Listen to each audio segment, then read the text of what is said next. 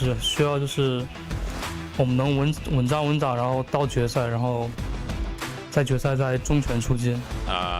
Поэтому, надеюсь, наша строчка будет как можно более высокой. Благодаря тому, что мы просто будем хорошо играть и найдем tот самый поток. 650 civarı toplayacağımızı düşünüyorum. He isn't brave enough to take the fight. He isn't brave enough to go for the knock. He resets. Ilin is back alive. Goes to top. Goes to the first diver. Is Ilin now Rolkis heading in further forward. He'll back up. 在经历了2天的淘汰赛之后，我们在队内就是进行了一些心态上的一些调整和一些转点和那种在转点上面复盘了很多，然后熟悉了各个队伍的跳点和转点位置。其实我觉得 Super Weekend 的名次其实并不重要，我只需要就是我们能稳扎，然后到决赛，然后在决赛再重拳出击。V getting into some gunfire right here. Oh, Udor pulling up. Buggy.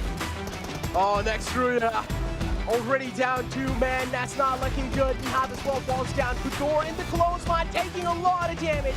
He's not going to be able to withstand that one. He also falls down. Now next Ruda left with only one last man alive. And Frozen is all the way in the middle of nowhere. He's running. He's on a run. He doesn't want to fight against Navi. It's understandable. He wants to play things a little safe. That zone again, White moves up towards the north. This is nice game to lose when it comes to entering in his zone quickly.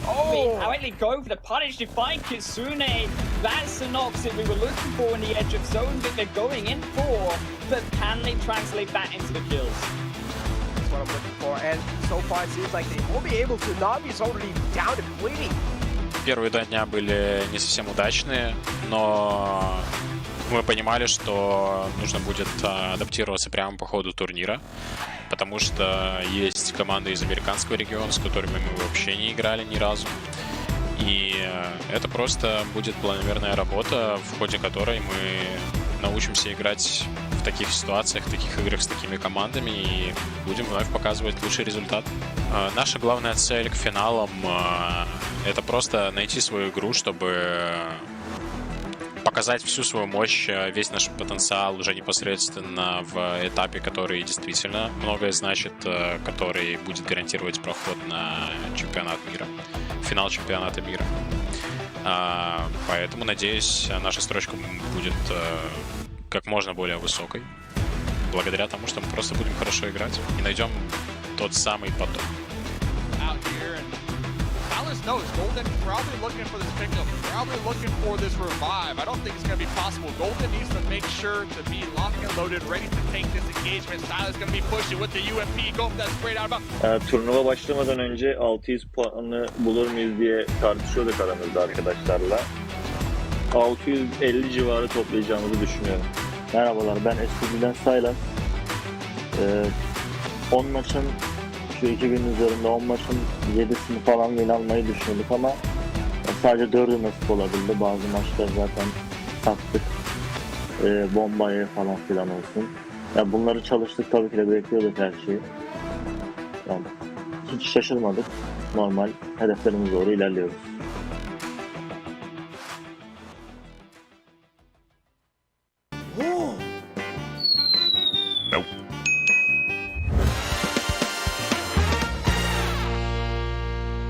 Or at least they will have a little bit of chance to try and come up on top.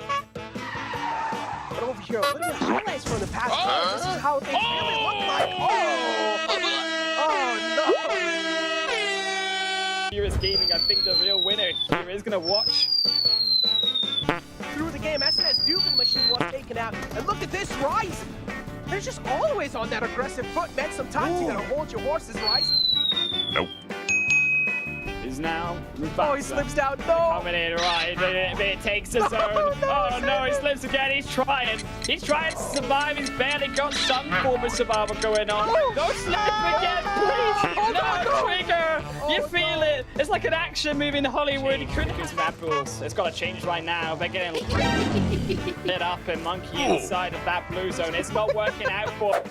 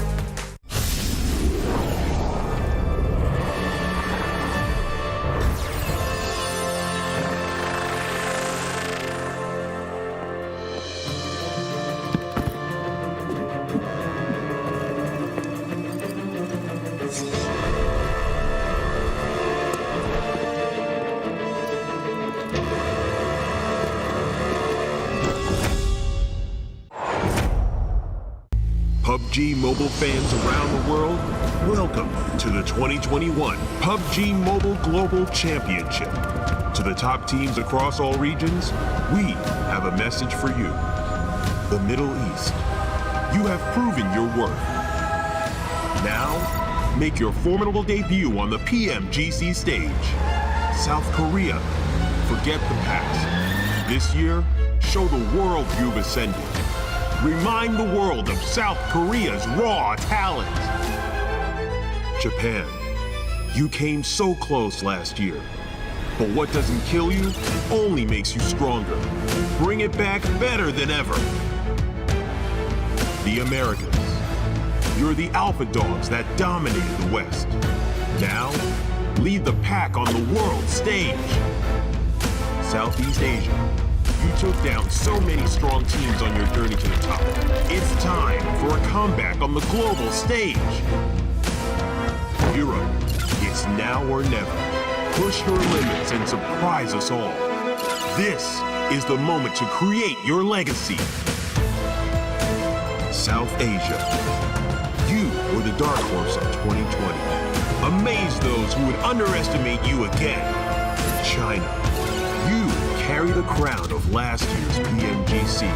Now, with everyone's eyes on you once more, can you secure back-to-back victories? PMGC needs a champion. The world needs a champion. Who will stand victorious in the end? Who will be next to glory?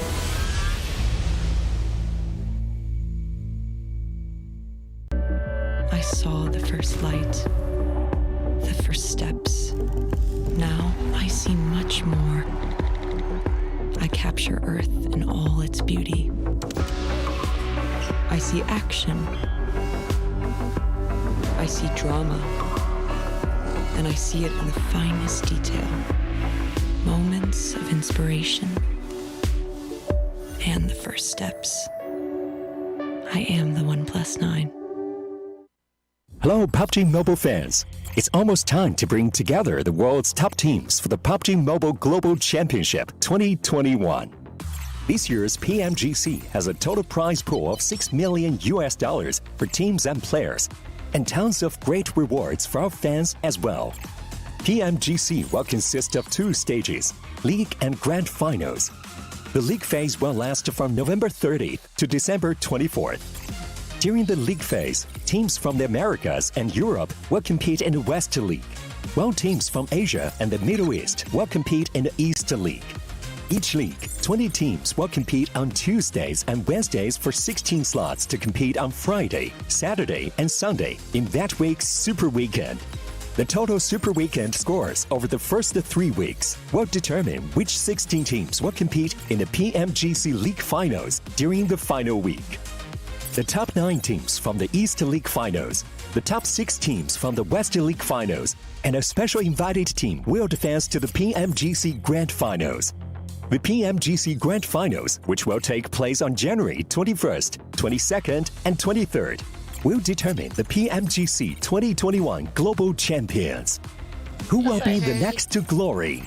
Don't miss a single minute of exciting PMGC action.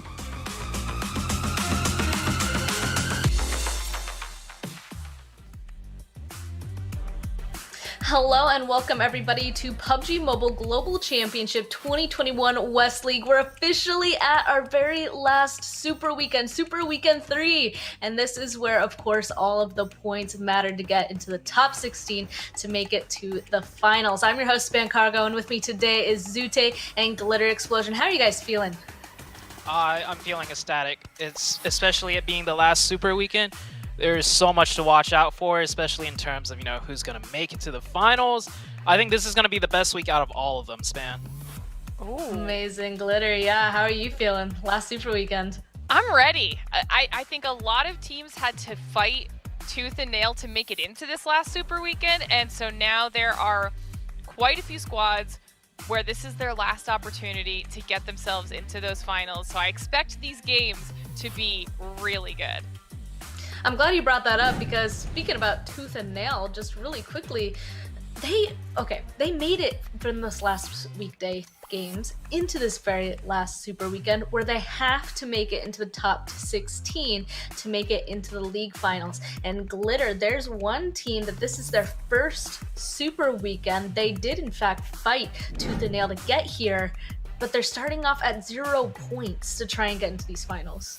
Except, okay? Listen, they finally had a solid week of league play, and now they need to turn it up yet again for this super weekend. We've seen teams come in with only one super weekend under their belt and get enough points that they put themselves in the middle of the entire pack. So if Exit can have a performance like that, which they're totally capable of doing, don't count them out yet. Ooh, okay.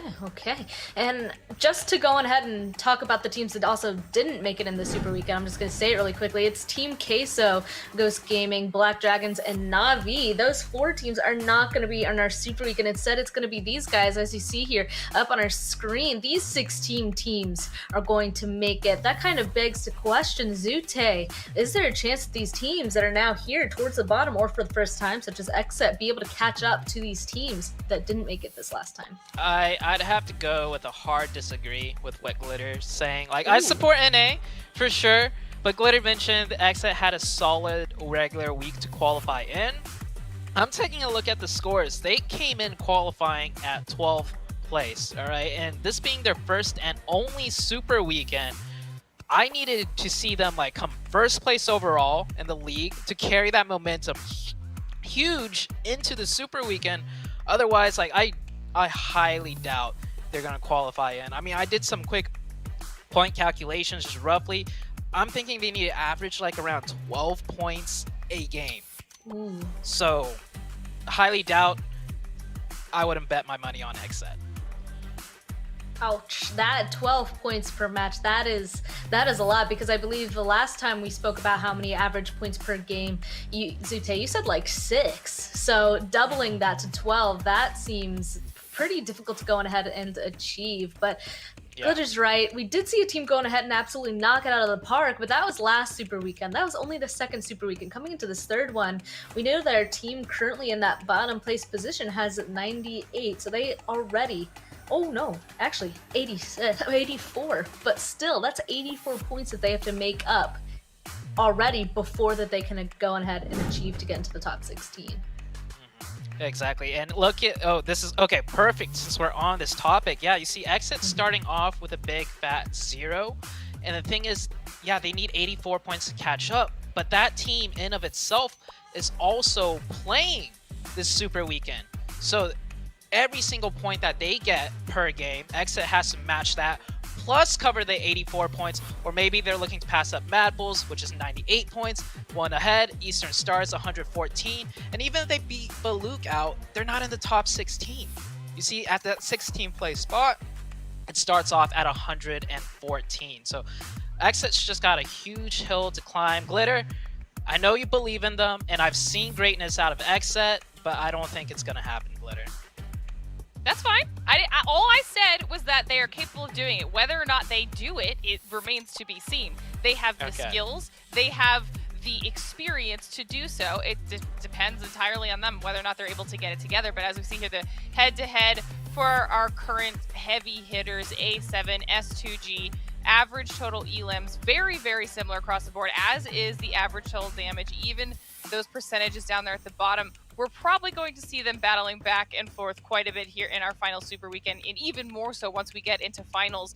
And now we've got a head-to-head here with some of our strongest players we've seen so far. Obviously, that means we've got our man Coops up here from the Knights up against Mythic, who had a phenomenal week 3 for our league play portion. I mean, we've seen so many players step up to the plate, but somehow Coops always manages to be in those top spots. He's just absolutely insane. And I'd like to point out as well that keeping track of the MVPs for each match and up here in these graphics is important, because there are in fact bounties that MVP players can go on ahead and basically pick up, or players can go on ahead and grab based off of what they achieve throughout all of these matches. So keeping an eye on that could go on ahead and give us a hint for something later on. Coops, he shows up every single time, I swear, on that board. Yeah, Zute, so I wouldn't be surprised. Not only that, yesterday I was playing in a PUBG Mobile live event, right? I think it was the holiday giveaways, and Koops was playing in those, and Koops literally won every single match. First, it started off as a 2v2 tourney between me and Xenox. We had HH and Hot Jukes, who's one of the casters here, and Koops was teamed up with the content creator Rolex. It was like a 2v2 TDM tournament. Koops won all the matches, and then we had 2 just regular games, right? Just regular. We had a payload game. There's so many different modes, by the way, in PUBG Mobile, but we played these different games, and then Koops won all of them too. And he's won so many other tournaments, and it's surprising, but at this point, not surprising that he's in the lead for that MVP title. Well, we'll go ahead and have to wait and see just how many bounties he's going to be able to pick up. But another bounty that you guys can go ahead and grab for yourself as well is the 1+9 or 9 Pro, because with flagship performance and an immersive 120 Hz display and hypertext technology made specifically for gamers, the 1+9 and 9 Pro are your best shot to go ahead and climb that leaderboard. But now, kind of rolling out of that, let's go just straight into predictions. We already saw our map rotations, right? We have the usual Super Weekend rotations: Erangel, Miramar, Erangel, Sanhok, Erangel. So the very first Erangel, reminder, this is going to be the same 16 teams all of these games today. Who's going to take this first one? Let's start with you, Glitter. Listen, we just talked about him, and I think that they have a very real chance to start off this weekend very strong. So we're starting with Knights, okay? I think Koops is gonna have a strong day one here in our Super Weekend. I think Knights in general, this is their last Super Weekend to really represent NA. So I've got my eyes on Knights this time around. Awesome. Zute, do you have the same thoughts, or choosing someone else? This is going to be a little bit controversial, but I was ragging on them earlier. I'm going to pick Xset for this one, just because if they're going to qualify, I feel like they need the chicken dinner in the very first game today.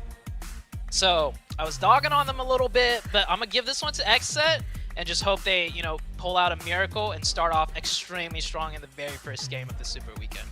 Setting out positive vibes from the beginning. I mean, they'll definitely go ahead and need it. Now for me, I'm actually going to go ahead and go with S2G, because last week we ended up seeing them end up kind of trying different stuff. We did see them still going ahead and win at least a handful of games when they were able to, but we were kind of hypothesizing that they'd be kind of coming back right before finals. So this is the last Super Weekend. This is their time to come back. So I'm just going strong with S2G. So those are our picks. We're about to be going on to Erangel. Is there anything else specifically that we want to go ahead and discuss before jumping into the game?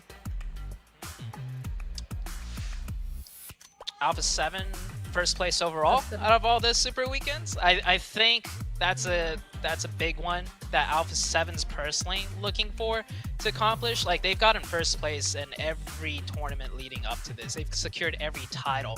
Now, there's no special prize, of course. The money comes in later on in the finals, but still, Alpha 7, they want those bragging rights, and they're in a good spot to get first place overall for all the Super Weekends. So I'm looking out for that as well, on top of who's qualifying into the finals. What about you, Glitter?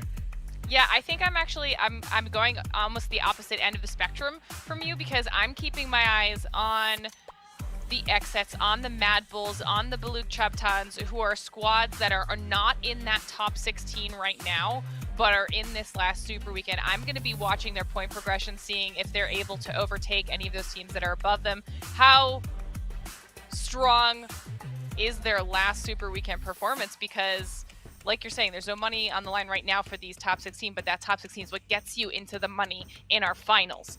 That's what's important. It'll be interesting to see as well who's going to be soaking up the points, as you said, Glitter, because obviously for those at the bottom, they're going to want those top teams to keep just going on ahead and soaking up points. It's the middle teams that are going to be wanting to not be performing well whatsoever. It's a little bit helpful, I guess you can say, that 3 of the teams towards that middle portion aren't inside of this Super Weekend, but the teams right above that, right above them, it's going to be pretty difficult. They're going to hope that those top teams are just going to keep soaking up those points. So is there anything in particular that you think that these guys are going to be going for since they're at the bottom, or is it just play as normal, Zute?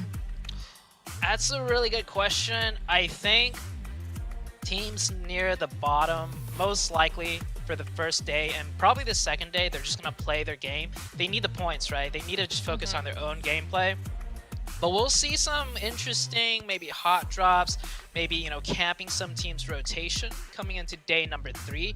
All of these teams definitely have the capabilities to do that with VOD review and etc. And they're very experienced teams. But for today, I almost feel like it's going to be kind of normal with the way these teams play and with their strategy and rotations. Okay. Yeah, I mean, I think that might be the exact way it plays out, because even just considering what we saw in league play, right? We had the teams that needed to get points. They were playing the way that they were comfortable all the way up until I think even like the halfway point really of the second day of league play. But then even just going into that very last game of league play, we saw Na'Vi and Black Dragons, those squads that were at the bottom, that were in danger of staying out of that top 16, specifically getting hot dropped by squads to keep them out of that top 16. And so I completely agree with Zute on that one. I think day 3 is when we might start getting that last ditch desperation chaos from some of the squads that have to get whatever points they can get on the board. But for right now, it's business as usual. So that'll be interesting to see the dynamics that end up coming out, though, still, since it is just these 16 teams going into these 5 matches for today.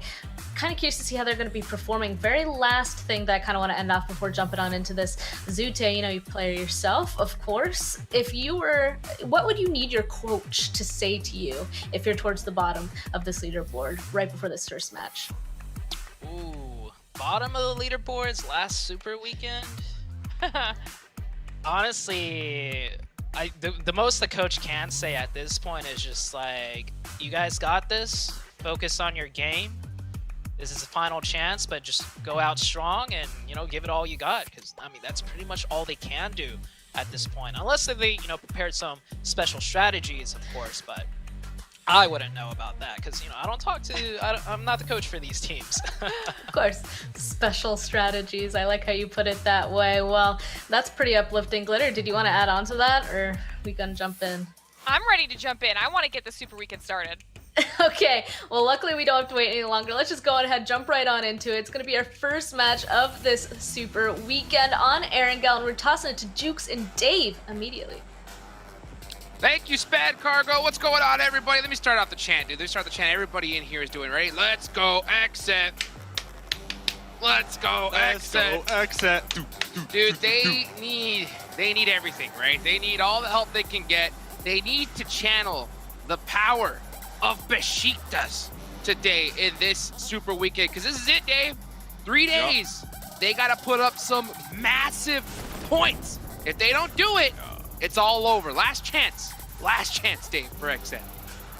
Well, they got 15 last chances, right? Because there's going to be 15 games here this Super Weekend. And to add to your point, that's exactly where I wanted to go. Besiktas last weekend was their first Super Weekend, and they averaged around 11 points per game. That got them on the overall leaderboard. That got them 11th place. So they popped off, they performed their hearts out, and they made a mark on that overall leaderboard. Personally, if there was another team that could reenact that Besiktas performance last Super Weekend, Jukes, I would say Xset is that team. They have the skills, man. They haven't been showing those skills here so far throughout PMGC, but now it's time. It's time for them to put up and show the world what they're made out of. They got Polo, they got Killswitch, they got Jay leading the charge. So let's see what they can acquire. How many points here this weekend? I mean, straight up, that's a superstar roster. Oh, we're going to start off with the run over. Coops. Papi Coops catching Papi Potro. First kill of this final Super Weekend here. You know, the boy himself must be so stoked. Dude, I'm actually pretty hyped, Dave, because last night, you know, Zute was talking about it earlier. PUBG Mobile held their holiday special, which was nuts, dude. They gave away tons of iPhone 13s. They had a beautiful, you know, 200,000 UC giveaway. It was awesome, right?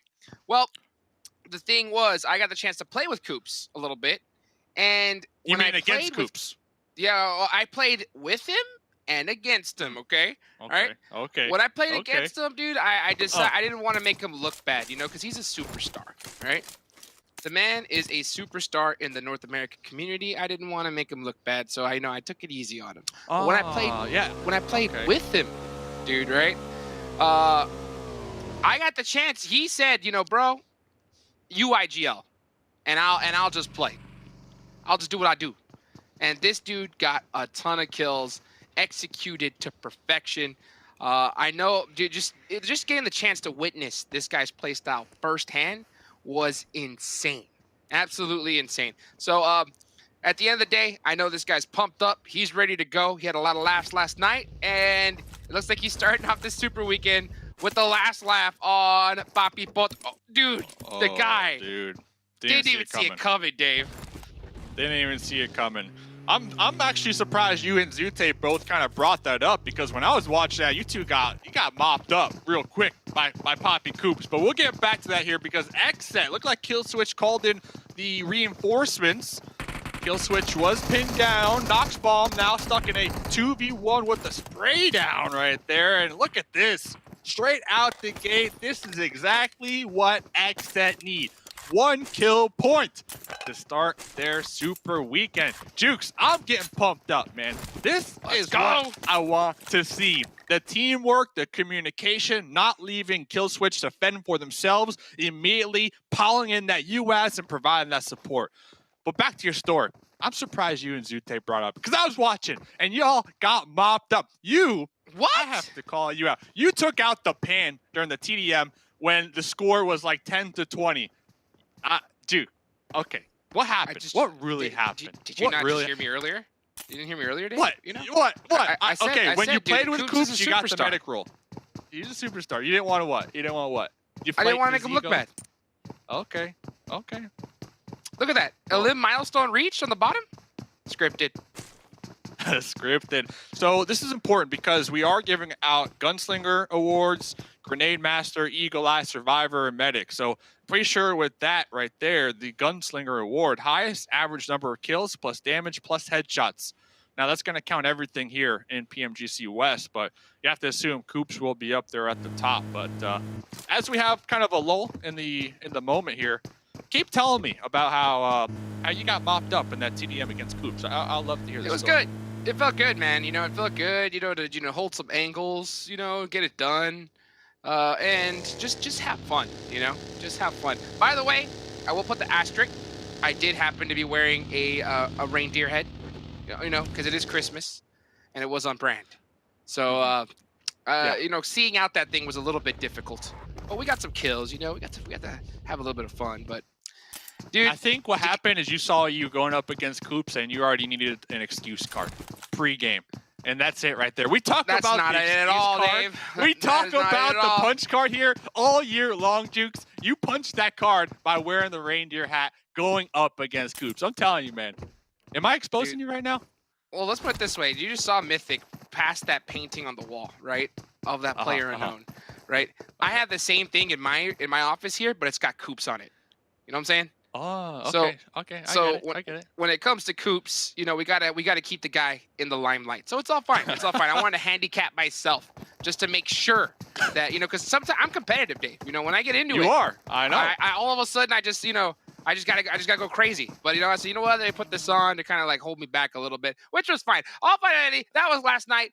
We're here now. Yeah. You know, we're here I now. had my popcorn. I'm just saying. I was cheering for you. I was in the chat. Let's go, Hot Jukes. Zute was hitting hot drops, or not hot drops, drop shots, by the way. I was like, ooh, still got it. But yeah, I was rooting for you, Hot Jukes. And it was fun. Make sure you guys go watch that VOD.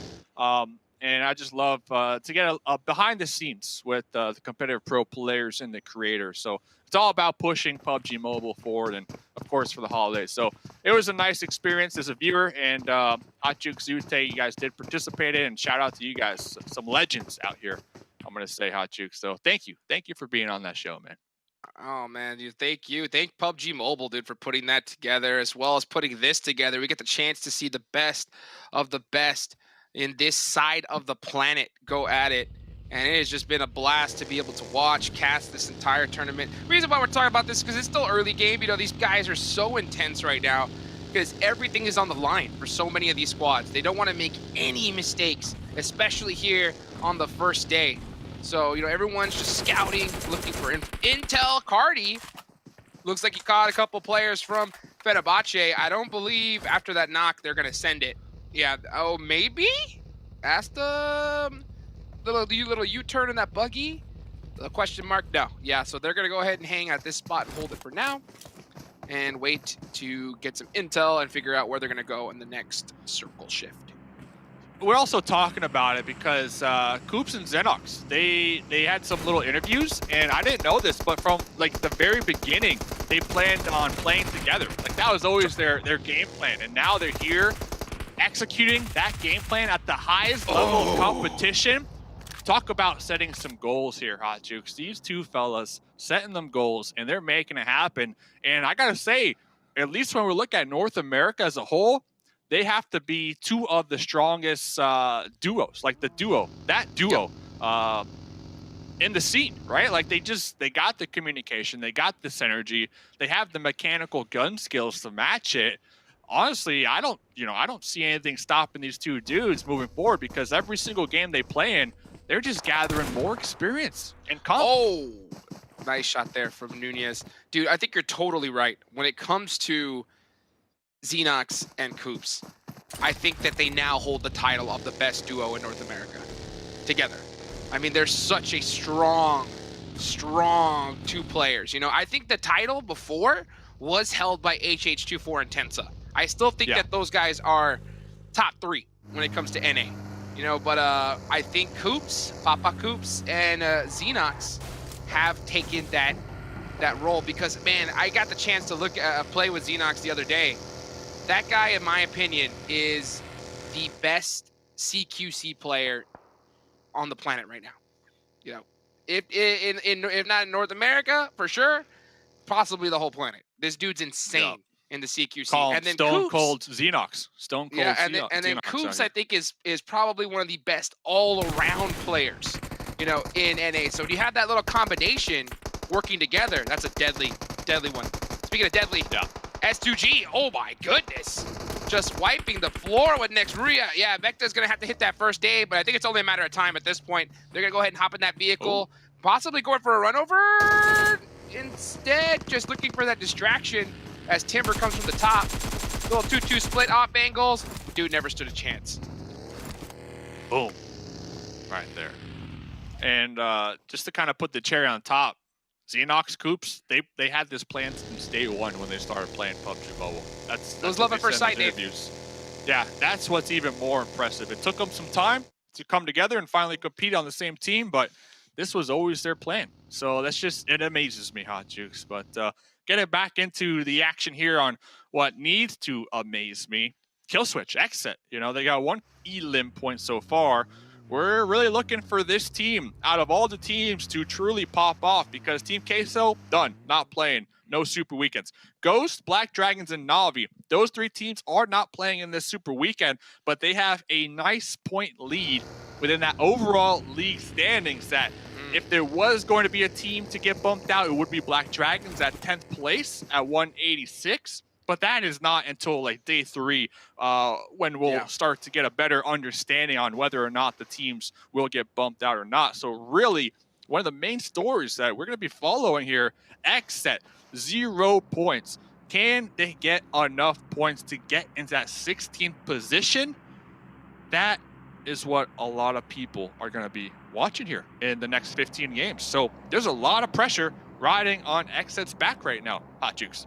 Dude, absolutely. And speaking of that, Dave, you know, I'm going to pull out Stats Dave here for a second, because yesterday, right, we got, or it was the day before yesterday, got a nice little tweet from not Jeff. A man named hold on, sorry. Not Jeff. That's right. Why my name Jeff on Twitter, right? He actually made a little algorithm, a little spreadsheet. I'm all about spreadsheets, and I know you, Stats Dave, even more about it, right? Trying to make a prediction of how many points Exit needs. So after you looked at that data from Why My Name Jeff, right? How many points does Exit need every single game here, do you think, in order to qualify? Well, I think Zute kind of nailed this on the head, also kind of referencing Not Jeff's stats. I said to Not Jeff, hey, if you're right, we're going to call you Jeff from now on, by the way, and he was cracking up. But Zute mentioned somewhere around 12 points per game. Now, that is average. right? So that means they can get, what, 2 chicken dinners in a row, get a 0-point game, and we take the average of that. So on average, out of all the next 15 games, we're looking to get around 12 points per game. Because you also have to consider SMB, Eastern Stars, Aton playing this super weekend. So they're not only chasing down that top 16, but they're also chasing down those 3 teams ahead of them. Man, it's so crazy to even think, because you got to think about it. 12 points a game. If you have 1 goose egg average out of all these 15 games, like, could you? That's gonna just make it so difficult for you. So XSET literally need to pop off constantly. And the reason why we're on this storyline, you know, for all those people, the probably people in the chat yelling bias, you know, the reason why is because there's so many teams already gonna qualify. We know for a fact they're gonna, you know, and the prize pool's coming up next. So the story's definitely gonna be on those teams that are on the cusp of either making it or not. It's a big story. It has to be, yeah, one of the main ones. And, you know, the only reason I truly believe that they can do it, Hot Jukes, and I talked about it, I think, during the league play, is because of the simple fact that Besiktas did just that. They popped off, and they only played 1 super weekend. So we'll see as Asta, ooh, out here from Aton. Nice little grenade. I believe that grenade was able to get right through that little window of the shack, which is very difficult. And then above the shack to get a nice little amount of damage onto Octavian. Asta is just hitting these nades right now. This is a ridiculously difficult nade to hit, especially on top of this mountain, because it has to be cooked and thrown perfectly. Any further, and it's going down the mountain. Oh, he almost got knocked out from going down from fall damage. Beautiful support play from Bazi on that edge to be able to help out the Eastern Stars and buy a little bit more time. That's going to allow them to get a full reset and possibly turn the tides onto the Aton. Beautiful nade, getting that confirmed. And now, just like that, the shift. Now Aton are on their heels and running away. Eastern Stars with a beautiful defense here. Yeah, definitely feel like Aton had the advantage there, right? They had the initial knock with the grenade and then even the follow-up damage onto Octavian. And I think just the split second to not make that push really bit them in the butt. And then we saw the last-ditch effort for them to pop in the buggy and retreat. I feel like they got to be a little more aggressive, a little more confident in their gameplay, and they might have came out on top of that one. And now, look at this though. Eastern Stars currently getting third-partied by Unicorns 11, even fourth-partied on the opposite end by Access. So they're in a tight pickle. Tight pickle indeed, Dave. You know, and speaking of that, you know, here comes the Unicorns of Love, just applying the pressure. Eastern Stars just got out of it, and now they're stuck right back into where they came from, and there they go, eliminated in 15th place. At least they were able to take a couple kills with them, but it looks like 3 will be the amount of points they're getting into this game. Next circle going on up. What does XSET looking do, at the though? bottom. What does XSET do? XSET very, very close to Unicorns of Love. They have to get this ejection. Yeah, the Unicorns of Love, I think, are going to completely dip from this. XSET was possibly trying a third party just a little bit too late. And yeah, Unicorns of Love, they recognize the situation. Let's just take the money and run. You know, get those points and get out of here. Yeah, which is kind of a surprise because on the overall leaderboard, Unicorns of Love are way at the top, so they can definitely afford to play a little riskier here, especially early on the super weekend. So Unicorns of Love, they had a nice smoke wall that allowed them to get that loot for free. They knew there was a team on the opposite end from the previous fight. They recognized there was that third-party potential, but that smoke wall was beautiful and it allowed them to get in and get out. Yeah, I think that Unicorns of Love, they definitely can, right? They can kind of do whatever they want at this point, but I think that at this point they would decide to practice for the finals, right? When you got 300 grand on the line for first place, 300 plus, by the way, not just 300, you know? Oh, hold on real quick. Milo's. Nice vehicle run. Shots out the vehicle right there. Supermassive Blaze going to go down real quick to Aton. So that's going to be some much needed points on Milo's because he was the last one up. So that's going to help offset this game regardless for them. Going back to what I was talking about though, Unicorns of Love, when you have so much on the line coming up in the finals, you want to make sure your team is completely set up and ready, primed. And I think they got 6 elims so far. They want to play this match like every other one that they've done. And I think that moving away from there was the right play. But you're totally right, Dave. When are they going to recognize, hey, we can do whatever we want. Let's start getting a little bit extra aggressive. And once that happens, And I think we're going to see some more engagements like that. Yeah, I feel like they definitely have those basics down, right? It's down packed. They have been doing a phenomenal job here in this lobby. So I would like to see Unicorns of Love try a little bit of different plays, maybe different tactics, strategies here and there, out of their comfort zone, just to kind of practice, just in case they are forced in these really tight situations during the finals. But over here, we got the Knights on the edge, currently taking some shots at Furious and A7 on the outskirts. But look at this, Jay, with the M16 love tap right there. There we go. That's huge. Exit getting some much-needed points. On to Unicorns of Love. Jay actually got head dinked right there, so that's going to kind of apply a little bit of pressure onto Exit. But they got to continue with this. They have to follow through. Jay on that off angle cannot get knocked. That is a crucial location. Exit have to press the issue on the Unicorns of Love right now. Oh, that the blue zone doesn't do much damage, but it does just enough damage. And yeah, that's why I was mentioning that, because Jay pulled up with half HP in that situation, so that definitely did not help him. And to your point, you have to assume that revive on Jay is not going to be possible now with the current situation that Exet are in. They are pinned down. Wow, Alpha 7 go down right there. Coops ended up catching Carrillo, and then the rest of Rise were able to mop up the rest of Alpha 7 for now. But I'll tell you what, Alpha 7 can definitely do whatever they want in this lobby. Yeah, I would definitely not try to poke the bear. Don't want to poke the bear, as looks like Exit trying to poke the bear, aka the Unicorn out here. Ooh, yeah. Now it's up to Kill Switch, the last one alive, getting that spray down with the Scar. Can Kill Switch get this 1v1? Straight back and forth with the UMP, but then taken out. 12th place. They did get a couple elim points, which will help keep them afloat, but the 12th place, only 1 placement point. So not the start Exit we're looking to have here today, but they still have 14 more games to go. Oh, but I mean, already just seeing that is crushing for Exit fans, because that's 3 points in total. You said it yourself, Dave. They need like, what, 13? So like 11 or 12 on average. Yeah, 11 on 12 on average, right? Well, that average is going to go higher for the rest of the games here, the rest of the 14 matches. So, we'll see how they're going to do, Elian! What's it out to M24? Getting a beautiful snipe onto Besiktas there. And now they're going to keep, that's a good opening knock. I mean, at the end of the day, they are in a horrible position. Elian is completely stuck out, but those kind of shots open the door just a little bit, give you a little bit of breathing room. We may see him go down regardless, but I love to see those kind of clutch shots. That's hype. Talk about clutch. Look at the spread right now from Footballlist, trying to dominate the northern end of the circle. Solke in the vehicle making the push up, but over here the Knights in a grenade battle with Furious. And here come the Knights. They're applying a ton of pressure here. And you can just see them pushing up full into it. Xenox getting up in the up close in the 1v2 situation. Goes down. Furious Gaming are going to get the confirm to confirm that point.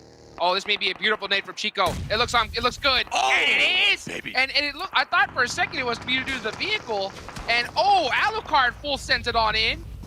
Chico's going to have to hold that nade for now. And then down goes Fenerbahce in 8th place. 7 squads remaining. When we talk about confidence, that play right there from the Knights is the definition of confidence. We saw Alucard pop in the buggy, no fear. Knew that his squad mates had his back. Just drove to that smoke to that quick little donut, boom, run over. Talking about runovers, a lot of teams actually going to be implementing these vehicle runover strategies here to open up the engagement or finish it, as Rise doing just that with Footballlist.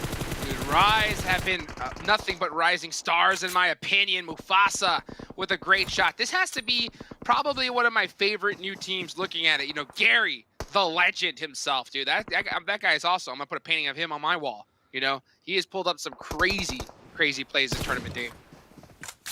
Yeah, I got a picture of Gary already riding a horse. Gary? So, yep, painted. Pastel. Mufasa in the field, though. Gary overlooking Mufasa. S2G in this little compound, little building right ahead. We see them popping in vehicles trying to get those sight lines. They might have a indicator that Mufasa is near. Mufasa crawling up, tossing a grenade. Okay, if S2G weren't aware before, now they are. Yeah, those nades are really good because it doesn't really give away your position. You know, those shots will do that instantly. But now I love how Mufasa's throwing much more offensive smokes to eliminate their sight lines rather than just smoking himself. That's a very, very good play there. And S2G pretty much the only team with any type of compound cover too in this zone. So if Raz can overthrow Look them, at that. they'll have a nice little spot as Nunez is going to be posturing up, trying to get the attention of S2G, and Mufasa just tossing grenade after grenade. But I'll tell you what, those smokes were even bigger because that allowed Rise to push up so far. It completely eliminated the sightlines from S2G, but they smelt Mythic coming with that beautiful return nade. Mufasa does get caught out. Now Gary, jumps over the Koenigsegg and goes down immediately. It's up to Nunez. 1v2. He's got a 1v1 situation. He wins that. One more. Oh, the pre-fire from Timber. Gonna catch out Rise. Clutch play. Timber, definitely, we talk about Gary being a standout player. Timber has been a standout player for me from S2G, always forced in these very tight situations, these clutch moments, and they're able to come out on top. So to be able to handle the pressure like that in this lobby, very impressive. Super impressive. Look at this. Beautiful Koenigsegg just twinkling into the sunlight here. Coops on the off angle here. All these teams are in this next circle. Mad Bulls have to do a little bit of pushing on down, but they should have enough room to be able to do so. Coops gets knocked to a nade from Ill. Unicorns, dude, this guy is doing a great job. Calcia on that off angle catches Mad Bulls. So it looks like Unicorns of Love are still making some noise here. You can see him there on the bottom right with the laydown shots, trying to catch Yin Yang from Mad Bulls. Love the vehicle. Oh, he's yeah, just like that, dude. Never stood a chance. I still think this was a pretty decent game for Mad Bulls. I don't know how many elim points they had, but 4th place, that gets you 8 placement points. And Mad Bulls, they came into today 17th on the overall leaderboard. So that's a huge game for them. Huge game for Mad Bulls. I mean, to be able to get at least that many placement points. Alucard trying to be able to catch Ill slipping here.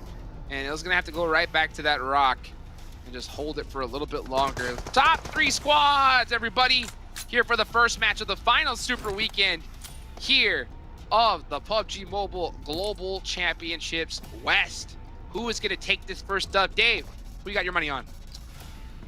Looking at the position from S2G, I'm kind of favoring them just because they got the 2-1 split right here. And if Sivin can get a nice grenade onto Knights, that will just do them in because Knights so grouped up here. And then you got Lin also playing that spoiler role from the Knights. We'll see. I'm looking at S2G though. Timber on the rooftop as well, talking about sight lines. I'm talking about sight lines. Timber has got them sight lines. Let's see what Lin can do here. Oh, that nade is so close. Almost blew up that Bucky. And Lin's gonna survive a little bit longer, but Chico finally catches up. That's a huge, huge elimination for the Knights. Now they don't have to worry about them. Now it's a fair fight between S2G, but S2G, Dave, they got 3 players. And the fourth is Papa Blue. There's a nice grenade. There's a nice grenade right there. Let's see how S2G, will they collapse? Now that's a 3v2. Yeah, the Knights are just on their heels trying to survive at this point. Blue zone's gonna start coming in the next few seconds, and S2G is just applying that pressure, knowing the blue zone will be creeping in from that side. And here they go. Chico's gonna have to get up and make a play. Beautiful one there from Coops. Coops may catch the second. If he does, then it'll be a 1v1. He's got to win this. Gets a point. Pre-firing, trying to catch the snake in the grass. And he needs to take him out before Timber comes, otherwise it's a 1v2. Oh, but he gets caught out. S2G taking that chicken dinner right out away from the Pittsburgh Knights. A beautiful finish for this squad. They started off the strongest, and they just continue to dominate here, Dave. S2G looking mighty fine here in game number 1 of the final Super Weekend. Now the Knights, they were involved in the action throughout the entirety of the game as well, so hats off to them, as people in Texas like to say. Hats off to them. But we mentioned Mad Bulls top 4 situation. They did come into today's games 17th. Remember, the goal, top 16. These teams need to be top 16 in order to make to the finals. So with Mad Bulls being able to acquire that 4th place finish with those 8 placement points, that's going to help them here this weekend. Now, when we talk about teams that didn't do exactly what they planned to do, at least when we're talking points-wise, XSET, they got taken out pretty early on with, you know, the amount of pressure, I'm going to say, that is riding on the next 14 matches for them. So not the results they wanted to see here in game number 1 for sure.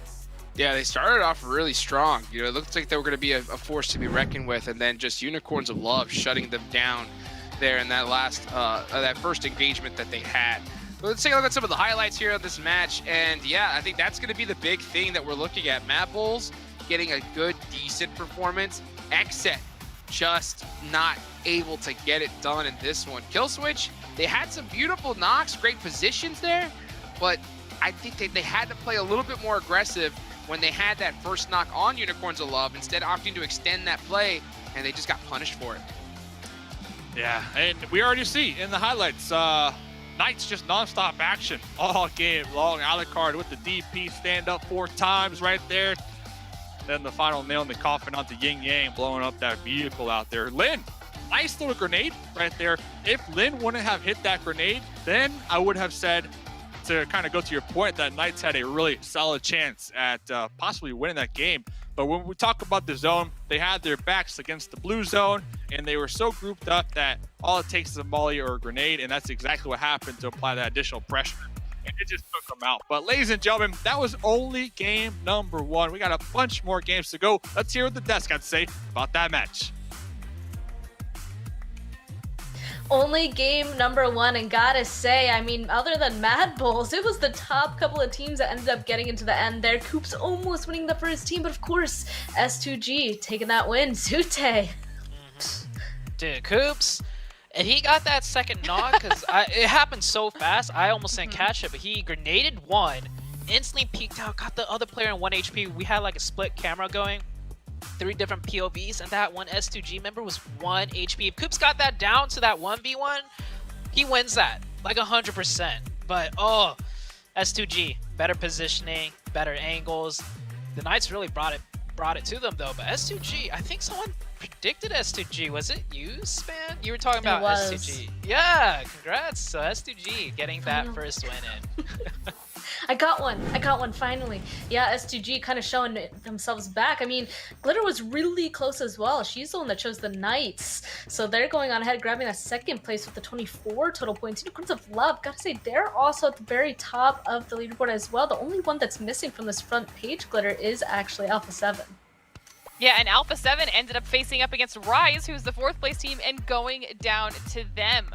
So, I mean, if we're looking at the bottom of the leaderboard, though, while we're on these squads, Mad Bulls was one of those bottom teams, weren't even in the top 16 overall for Super Weekends coming into this first match, and they didn't get the level of aggression that I would have liked to see. Those elims, obviously Big Bad Zero, but they did get some decent placement points on the board, and that's a good start considering they are that 17th place team. They hadn't even broken triple digits until this game allowed them to push above that.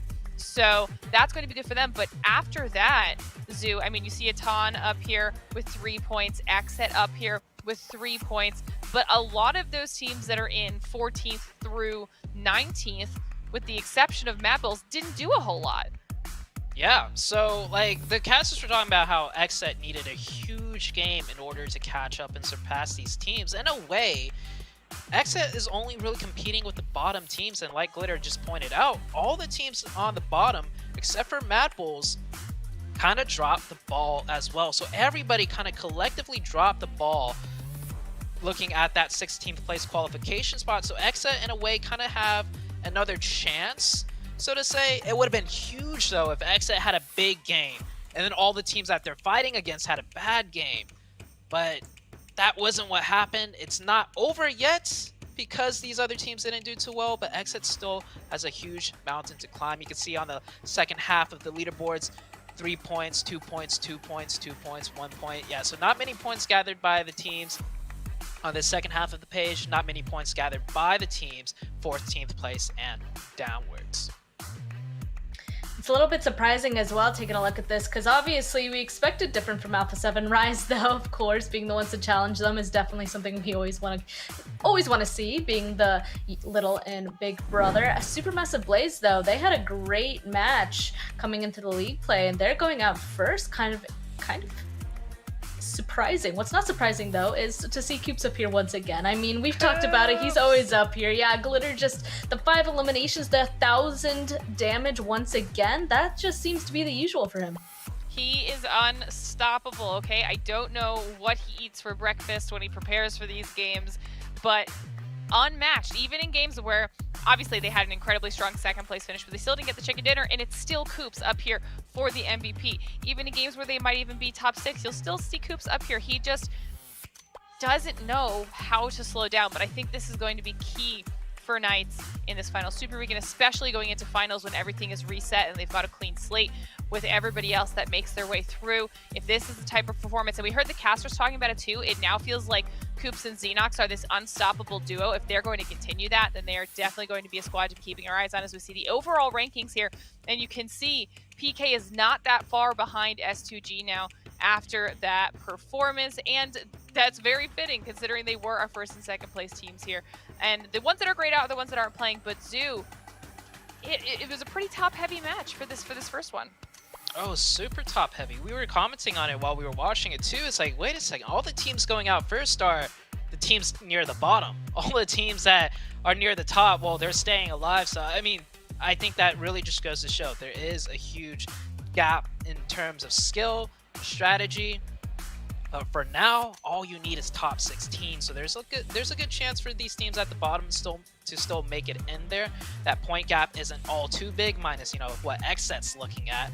But there's a chance. There is still a chance. And the Knights passed up Alpha 7 too, by the way, after that last game. So the top 1 position between Unicorns of Love, Alpha 7, PK, and S2G, I think it could go to either one of them. But Rise had a big game too, that one.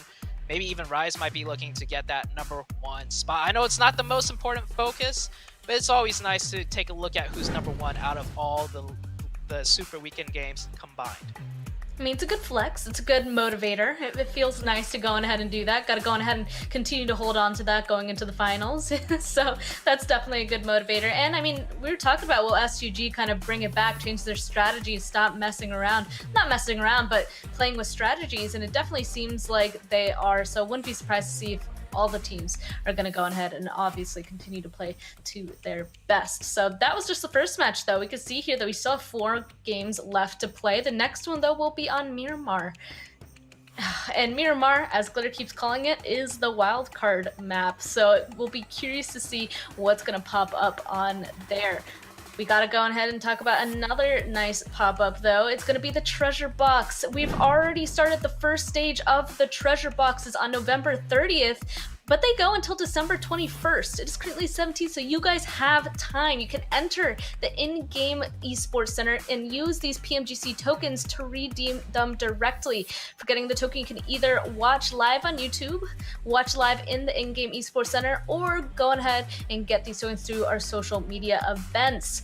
The second stage of the treasure box hunt, though, will start next week, so please stay tuned. There's a lot more surprises yet to come starting on the 22nd.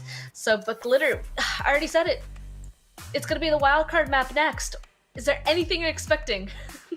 I know that they just had a really bad game 1 because they had to go up against Rise, but I might be looking at A7 for this match. A little bit of a bounce back out of A7. They have started to become just as comfortable on Miramar as they are on Sanhok. I think they thrive well with all of that chaos and pressure, so I might be just Brazil in general. I might be looking at Brazil.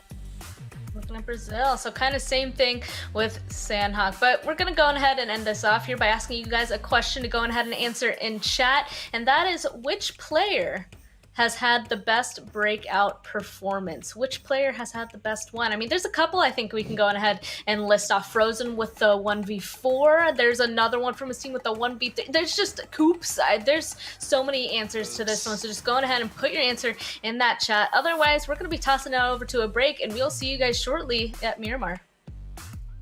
But he misses the shots to make 7. I think they'll be counting themselves alive. It's Trigger.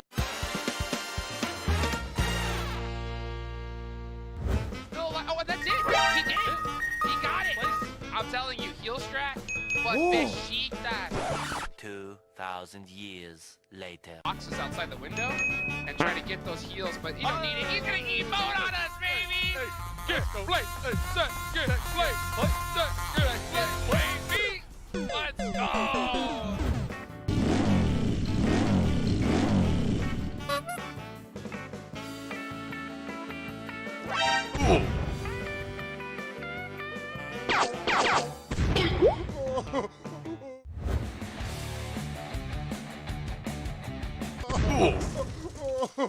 Clear right, what Navi, the rest. Oh no. Oh, it happened. Oh, my days. there he How goes. could you? Maintain that high result because the rest of his team is close behind him. I mean, yeah, exactly. We were also having to talk about how H2G, at least Dave was mentioning that how H2G wants to try new things, but I'm gonna hold on to my word now because Navi, and look at this is complete humiliation. Slice him down, but he misses the shots to make 7. I think they'll be counting themselves alive as triggers in. He's a tanker, man. He's got the sound going on. He's got every move.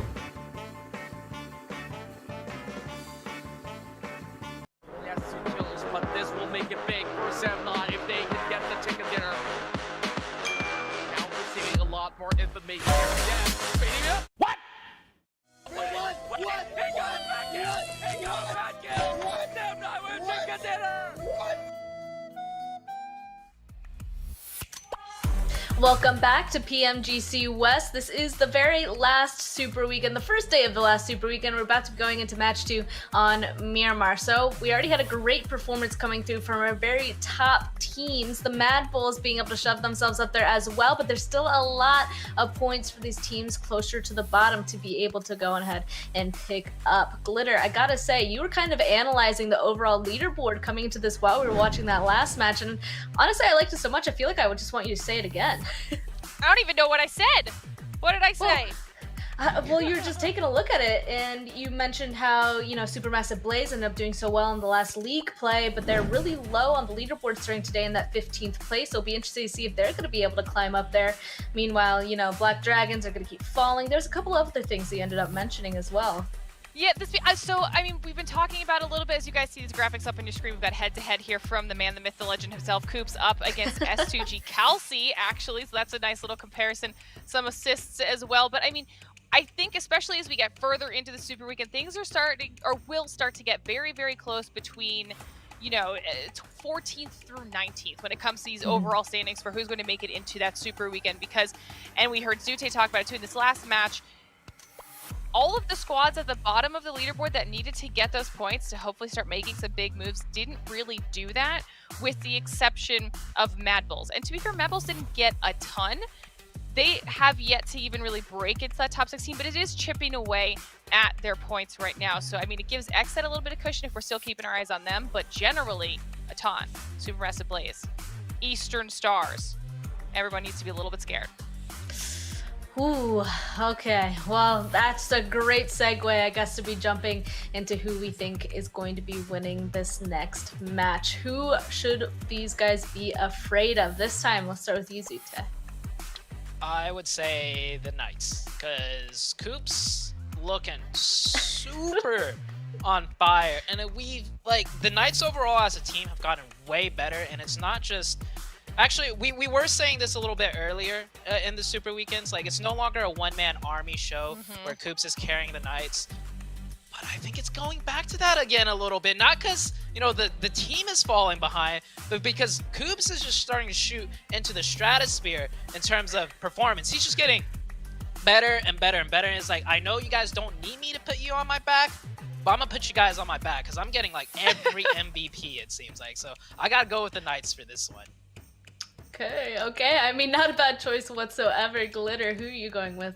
I mean, I talked about it, you know, when you asked me what to expect for Miramar, and I'm still leaning towards them, so I went with A7 this time around. I really do think they can bounce back. Miramar, I think, works for their play style, and, you know, as long as they don't run into Rise again, it'll be fine, right? It'll be completely fine.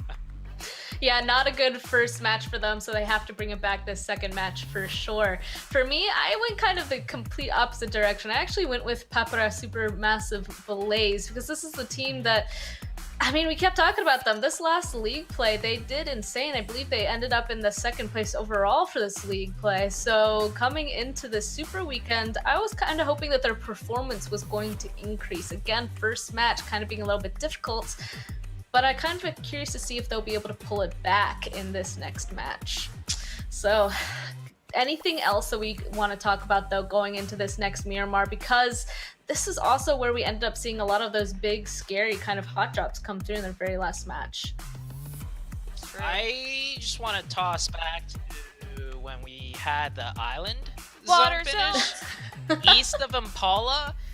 I doubt we're going to see something as crazy. Maybe it could go all the way down south to the islands of Porto Higos? I'm not even sure what that city's called down there because we never see it. Yeah, Los Higos, there you go. Maybe we'll see a crazy, you know, zone finish there. Like you guys said, this is the wild card map. Anything can happen. Anything can happen. Ooh, Glitter's excited. Let's go ahead and jump right on into it though, because Miramar, it's about to get spicy. Dave, Jukes, going ahead. Spice it up. Spice it up. Let's go. Match number 2 here, heading on over to the dry desert of Miramar. Dave. Yo. Game 1. Done. Yep. Done. Over. Over. Next set. Not Next set. happy. Mad Bulls. Medium happy. What will it take for them to be extra happy? Who are we talking about here? We talking about Mad Bulls or we talking about X-Set? Both. Both. Okay, well, medium happy, extra happy, Mad Bulls, I think another top 4 finish, top 5 finish. If they can consistently get those top 5, top 6 even finishes here, they will slowly be climbing up the leaderboard. Slowly. Now, if they can get a win or a couple kills with those top 5 finishes, then they'll be medium at a nice brisk pace climbing up the leaderboard. So I think it's all about consistency. You can't come into these games and expect a huge 15-point elim chicken dinner. That's just not going to happen if you're a bottom team. So I think slow and steady will win the race. And when we're talking about X-Set, I think for them to be extra happy is to make it on out of here alive without losing any of their squad mates with 4 elim points. They're going to have to get it done. Oh, Jay already down to 1 HP. That's not looking too good. Looks like he will be able to get away for the time being. Frozen finding the SLR, switching it on over to the AK. Getting ready for this fight. This is a big one for X-Set. To be honest with you, Dave, I really think that it's... do or die. They have to have a top 3 here. Really. Like, in all honesty, if they don't do good in this match, it's going to look real bad, I think, for their entire chances. That's how slim the numbers are in my head. So it looks like Killswitch trying to hold down that angle, maybe spot out the push from Frozen, while J7 and Polo working as a unit, kind of clearing out this building together. But an Uzi? Oh, an Uzi.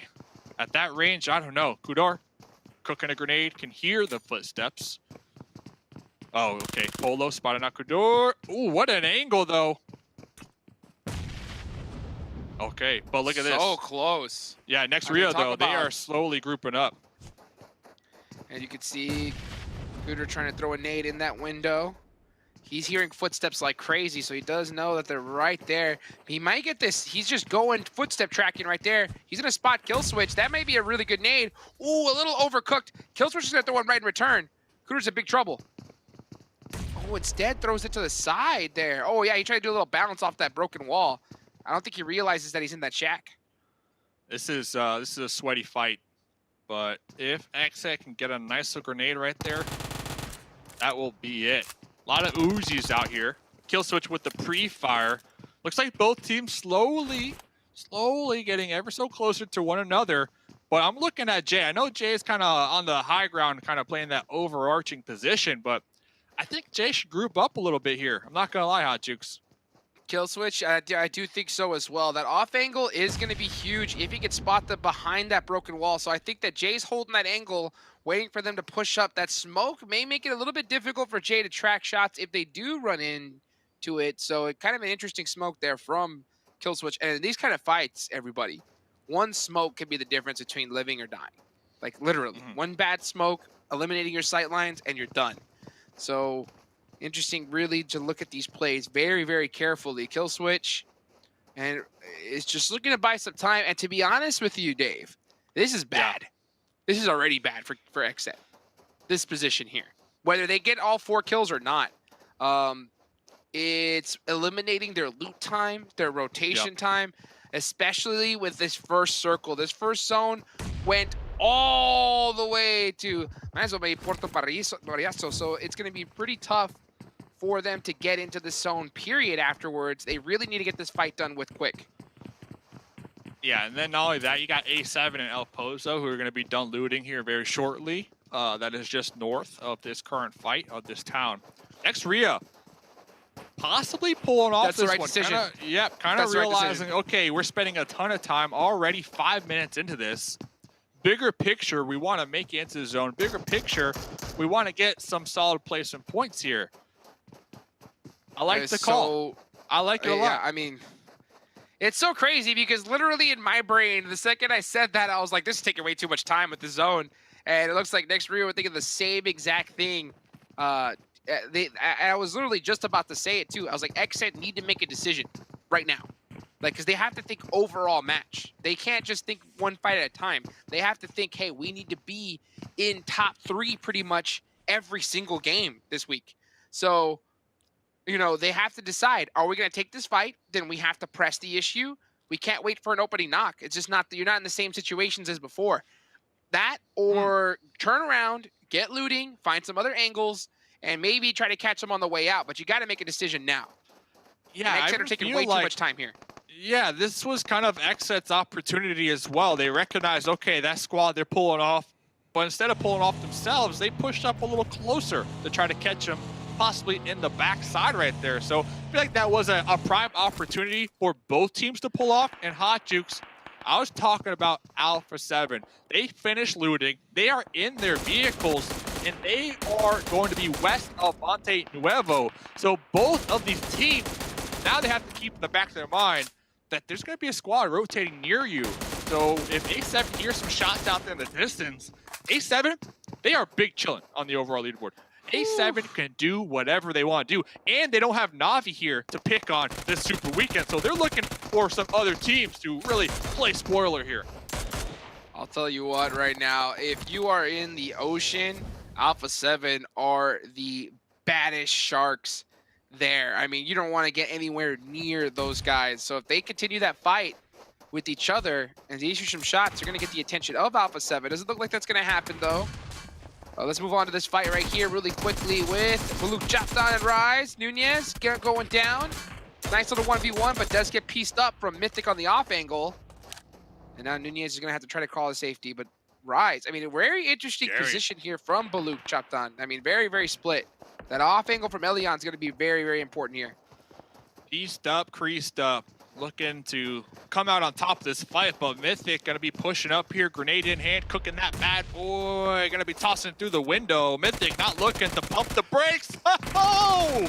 Catching you off guard, slipping, peeking through that window is exactly what Mythic did. And Baluk, 18th right now. Baluk, they do not need this. That's a fact. And they're going down. Rise is taking them out piece by piece. Elion on that off angle looks like he wasn't able to really set himself in a good position to assist his team, and he's just going to take off from here. So a bad game already for Baluk chopped on a squad that really needs to put some points up on the board. But another team that does is Mad Bulls, and we're looking right at them, and they're taking S2G on. The Mustache Dave momentum meter, S2G had the most, right? They just won that last chicken dinner, and it looks like Mad Bulls are in a really good spot, but they cannot get too overzealous. They got to utilize that utility, and just like that, Monkey's going to get 1 kill, and they have to just play it smart, get couple more, and get the last finish here. Taking their time, Mad Bulls, taking their time because they have these broken walls to work with, so they definitely have the cover, and they also have vehicles to work with, too, moving forward. So Timber going to be pumping the brakes. Timber does have a squad mate in the back line who I think might have gotten tagged in the process, and now I see Coops and Knights all the way back there as well. If Timber, I was gonna say, if Timber could just prone and hide, the Knights might actually take the fight to the Mad Bulls here. But looks like Timber was easy prey out here for the Knights. Oh yeah, the Knights already got Silas as well from S2G, so that's gonna be a quick little 2 points from them. And the Knights, they're another squad that's set up very, very well for this tournament. So they're gonna continue their dominance here, putting up some good kills. They're in the next zone, as you can see on the right side. So they're gonna be holding the spot for quite a while, in my eyes. Team I'm looking at though is Xset. You know, Xset on that far angle. They're very lucky that nobody has really taken Los Leones. So they should be able to rotate in here relatively for free. But I guarantee you they're hoping that that zone shifts to them. On the edge of glory. Another team that's kind of standing out to me is Alpha 7. Usually we see them rotate near the northern ends, maybe even to that northeast side, but it looks like this game they're going all the way down south here. So it looks like A7 might be trying out some new rotational pathways here on Miramar. That's exactly what you want to see from these top teams, really trying to prepare, in my mind, Hot Juice, for the finals coming up. I think that's all you should be doing. You know, I think you really want to just shake it up, so because teams are going to be analyzing your every little move, every vehicle rotation, and you kind of want to be able to mix up the cars just a little bit, not be too predictable. Because if you do the same thing that you've been doing, I guarantee you come finals time, when you got hundreds of thousands of dollars on the line, these guys are going to be so well prepared, and they're going to catch you slipping. Effect frustrated right now with the fact that they're going to have to defend this compound for the third time. No angles out here, just punching the walls. And Mad Bulls, yeah, they should be. They should be kind of scared. 17th overall.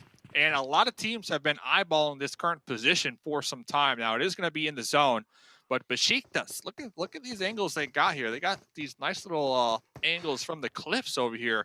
So Monkey needs to be careful running out there in the open. Man, I'm just so insanely proud of Besiktas and what they were able to do in that last Super Weekend. It's honestly, it's so impressive. I mean, I still can't express enough just how tough it was to be able to do what they did. You know, to get so many points. I think they were in 11th place after from being. They still are. They still are. They still are. Yeah. So in 11th place, beating teams that have played 15 games more than them. That's insane. Ooh, let's see if they can win this fight here. Whiffing a couple shots there with the Yump. Yeah, I would have opened up with the M4, not gonna lie. I think Besiktas is a nice threshold too when we're looking at Xset. I think that 11 points per game on average is a nice threshold because that gets them around 160, 165 points at the end of 15 games. And I think right now, if you're Xset, that's the team you're trying to catch up to is Besiktas because they only played one Super Weekend. So let's see, we'll get back to that. That's a day 2, day 3 topic. But look at Besiktas, interesting 2-2 split. Sending 2 up here in the front lines to clear the warehouse. Agori with a nice little pre-fire there. Doesn't want to let any nades come that way.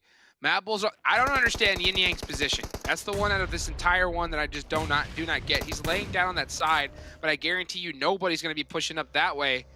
And at what point will he decide to move? Okay, he's going to throw a nade off to that off angle. Maybe he's trying to stare through that doorway.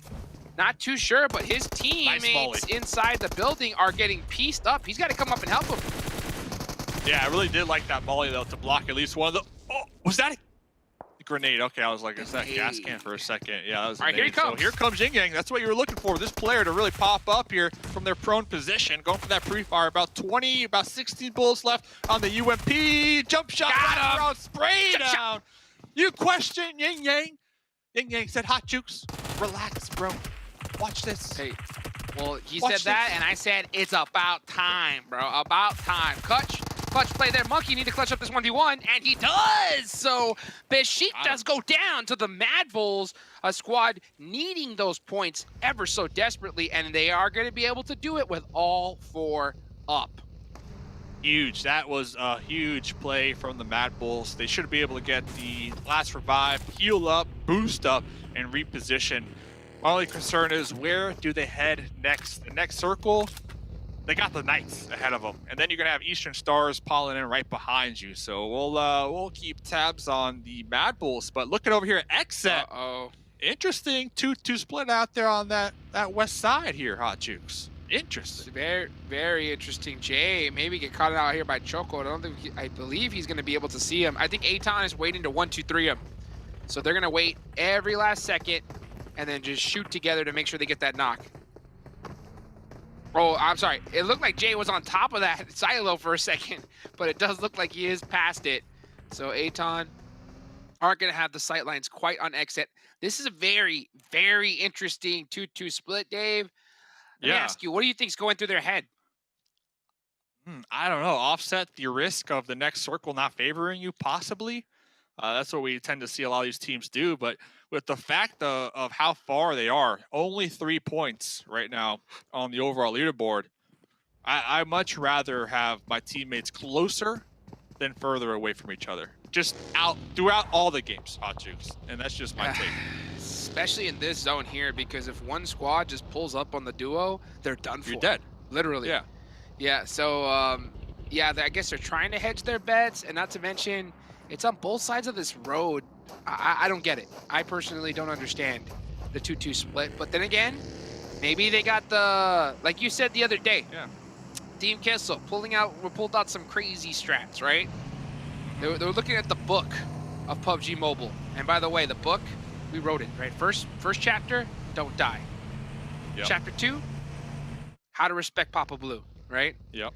But maybe Xset, they're looking in the glossary, Dave. The glossary. The glossary, the index, you know? Pulling out some sneaky plays. They're looking at the solutions page. Let's be real. They're all the way at the end. They're looking at the solutions. That's what they need. And that's what they need here. But the solutions are kind of being made as, you know, we watch these teams progress here in the lobby. So we'll see what they can do. Next zone does not favor them, so we'll pay even closer attention to Xset on their rotation over there on that west side mountainside. Okay, nice shots there from Eastern Stars onto Unicorns of Love. There goes Bozzy. He was the clutch player in that last game to get that nice little off-angle press, and I think he's going to have to do the same thing here. Kapala's in big trouble, and it's going to go down to Fresh most likely. Senetexa pushing it on to Fenerbahce. Nox Bomb with the pre-fire. He's got a literally half an HP. Catches the angle through that broken wall, and I guarantee you he's just asking, you know, who built this building? How could dare they leave an angle like that open? And here comes Carrillo, pissed off, saying, how dare you do that to my teammate? Yeah, building definitely not up to code. Looks like Carrillo going to be with the M249, able to pop in the building, looking for that heal off. And the Fenerbahce getting third party too. So it's only a matter of time before that solo is going to be taken out. And yes, they were. So, wow, interesting fights down here in the south as well. Revo throwing that little pinball nade, you know, able to get that last finish. That was a nice one there. Bozzy going down from Eastern Stars. Unicorns of Love set up here on the south side of the map, so they are not in this next circle. They're going to have to press up a little bit higher toward La Bendita. They're going to be pushing right into Rise. So Rise is in a great position here to gatekeep Mad Bulls and Unicorns of Love. It's possible we may see them work together here to get into this next zone. Mad Bull stopping a little bit early just to try and get some sight lines because they know that that's a field of death. They cannot drive wide out in the open or they're getting popped out their vehicle instantly. So right now, Mad Bulls are just literally, they're mad. They're trying to figure out how do we get into this next circle. Yeah, there is slight, you know, terrain differences out here in the fields that, you know, if you're prone can really help you, but you're not going to be able to prone for long because these fields are not in that next zone. So obviously your Rise in the compound on the edge in the zone have a clear advantage, and they might be able to really rack up a couple of elim points on the Mad Bulls and Unicorns of Love out here in the distance. Look at this. Like, this is a beautiful spot right here. Talk about sightlines, Hot Jukes. Rise, oh yeah, I guarantee you they're gonna get at least 4 elim points here. At least 4. Oh, without a doubt. I mean, they you know, Mad Bulls really needed the help of Rise to focus on Unicorns of Love. Lin is playing it very quiet, doesn't want to give away his position, even though he had shots on the Mad Bulls. He knows the positions he's in, but does end up getting spotted there towards the end. It's just Fresh up at the other side. Mad Bulls are able to do a beautiful wraparound, actually able to circumvent Rise. One last player, though, the last one, just a little too slow, and does I'm actually surprised. I feel like Rise was sleeping heavy on that one, dude. Like, to allow 3 of the Mad Bulls squad mates to kind of rotate in vehicles right past you, I don't know what Rise was looking at, man. But to me, I felt like that was an easy vehicle explosion. I don't know what they were looking at. Maybe, were they looking at Knights up here? Possibly. They were looking all around the place, not down there on the outskirts, though. Hey, I'll tell you what, with that kind of circle shift, I think you have making the one player sacrifice to be able to get so many up, that's huge. But the zone shifts even further north, so the Mad Bulls are just kicking themselves because they still have a lot of traveling left to do. Supermassive Blaze putting some work against Alpha 7, the kings of the lobby, and they're going to take them out there. So Alpha 7 go down early twice in the last 2 games. Then again, Alpha 7 can do whatever the heck they want with how many points they've made over this entire tournament. Knights looking to press up onto Footballists. I'm still keeping an eye on Xset. Xset are outside of the circle. Here comes the map right here. Dave, what do you see? Ooh. I see Rise. If they were scouting the Knights earlier on, I think this is a nice opportunity for Rise to pop their vehicles and try to pull up right behind the fight between Knights and Footballists. This is their window. This is their opportunity to at least get to this next zone. So let's see what they do. As the Knights, they are going to be content for the time being. We see some folks getting tossed out, and once again, Mad Bulls in the crosshairs, in the open fields, just trying to survive. Yeah, this is a horrible shift for them. They were hoping that zone would go further south, but instead completely in the opposite direction. So Mad Bulls are going to just try and survive. Knights, I think, are going to be very happy and content to just share this right now, at least until the next circle. But Rise may have something else coming as they're starting to creep behind and trying to find some sneaky little off angles onto the Knights. Mythic about to crest this hill. Will he spot one of the Knights here? That's the question. And yes, he does. He gets some shots on, but we shift on over to Aton. And it looks like Mythic was able to catch Xenox on that one. Aton able to take out Nextria. They go down in 10th place. And back to this fight here. Beautiful nade there from Lutz onto Chico. And now it's just 2 players up left for the Knights as Coops is trying to pick up his squad mate Xenox. Yeah, Coops trying to get that pickup, and I believe Alucard in Lavison's compound as well. Looks like Lavison going to be hearing those footsteps, pre-firing through the smokes, popping back onto that 2nd story floor, trying to buy some time for their squad mates in the opposite building to get those pickups, but it looks like the Knights are not going to allow much time to Lavison. Lavison did toss a molly, but here comes the push. Coops in the front line, UMP to the face, and the pre-fire to seal the deal. Let's see, though. Football is trying to get revenge on their fellow teammate. It's a beautiful little reset that we saw from the Knights. He gets so many back up. And oh my goodness, Lutz taking out both of them, making it almost a full squad wipe. But Alucard said, nah, not today. Here comes Soke. Able to get 1 confirmed point. He's going to go for the last one. He's going to catch the heel and does. So down go the Knights. Footballers. Soke clutching it up and Rise. Oh, Rise. Goodness. Here comes Rise. Looking to clean it all up. So, yeah, they did just that. They recognized that window that they had. They popped up, they got their vehicles, and they made sure to push at that exact time that fight was happening in order to gain themselves a nice solid spot in the compound. But not only did they have 3 kind of keeping tabs on the Knights Footballist fight, they got Mufasa on that off angle, making sure SMB don't third party them. So I really like the heads up play right now from Rise. 8 elim points to this game, by the way. I can't wait to see what Rise does in the finals, to be honest. I think Rise has just really grown this entire tournament. I think we just see them get better and better. Their timing seems to be a little bit more on point. Like right there, they couldn't have done it any better themselves. So well executed from Rise. The team, though, that we're looking at really hard, Xset. Xset need a huge game here. Oh, come on. Zin, do it. Mythic he sees is him. risking it here. Risking it big time on the roof. I know there's some sightlines up there. Give it to me. But right now, you know, you got the compound, you got the hard cover. Like, don't be too greedy. And yeah, to your point, Rise, timing on that push was everything. And they timed it just right. So Xset, top 4 situation. They're cresting over that hill. Mythic gonna be taking some shots with the M4 across the way. 5 kills on Mythic too. And oh, Xset, very questionable push over there. Wow. They had the ledge. I believe that ledge, that kill switch is on at J7. Is it not in the zone? It's not in. Not in. Okay, still though, I'm sure there's some type of slight dip they can hold down in a prone position versus just sending it down that hill. Yeah, that was suicide. That was a suicide hill, 100%. They had to have done it. They should have wrapped, at least, in the slightest, you know? Maybe wrap towards Mythic side as a full team and try to make something happen, or getting super late. But yeah, just like that, kill switch, gonna get knocked. J7 will get the revive here, but Papa Blue's coming. And Papa Blue is coming in hot. So Xset already with that one single push with 2 players. Oh man, you hate to see it. At least, hopefully, they pass up all their meds. And we may see a heal strat out here. That could be the play. And it all comes back to timing, right? If they would have just done that push a couple seconds later, Furious would have been the target to Rise, right? Because Furious J7, what are you doing? down the hill. J7 do the same exact thing that their 2 squad mates did just a moment ago. J7 falling! What? Off the bike, and then kill switch taken out, so yep. Hey, 4th place though. 4th place, 8 points though, Hot Jukes. That's better than 3 points from last game. So 8 points. I don't know how many limbs they got. That's still a solid, that's a dub. That's a dub in my books. All things considered. 8 points is a dub in my books. I'm not being biased. I'm telling you the facts. I don't think so. 8 points? I don't think so. Not after that last game. No, I wouldn't. Not with how many points they need. They need way more.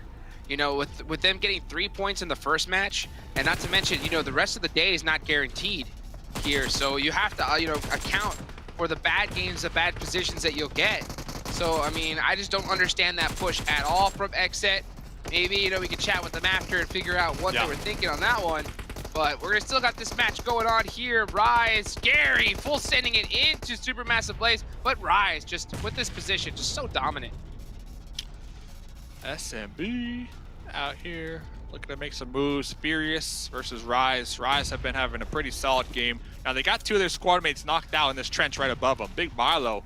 They recognize the potential for a nice little grenade. Might be able to pull up a little closer in that trench and toss a grenade or a molly over that ridge. And well, that would pretty much be it for Rise. So we'll see what Big Milo will do on that off angle.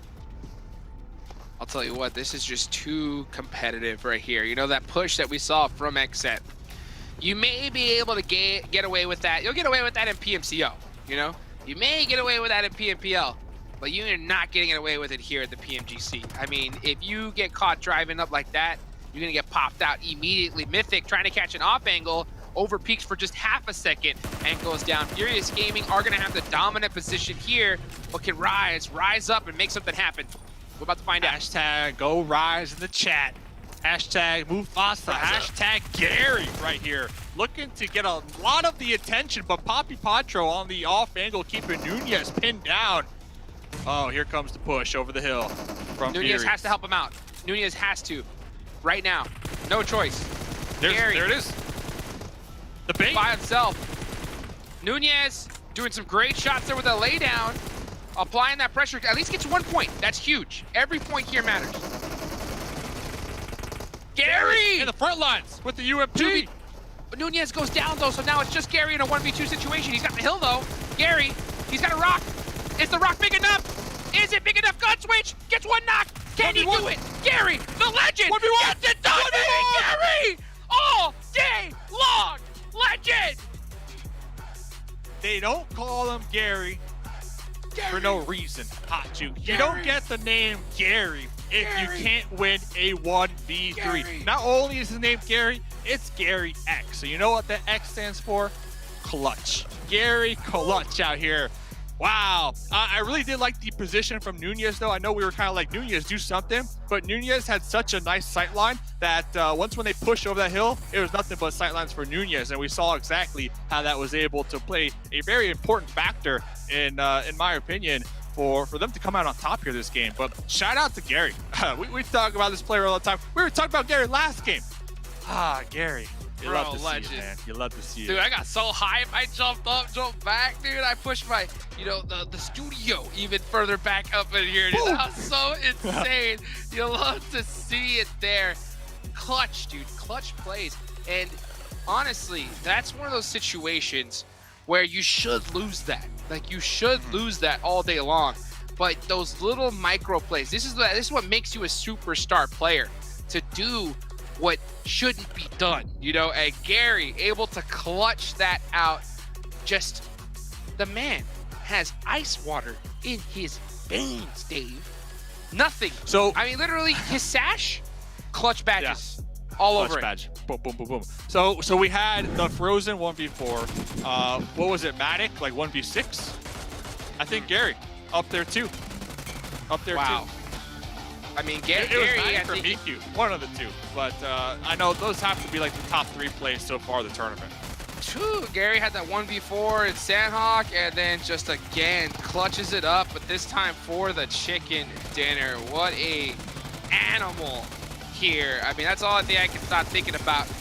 Moving on over back to the highlights here. You know, we're seeing some great plays from everybody, but they ain't no Gary plays. They ain't no Gary plays, Dave. Ain't nothing like a Gary play right there. Gary Clutch out here. Gary Clutch. So SMB, right here. Another team that, I'm not gonna lie, solid game, because SMB were in 16th coming into this match, and they were tied with Eastern Stars for 117. So SMB getting some solid placement points along with some elim points with Xset. I know you want to see more from Xset, but 8 points, Hot Juice. I think I'll take that. You know what I wouldn't take though? Why send 2 in the buggy though? I don't get it. Send 1 to test the waters, but it looks like they just got in the buggy and dove right into that deep end, and well, they found out the hard way. And then they sent another though across the hill. I think it comes down to the pressure. It has to be the pressure. But here it is. No pressure. Gary. No pressure. No pressure for Gary. Just no diving. pressure all day long. Just diving. What are you looking at? Reload. The lobby. Got the reload. He got the reload. Dude, I mean, what a crazy. The reload, the swap, the back and forth, the baila, the dance, bro. Just straight dancing on him. Dave, what a match. Gary, hey, let's hear what the Dust got to say about Gary. Gary Clutch.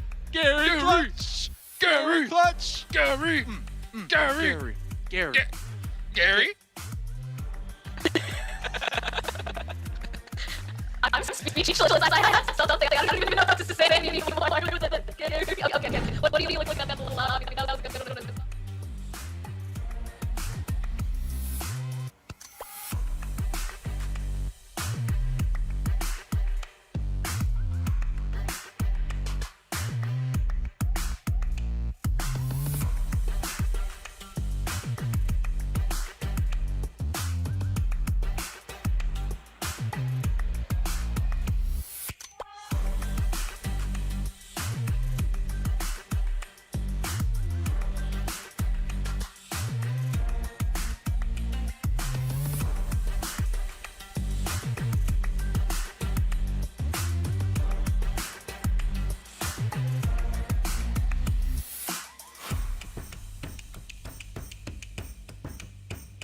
There we go. Sorry, we were speechless. That's how speechless we were. I saw that at the very beginning, but we were so speechless that we just need to give that moment of silence for Gary. Gary, a couple other teams being able to pull it through. We're getting a ton of points at the beginning here that they really needed to go ahead and grab. But this time, instead of Coops, it looks like we're taking a look at Rise Mythic grabbing this MVP again. Almost actually 2,000. Yeah, it glittered 2,000 damage almost.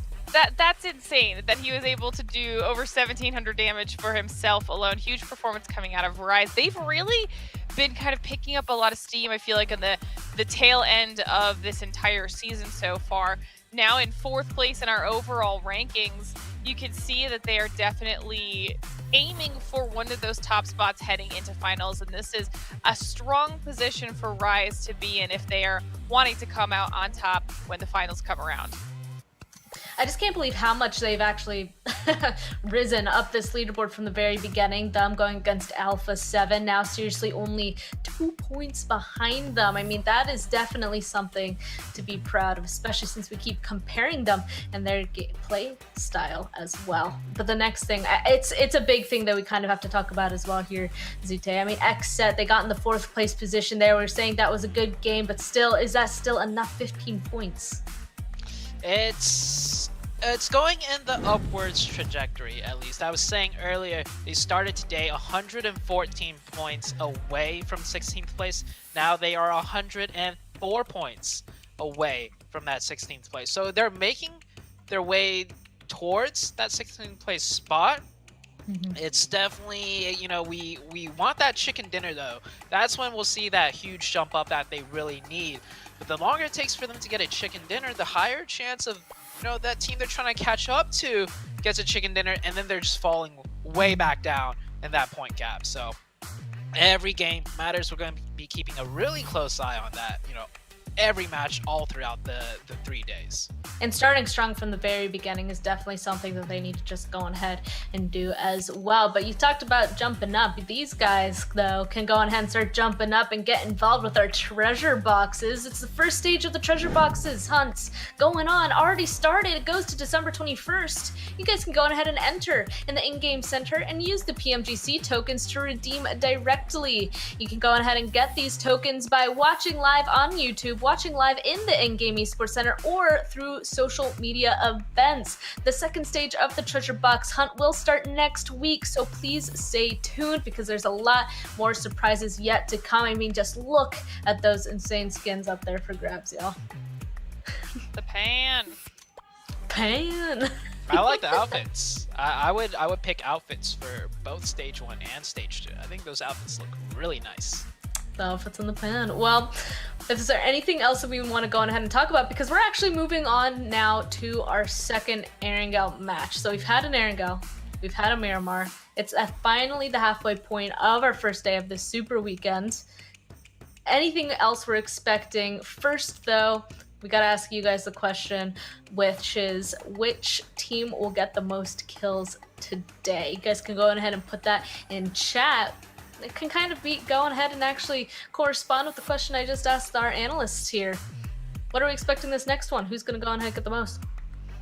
Ooh, the most kills today. It could go. I'm gonna just lean towards the Knights. They're looking good still. They made it to that end game. You know, on that last one, Football has had a little bit of a tussle with them and came out on top. But I think overall, the Knights will have the most kills today. Seems like Glitter agrees with that as Or well. Rise. That's true. That is true. But we'll have to wait and see because we're about to be jumping into our third match of today. But of course, first is a break. So we'll see you guys shortly. Dismantle like that, Navi. Oh, that nade was quite close, but Matic still able to get there. Oh my god. Some type of consistent points. Tron! 16, but Tron, talk about a team looking for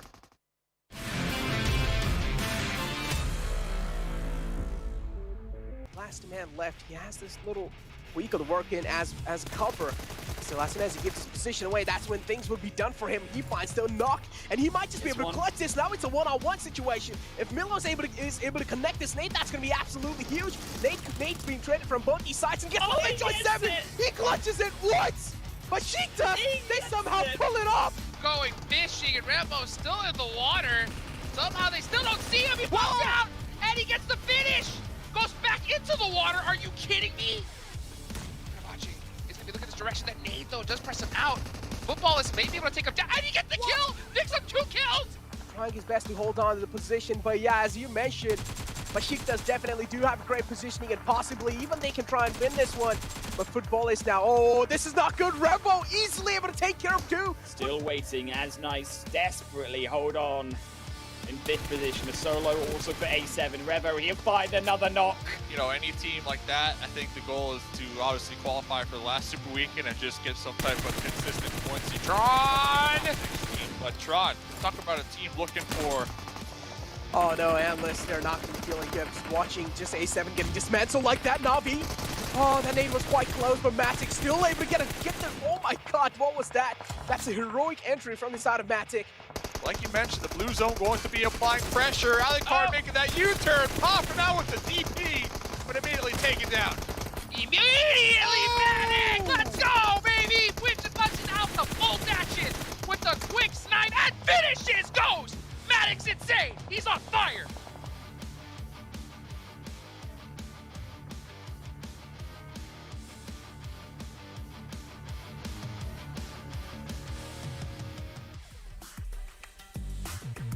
Welcome back, PMGC West League, about to be going into our third match once again on Erangel. The first Erangel, pretty spicy. Got to see our top teams kind of duke it out. This next one are the teams that actually needed these points. So going into this third match, just straight off the bat, what are we expecting? Are we going to kind of get the same thing from the first or the second, or a nice mixture, Zute?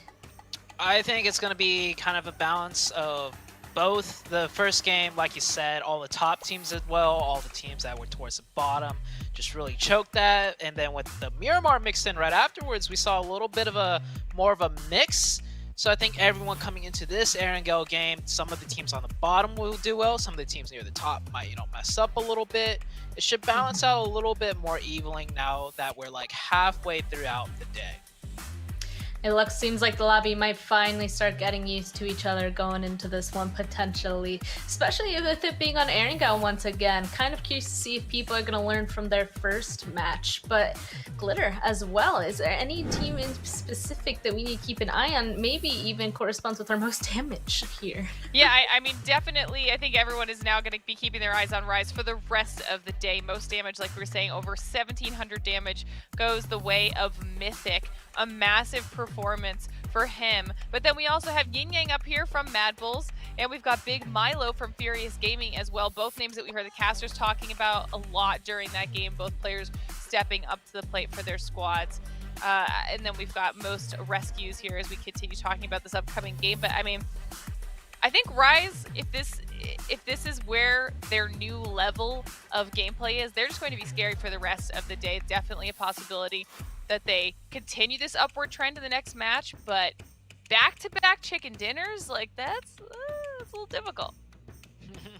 A little difficult, but we've definitely seen it before, so I mean, I wouldn't be surprised. They've absolutely been rising. I hate that, oh man, it's just, I'm not trying to go ahead and make that pun there, but I guess it's just going to be there anyway. But also something that we should keep track of is, of course, our sponsor, 1+9 and 9 Pro, because with that flagship performance, that immersive 120Hz display, the hyper touch technology made for gamers, made for you, this, of course, is your best shot to climb the leaderboard, the 1+9 and 9 Pro. But let's just go on ahead and say the thing that everybody's wondering.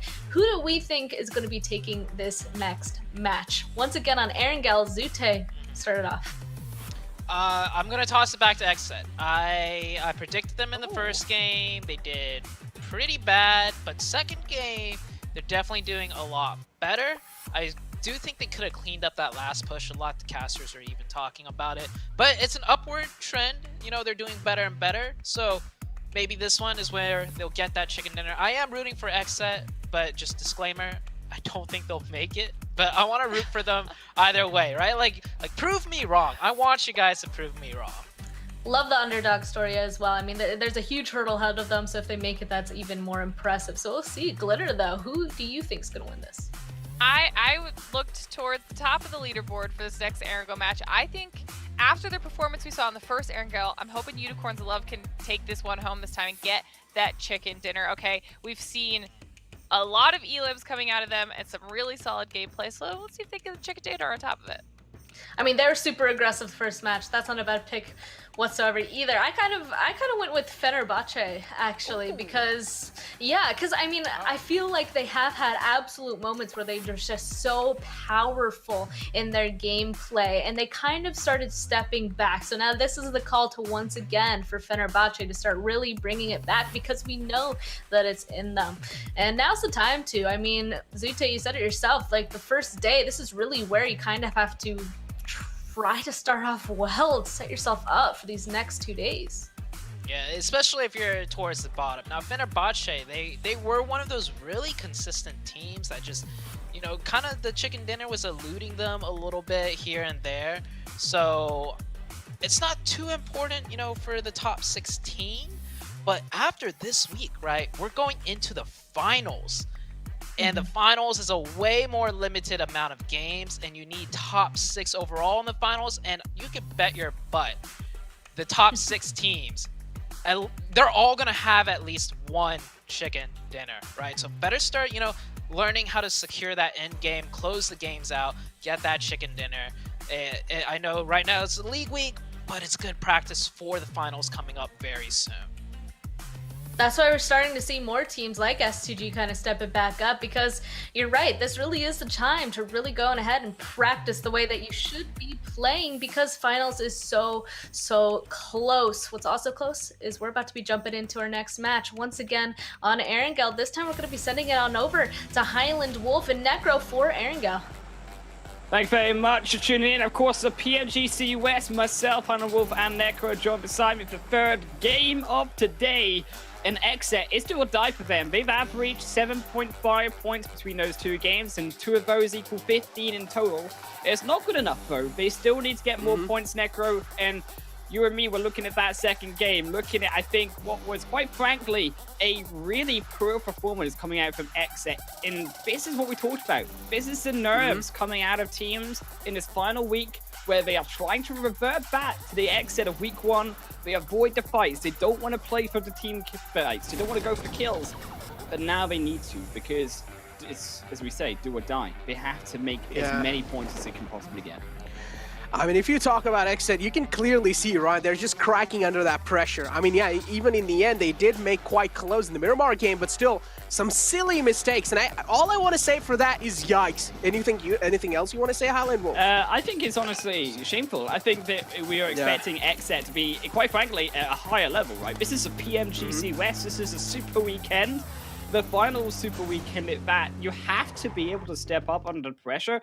And I think it's right to mention that as the mental side of things, they are under the most pressure. They have to perform, I think, in terms of points, as good as S2G in week 1 or even better. They have to be essentially the best team this super weekend. But from what we're seeing so far, they are getting upwards. They are getting towards that top 4, top 3 position.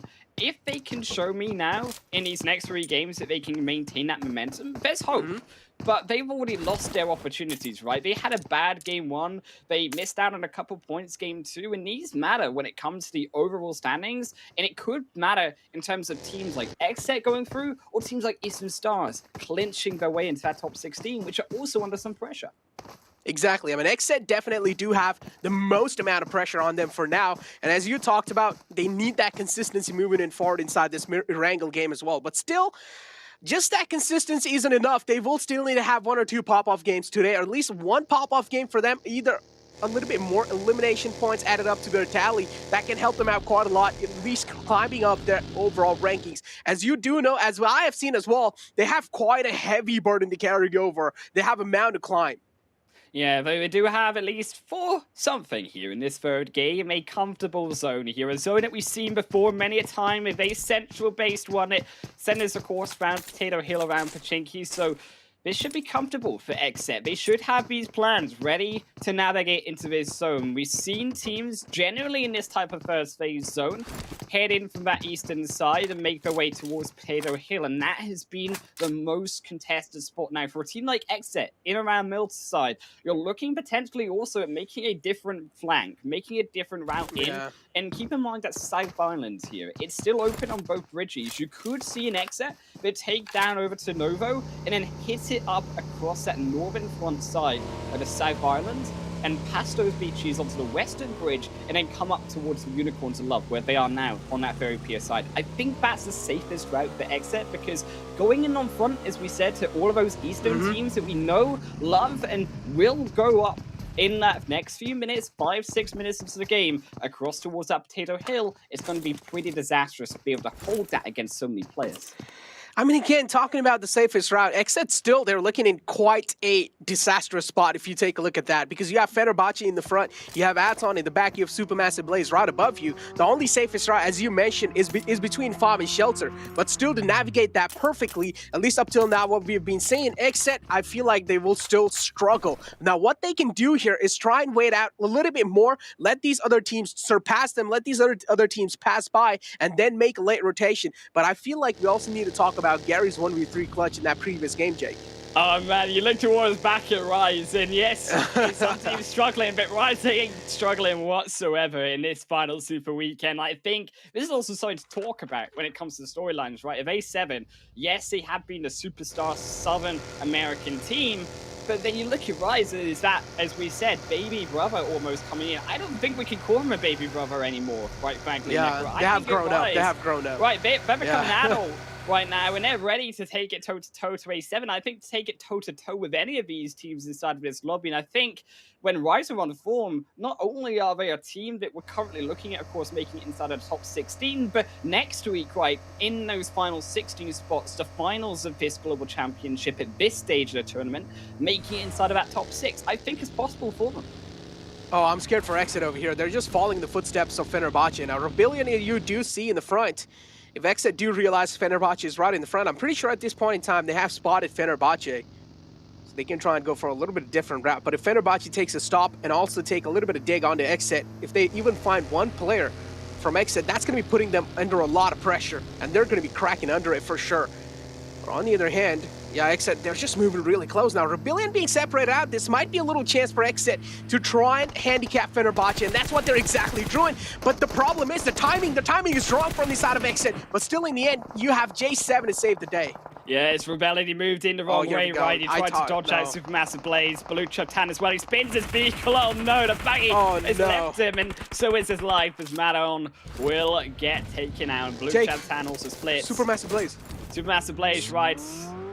They're gonna drop third party at Exit, and Exit are down 2 player now. Oh no! I didn't even realize. Yeah, exactly. Oh my days, Exit. What's going on? Dude, they got that 1 kill but lost 2. That's not really a good trade from the side of Exit. On the other hand, Polo finds another one out of Supermassive Blaze, but still there's a 3-man strong squad. You still have Coursera all the way in the back. Polo is all the way out in the open. I don't like his position, but still that kill being confirmed now. So Exit are looking a little decent inside the game. If I'm not wrong, they only have 1 defeat on their name for now. But still, Exit now, they're getting charged on by Fenerbahce. Fenerbahce, we do know they're quite an aggressive team. In Super Weekend 1, they were one of those teams, they had no chicken dinners for themselves. Instead, they were relying completely on those kill points. And Fenerbahce, they definitely do have the players who have the individual gun skills. Falky spotting 1 player out, but the nade from J7 is too good. It's too accurate. It's too precise. And now Duke and Machine, he does know where Polo is. Polo aggressing in forward. But no, I don't like the move from Polo. He should have played behind that door. No, Polo, why? Polo. Oh no, it's all going so horribly wrong for Exit. First out, only 1 point. Exit are crumbling under this pressure. I don't think they've got the mental fortitude in this final Super Weekend. And that might be one of those nails inside a coffin, locking away Exit from, of course, that top 16. It has been so tough for them. But as we said, they needed to be that aggressive team. I liked that they were going for Fenerbahce. I liked that they were trying to show this aggression, but as you said rightly so, they were late to that play. In a team that actually Fenerbahce were running away from, the Supermassive Blaze squad, they were actually able to punish out the slow retreat back through from Exit after confirming that kill. And that sloppiness, that cost them their lives. As S2G also going to fall into 1v1 as Lutz, or Lutz, should I say, also going to confirm 1 away. And this is also now when I want to talk about this. S2G, yes, they're going to lose 1, but it's hardly actually in contrast to how strong some of these top squads here in Echo have been playing in this week 3. And it's not just S2G, it's Knights, Unicorns of Love. All of these 3 teams, I think, have been the best so far in terms of consistency in this week 3. And you look towards Unicorns of Love as that most consistent team. You look towards that first day of week 3 that they played, and they never even came out of a 4th position. That was the worst they got in that first day of league play. It was 2 seconds, a 3rd and a 4th overall. That is insane. And then to see that copied through in the first game and then into towards the second game. Yes, Miramar's not their strongest map, but now we're heading into Erangel again. We've got Sanhok, which Unicorns of Love are the most consistent surviving team for. I'm expecting Unicorns of Love can make some big statement points this weekend. No, definitely. Unicorns of Love has to be one of the most consistent team. And I feel like even in week 3 league days, we were talking about how each and every single player is individually skilled, right? He can be a one-man army if they want to. And Unicorns of Love is just so strong. Even if they have one man kind of falling away from the other team, they can always stand up for themselves. And this is what I really like about Unicorns of Love. Each and every single player can be that star player for Unicorns of Love. But on the other hand, we do see Rise against Nextruya. Both these teams have been looking really good so far up till now, and Rise now looking to charge on Nextruya. Yikta laid quite close, might just take a little damage, but knows the answer. Instead, here comes the cavalry from the side of Nextruya. Oh no, Yikta taking quite a lot of damage. He needs to fall back, and that's what he exactly does. But the charge from Rise is too hard to handle, but knock on the Mythic is going to be opening a lot of opportunities. Yikta able to fall back. But the rest of the Mythic shouldn't really be that tough. Keep in mind, though, Knights, they are inside the edge of this fight, so they could come in for the third party. You do see Coops scouting out on that front side for them. I think they're waiting to see if more will come out of this fight. Yes, it will. The Yeeter will fall down, and that will be a beautiful nade from the side of Rise. But can they flush that out to the killers? And he had his inside. Oh man, that was a spectacular nade indeed. And Bolly, if you talk about spectacular plays, Gary is well known in doing so. Rise, Gary finding another one now next to Ruya. They're hurt, they're down quite low. Alucard, he needs to realize Kador is right in the back, and he might be caught. Kador might just have a star play inside this one. But still, he does not want to challenge any fights. Only man left from the side of next to Ruya. He has a lot of burden on his shoulder. Instead, he's going to be going for those placement points, and that's what is probably the most understandable play at this point in time. Mufasa being taken down in the front. Getting the res back up onto Mufasa should be a tough task, but still, Rise, they never crack under these kind of pressures. They are always a team that are going to face fear head on, and that's what I really love about Rise. But immense pressure, of course, Knights. They are surrounding them. Aton even is that fourth party. They will drive over. I don't think they'll join on this fight. The Choco is potentially going to stop in that compound far away from it. They could join in the event of a slower engagement, but Mythic, he's making that sped up just a little bit more. The nade onto Coops, it does take him slightly lower, but they do need to be careful. Alucard as well on the flank side, and it's those two in the back members. It's those two backside Knights squad. That's what I'm nervous about. And Gary getting knocked by Chico. That's the engagement they were looking for as Nunes falls as well. No. Oh no, the defense is crumbling from the side of Rise. Mufasa goes down as well. Now it's just that one last man alive. Mythic, the final pillar of the team. And as we talk about that, the pillar falls down and Rise out the game now in 15th place. That's not really a good start. If you talk about disastrous start, has to be Rise and Exit right next to each other. And Knights now getting that compound for themselves, cracking that defense open of Rise.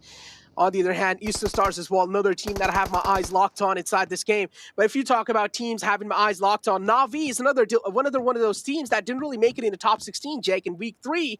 And there is a lot of threat lingering on their head. Do you think they're going to be making it in the top 16 moving forward in the finals? I think they could. I think that Na'Vi, they don't have to worry so much. It's more Eastern Stars, right? Kabahala, one of those star members of Eastern Stars themselves. But they've not looked so great. They're in 16th position coming on this Super Weekend, and I don't think we've seen enough out of Eastern Stars, because keep in mind it was crucially the fact that they missed out on that second Super Weekend, and they had an okay first weekend. It was that missing out that has put them so far behind. Now they are also feeling that pressure, and I think it's getting to Eastern Stars too, as we said, the mental state of these players having to come out, the do-or-die pressure, where they can't make the results happen because it's just too much to try change up your strategies now, to be more aggressive, be more passive, whatever you need to be, but they can't. They don't have the time to be able to perfect those kind of changes.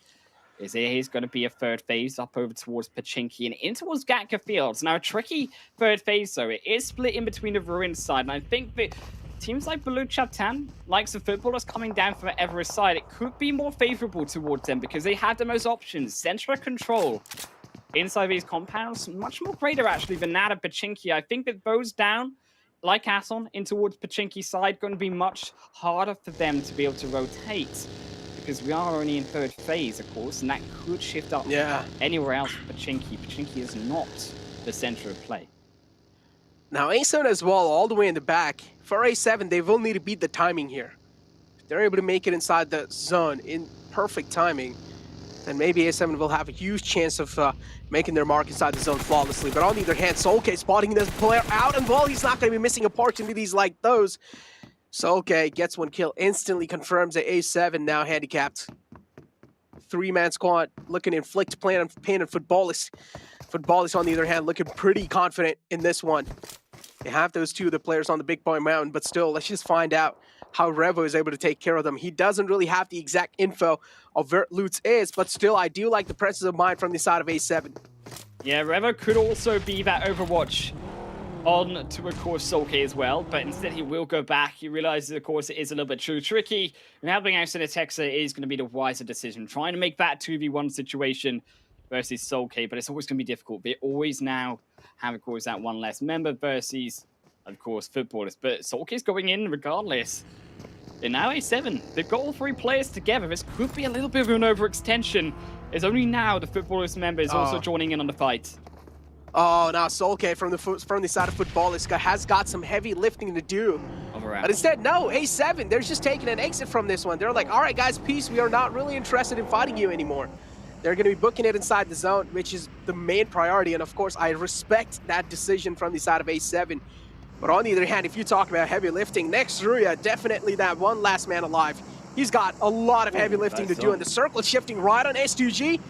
Whew, this might be another chicken dinner, baby. Oh, it's looking very much like it. An airdrop there to boot. And S2G, they've got a compound. That's a crucial part. And they've got a roadside. That road splitting in the middle of that zone is going to make it so difficult for a lot of those northern side teams to make it out of that northern, more flat, open field side of the zone and into more of that hillside towards the south. So those actually in Pachinki slightly saved. They have more freedom, you could say, to come onto this difficult zone, but for those coming out of Ruins, it only gets more dire for them to actually find that position. It's about who makes it into that first initial position into that northern side. And Eastern Stars are going for it. It's very aggressive. You can see the vehicles being lit up. The Bazzi, Octavia, no problem for them. They will get inside of that northern zone safe for now.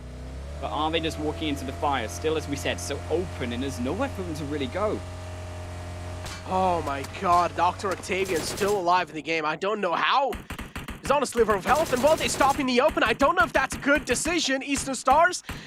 And this is exactly what I was saying. Just gifting over the kills to H2G. Easy clap for them. They shouldn't really have any struggle to show over here. But on the other hand, struggle definitely being shown from the side of Supermassive Blaze for the survival game inside this one. Keth, the only man alive, has quite a risky rotation to make, and he's going for it. He's sending it. He doesn't care. He does realize it's a do-or-die situation at this point. You might as well go and take your chances. Keth taking a lot of shots. Oh no, the car flips in the open. Keth is not left with any other option rather than to stop out in the open, and that's what exactly he does. Keth, though, still inside the zone, so he should be looking decent for now, but Eastern Stars are the ones being pinned and focused by a lot of teams.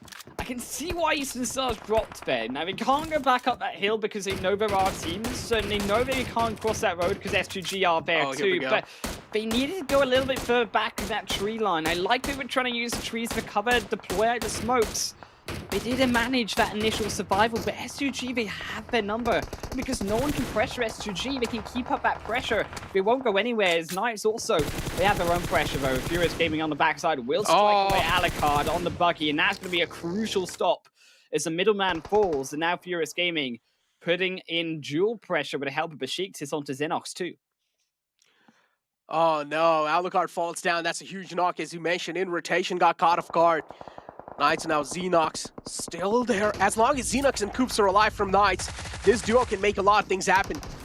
Tommy Gun from the side of Poppy Potro trying to catch a little bit of bullets on the enemy, but no, it's going to be the answer instead, trying to spray away.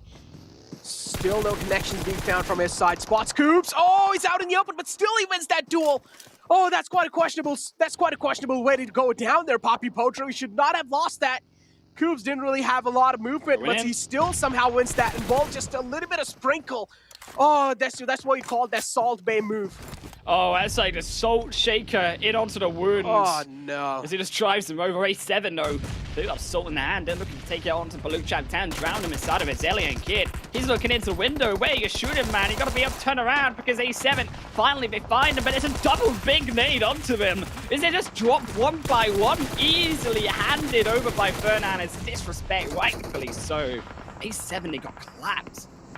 Oh no, A7, as you mentioned, absolutely clapped. Slapped out the floor, and now Aton. Seems like the same thing's about to happen on them, and Xenox, as I mentioned, gets one. There's no second players arrive to get the rest, but still the second player falls down tonight. They don't really need to worry about anything for now. Milos is the man in the warehouse, but still, Milos should try and play things a little safe. He should not go for the res. Cardi trying to find a knock on the Knights. That can open a lot of things, and they can also go for the res under the fallen players, but instead, no, Knights. They have confirmed those kills, so now the hopes and dreams are looking like they're shattering of Aton. The only two left players alive, it's going to be Milos and Cardi inside that warehouse, and they're just being pinned. They need to leave the warehouse as soon as possible. But Knights is a team that is making their pathway much more tougher. Nade on the Coops from Kudur, if I'm not wrong, and that's a huge nade. Knights for being pinned. They can't go anywhere. Oh, and no, neither can Next Warrior. Is there going to be fourth partied in by the extra members of Furious Gaming? The pink assault is Aton, still holding the compound over. Look to stop Xenox for the reload, just enough to allow Xenox time to bypass through into the zone. He's the only one left, and it's all the hopes down onto Xenox. Is also Furious Gaming. Big return back through reverse away. Besiktas inside of smoke, and I don't think Scream, he wanted that. He's screaming like a little girl right now as he goes back in onto the blue, but Besiktas, they'll slice him down anyways. They'll cut him against that blue side and take him out of the match. I like how he just U-turned over there. He's like, psych, you thought I'm gonna go straight? No, he instantly just U-turned back to safety, but still didn't really save him anyways.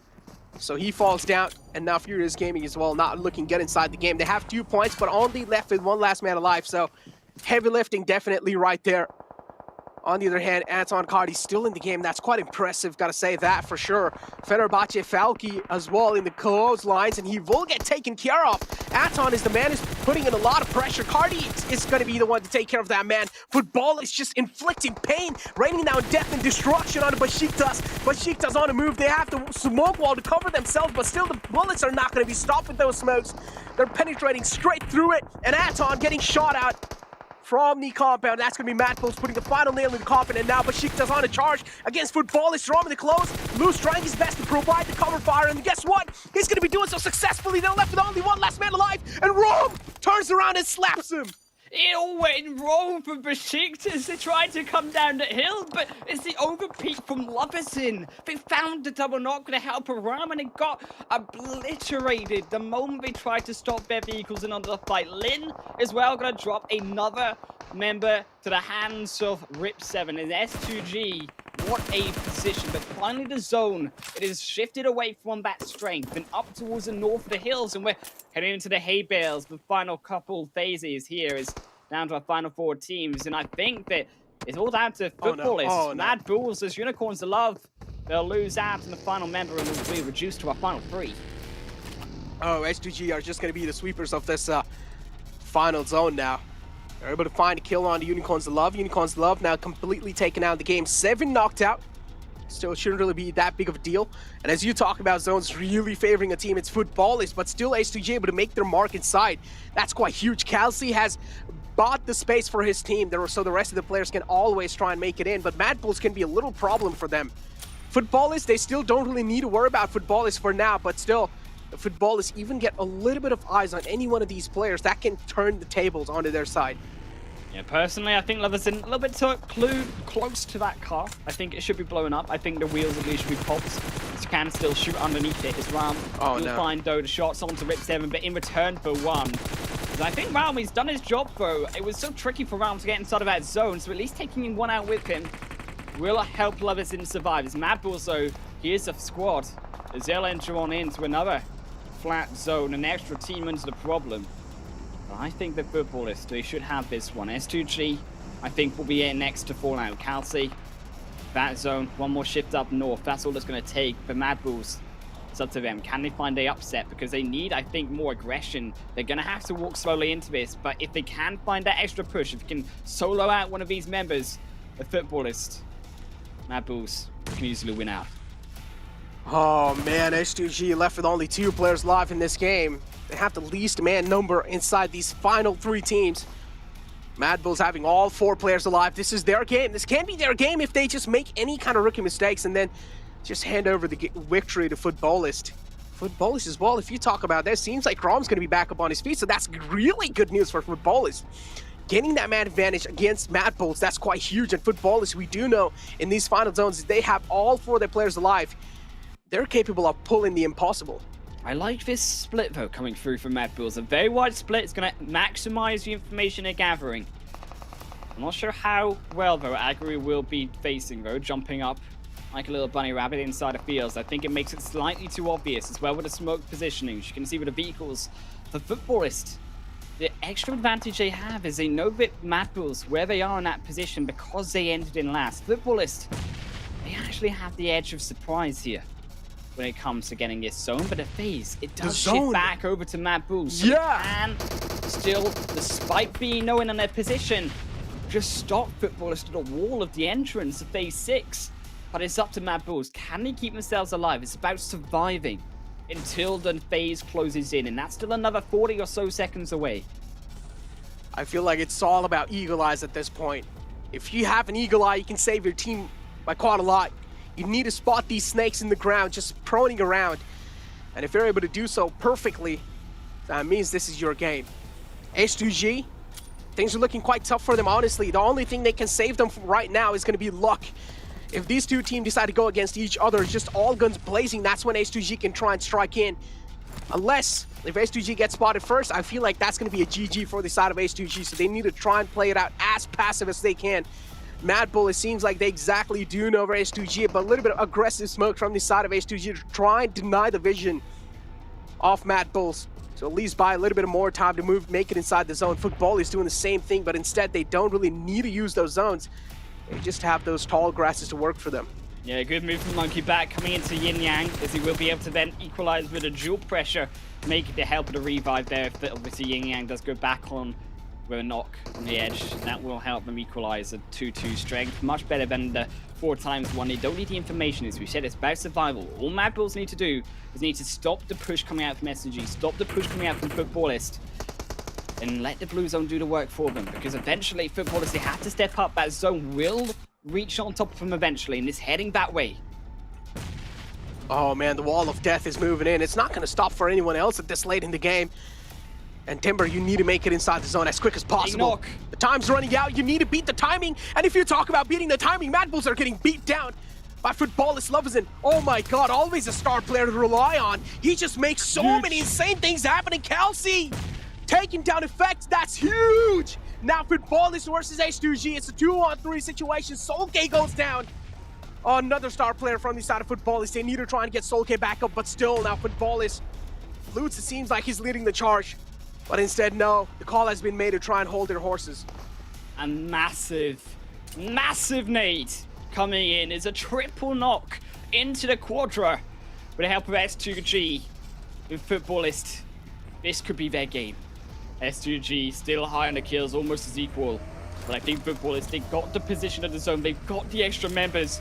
But Kelsey and Timber are being baited out with a vehicle. They will slowly move further forward. The nade will miss, and I think now that could be with the extra. That's a lawnmower. That nade comes in. They sure struggle. Oh, it's coming, dude. They're waiting. That's one. Oh no! Oh no! There we go. The opening frag, and that's looking quite delicious and scrumptious. And guess what? The lawnmower finally put down to sleep. But guess what? The player's position being revealed. Kelsey's taking a lot of damage. He cannot withstand it. He cannot take it anymore, but he still gets another one. How is this man able to flip the tables? But no! Finally gets taken down, and Kelsey. Oh my god, that got quite close. I'm not gonna lie. My heartbeat started pumping a little too fast there in the end. Oh, gotta say, man, what a show. In the end, even H2G made it quite close. They played that to perfection. As I mentioned, if they want to make it in the top 2 or either try and win this game, they will need to make Mad Bulls and Footballist fight. And that's what they exactly did. Aggressive smokes, perfectly placed smokes to try and deny the vision of the enemy teams. And in the end, those smokes were that saved their day. Oh man, dude, I've got a tear in my eye, dude. I was waiting for S2G to take that steal. My god. A back-to-back overtake on that final position. We saw Rise do it in game 2. I thought S2G they could manage it in game 3. It came down to the 1v1. I mean, it was all off that vehicle. It was burned down, and he used actually the vehicle of Footballist to almost steal it from them. But it's still, keep in mind, a crucial extra knock, a crucial extra kill there that they were able to grab, and those extra points do matter, of course, taking away from Footballist, but you can't take away from that win. Still a big game for them, and I think it's Footballist who have been slowly but surely getting higher and higher in this leaderboard, and I think they've grown, as we said, through this competition. And coming into week 3, you can definitely see it. That week 2 high at the Super Weekend. Now week 3, we've already the first chicken dinner, and we'll go to the highlights to see exactly how they broke it down, but not before, of course, what is a disappointment out of XZ. Yeah. XZ, Supermassive Blaze not really having the best start of their lives, and this push right here from Polo, please, you should have played that so safe. You had that door to work with. Instead, you could have just played behind that door, try and jiggle peek inside. and deal as much as little damage as possible. Just try and go for that chip damage, but instead, he just fully committed to that, which was quite a questionable move. And Xset, they are making a lot of rookie mistakes, and they need to stop doing so. Yeah, I think as well, this third party was beautiful coming in through from Nice. They played it slow, they waited for next Warrior, they waited for the kills and the kill feed to appear through, and then they went for the assassination, they found it. And Knights as well, keep in mind, they had a big kill game coming through from them. Yes, they didn't make it in onto those final phases, but they were getting those kill points, which do matter overall, and that was crucial to also their success in this game. Teams like A7, though, I think coming from the very top position of that leaderboard from the second Super Weekend, have struggled in these first 3 games, and you saw it as well. And it's about some of these teams just really cracking under that pressure, and Mad Bulls, of course, in that final 3, definitely one of them. A beautiful series of nades coming through from the 2 squads of them. Oh man, I do understand Xset, you know, chasing that initial kill in the start. I do understand it was quite mouth-watering for them. It was like 1 free point from this side of Fenerbahce, but in the end, the revenge was taken. Yeah, it was unfortunately their revenge, but talking about all more of that game is going to be our analyst desk. We're going to hit you back with them. Oh man, once again, another game with a very close ending. Honestly, there I wasn't quite sure who it was going to go to, but based off of that zone, Zute, I really thought that it was going to be Mad Bulls that had that in the bag. Yeah, the zone favored Mad Bulls, but it just forced both teams that were left alive to go towards Mad Bulls to try and take that spot away from them. And you saw what happened to them. They just got hit from both fronts. Still a really good game for Mad Bulls, an even better one for Footballists. 27 points, SUG with 22 points. Knights looking super consistent. Was that 11 elims and 1 rank point out of the Knights? Well, we did guess that they would have the most amount of elims by the end of today. It's looking like they're going that way, Glitter. Yeah, and as we're looking at the second page here, I mean, Xset struggling in this game. Eastern Star is also way down at the bottom, which if Xset can get it together, might be able to be something they can capitalize on. But our MVP for this round was Kelsey, and I mean, I feel like some of that had to come from all of those nades we saw coming out at the end there in those final moments. 3 elims, 787 damage for Kelsey. This is the SOG that we knew they could be. This is what we were hoping they would return to after they had like their experimental week, because this is the dominance we saw in that first week, and that's what we're hoping for, at least going into finals. We wanted to see that again.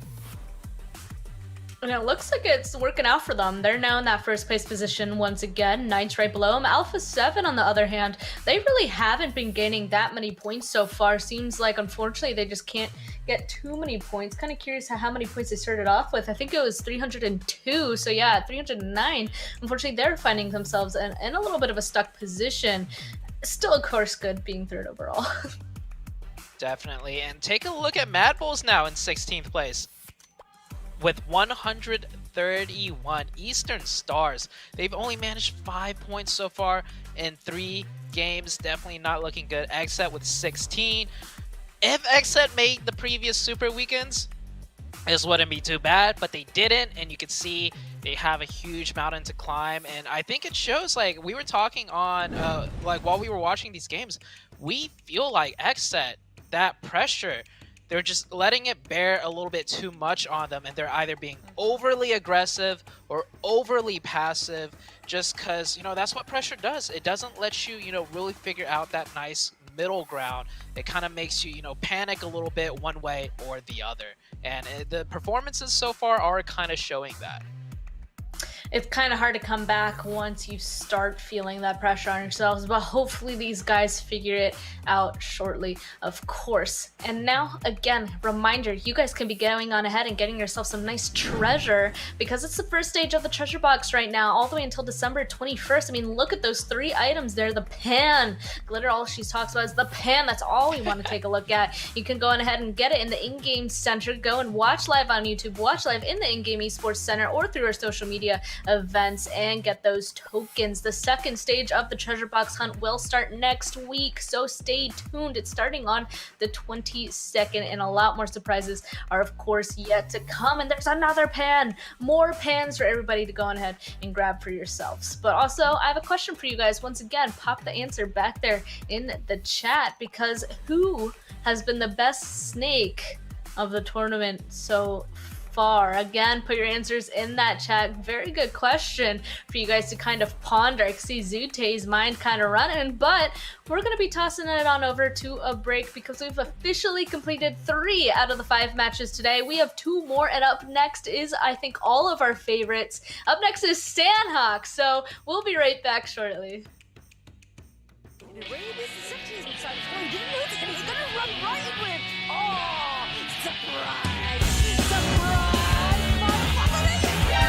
NANI?! お前はもう死んでいる。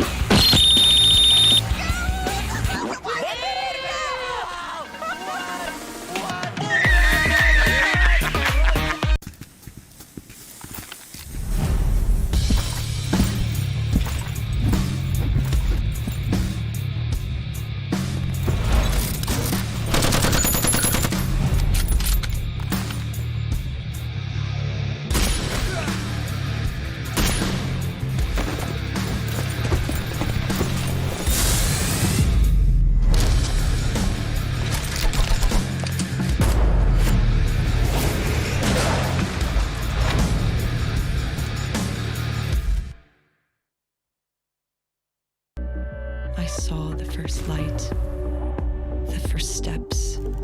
Now I see much more. I capture Earth in all its beauty. I see action. I see drama. And I see it in the finest detail. Moments of inspiration. And the first steps. I am the 1+9. Welcome back to PMGC West League Super Weekend 3. We're about to be going on to Sanhok, y'all. This is, I think, our favorite map. We've talked about it multiple times before, just based off of what we know. Sanhok usually has the best chance to be pretty insane. Not necessarily the wild card, but a couple of teams usually step it up and are really aggressive and are able to get a lot of kills. Yeah, so if you take a look at all the performance of the teams on Sanhok, one region, definitely comes out on top. You've heard it, numerous times. It's the Brazilian region. That aggressive playstyle that region's so known for really gets to shine through on Sanhok. And then, of course, on the opposite end, there's some teams that go for that super passive med strat strategy. Both work out pretty well. One gets you more placement points, the other gets you more elim points, and the placement point if you can come out on top. That's usually the best balance. Yeah, going ahead, survive the longest and get the most kills. Sanhok definitely, I feel like, is a good mixture. Also, I usually feel like it's a good chance to get any amount of kills, honestly, since it's so much smaller and third-party opportunities are really there. I really feel like a lot of these teams should usually go out with at least a couple of kills underneath their belt, right, Glitter? I mean, ideally, right? Especially I'm hoping that Sanhok becomes that map of the day where if the majority of those teams at the bottom are playing conservative 99% of the time, then maybe Sanhok is that 1% where they're willing to take a few more risks for the day so that they don't have to have so much pressure on that third and final day of the Super Weekend, because this really can be anybody's game, especially when we take into consideration the fact that A7 has been a lot slower today than they typically are. Black Dragons, they're not even here this entire Super Weekend. So there is still a tiny, tiny chance for those teams down there in the 16th place bubble to pick up some points. And then there we go. The head-to-head I think we've kind of been waiting for as well. It looks like Kelsey grabbing that MVP this last match. It's actually going to go head-to-head with Solkay. It's not the Sunday Solkay Sunday just yet, but he's still up there for the MVP. And also looks like teammates are going to be jumping up there for the most eliminations. Rom, Xenox, both with 5 each. Once again, we talked about how the Knights, not just Coops, the rest of his teammates also have been really performing. Yeah, the Knights doing really well. S2G up there as well. That was 5 elims each, and then 4 for S2G, I believe. Looking really good. But, can they keep those elims going into the Sanhok match? Because we talk about it again and again. It's where the elims really shine through, and the team that comes out on the top usually gets at least around 6 or more elims.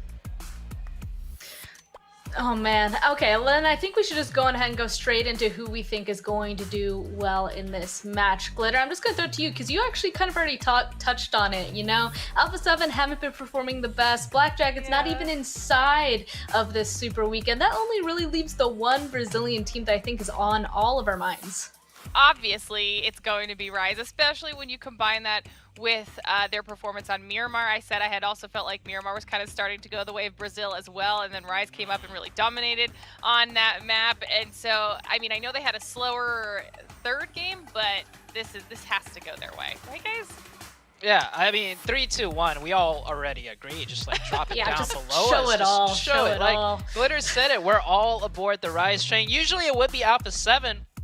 But Alpha 7 has had a super slow day, just getting crushed. And we saw in Game 1, getting crushed by Rise Esports. No, you know, so if anyone's going to take this one out of the Brazilian region, who usually does the best, I would have to go with Rise. I really don't have anything else to say. I mean, all three of us went on ahead, chose Rise for very good reasons. Now we just gotta see if they uphold that, if they can actually go on ahead and achieve it. I feel like that's pretty great. Obviously, that's why we went on ahead and chose them. But any specifics that we should keep in mind as well that could potentially go against our pick here, Zute? The only team that keeps sticking out in my mind, of course, is XZ, right? Like, they do a split drop north of Painan, right in between boot camp. So they start off very central on the map, and they can't do a med strat. They're split, so they don't have much loot to go off of. So they need to like really clamp down on their teamwork, their comms, their aggression, like almost everything at this point if they want a big game at Sanhok, because they're sandwiched between Alpha 7 and the Knights to start off. So I don't know, man. XZ, game after game, the door just gets, you know, a little bit closer and closer to being shut on their face. Ooh. Not an ideal situation, but you're not wrong. I mean, you said the 12 points per match so far hasn't been upheld that way. It's still day one. They still could go on ahead and potentially turn around, have a big day. It's hard to be positive, but I mean, there's still odds, still chances for them to do something in these matches, even if it's going on ahead and, of course, interacting with the other teams inside of these matches as well. But oh man, okay, we're about to be going on to Sanhok. We already said it's our favorite. Is there anything else that we need to touch upon before we're jumping on in? I mean, Glitter, these hot drops I feel like aren't as prevalent inside of Sanhok. Is there anything in terms of that we need to be watching out for? Maybe even in terms of rotations as well, any patterns? The only thing that I was thinking of that I know that we've talked about a lot in the past, it was that early game hot drop situation with S2G that we no longer have to worry about. Black Dragons isn't here to come in on that third party, and I believe it was Ghost that was dropping with them in the same spot. Both those teams aren't here playing, which gives S2G a very open, very uncontested early game. And they've had a really strong day so far, so that could spell disaster for some of these other teams if they're able to just take their time, really get looted up, and have a rotation that is that no one bothers them on. They could potentially be in the running for being a really strong team on this map as well then. I feel like another one as well, actually. I'm actually going to bring this up with Zute because I feel like it's the Knights, because you even pointed it out this last match, getting the 11 kills. They were just absolutely kind of just destroying everything so far. And if Sanhok is that map where you get a lot of kills, could the Knights also kind of be a team that's up there? Ooh, the Knights are just looking so good today. Like I got a taste. We already talked about this, but I had a taste of it yesterday, where Coops just literally won all the games in the PUBG Mobile, holiday event, and they're bringing it just as strong. I don't even want to see them get a chicken dinner. I want to see them get just insane amount of elims. Like that to me is a bigger sign of the Knights, going full force than getting the chicken, because, I mean, we've seen them get chickens before, but the elims, they're looking so good at it right now. They're getting, last game they had 12 points, 11 of them from the form of elims. That's, a chicken dinner is 15 points. They picked up 11 of their points from elims alone. So if they could just do that all day, today, tomorrow, and the day after, and then, close out games when they can close out games, which they usually always do, they're looking really strong coming into the finals. Oh boy, some teams I feel like we also need to talk about, though, that need to be start start becoming even more strong? Is like, obviously the answer is we need to continue to look at those teams towards the bottom, but there's two I feel like they keep flipping back and forth, and that is actually Mad Bulls and Eastern Stars in that 16th and 17th place positions. I mean, Mad Bulls with the 131 points, Eastern Stars with 119. There is a bit of a gap there, around 11-point gap, but they're the ones that keep kind of going back and forth around that line, that important line of the top 16. I definitely agree. And if we look at the teams near the bottom, just their average, points gained per match, it is really low. That is why they're towards the bottom. And I feel like the team that's going to jump ahead, is going to be the team that just gets a lucky game. At this point, I think we could safely say they're not one of the higher skilled teams that can make things happen. That's why they're in the bottom, no offense to them. But with the RNG in this game, with zone shifts, left, right, center, it might actually come down to which team's a little bit luckier in these last 3 days that can make that top 16. Of course, skill is still involved, but I think a circle luck is what we're more so going to see that affects the top 16's position near the end of the week. You're right, skill does still play into that. Have to, of course, defend the positions if the circle goes their direction. But you're right, I kind of agree with you, Tay. We'll just have to wait and see what becomes of it. And we're about to be seeing what's going to happen on Sanhok right now. So let's jump on into it.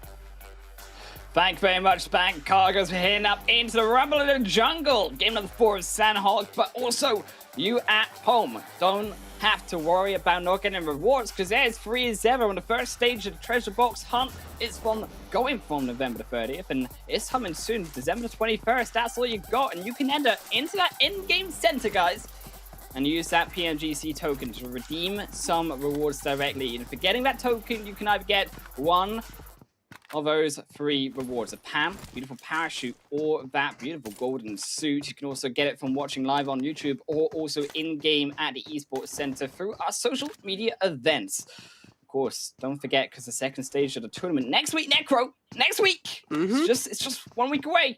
There's going to be a box hunt where we will be able to have even more surprises yet to come for you guys. But surprises, that's what has been the name of the game in this third super weekend. And quite frankly, I think except talked about them being that surprise team not coming up short. Yeah. But I think, we talked about it on the analyst desk. Rise, they also surprised us being the better, for now, Southern American team. But, I think that we need to show them some love here, Necro. I think that A7, we need to vote for them. We need to say that A7 could win the game, because I think that A7... they're showing some good stuff when it comes onto this jungle. Yeah, they're definitely showing some incredible stuff when it comes to down at this Sanhok map. And well, just to go against the analyst desk, each and every single person from the analyst desk is going towards Rise. So us, caster desk, is going to be going A7. Same variant pretty much from the same country, but just a different team. So we're going to be going with A7 against Rise, against the analyst desk, and let's just find out who is going to be the one to come out on top in this one. If both of us get this wrong, this is going to be a little embarrassing, dude. Yeah, I mean, it's battle of the analysts versus casters, right? It's total warfare right now in this fourth game. It's if we can be better at predicting in the analyst. I mean, we're probably going to lose because they're pretty good at it. I mean, they've also got Plano Domish, right? So that's kind of like that's kind of like hacking in a way, But we're just normal casters at the end of the day. We don't have that kind of effect. It's like Conquerors versus Bronze players. Exactly. And that is exactly it's what it's and it's like, well, still the Bronze players are just taking a shot onto it, just hoping that maybe their luck would favor them. Yeah. But we can keep that thing aside for now. We did see Besiktas kind of spotting a couple of players out in the front. They tap away though. No connections being found. Another stalemate situation. Fenerbahce and Mad. Mad, of course. He's just sitting up inside the rock. Fenerbahce going to be chilling. Going to be lounging his way outside the ocean. We'll be slightly further away from this zone. Of course, establishing his first phase zone 2. It has gone over towards all 3 islands, as obviously predicted most times on Sanhok. And we camp in the middle. A7 going to be standing there strong. We got good hopes. I'm just saying A7 are inside the center of zone, okay?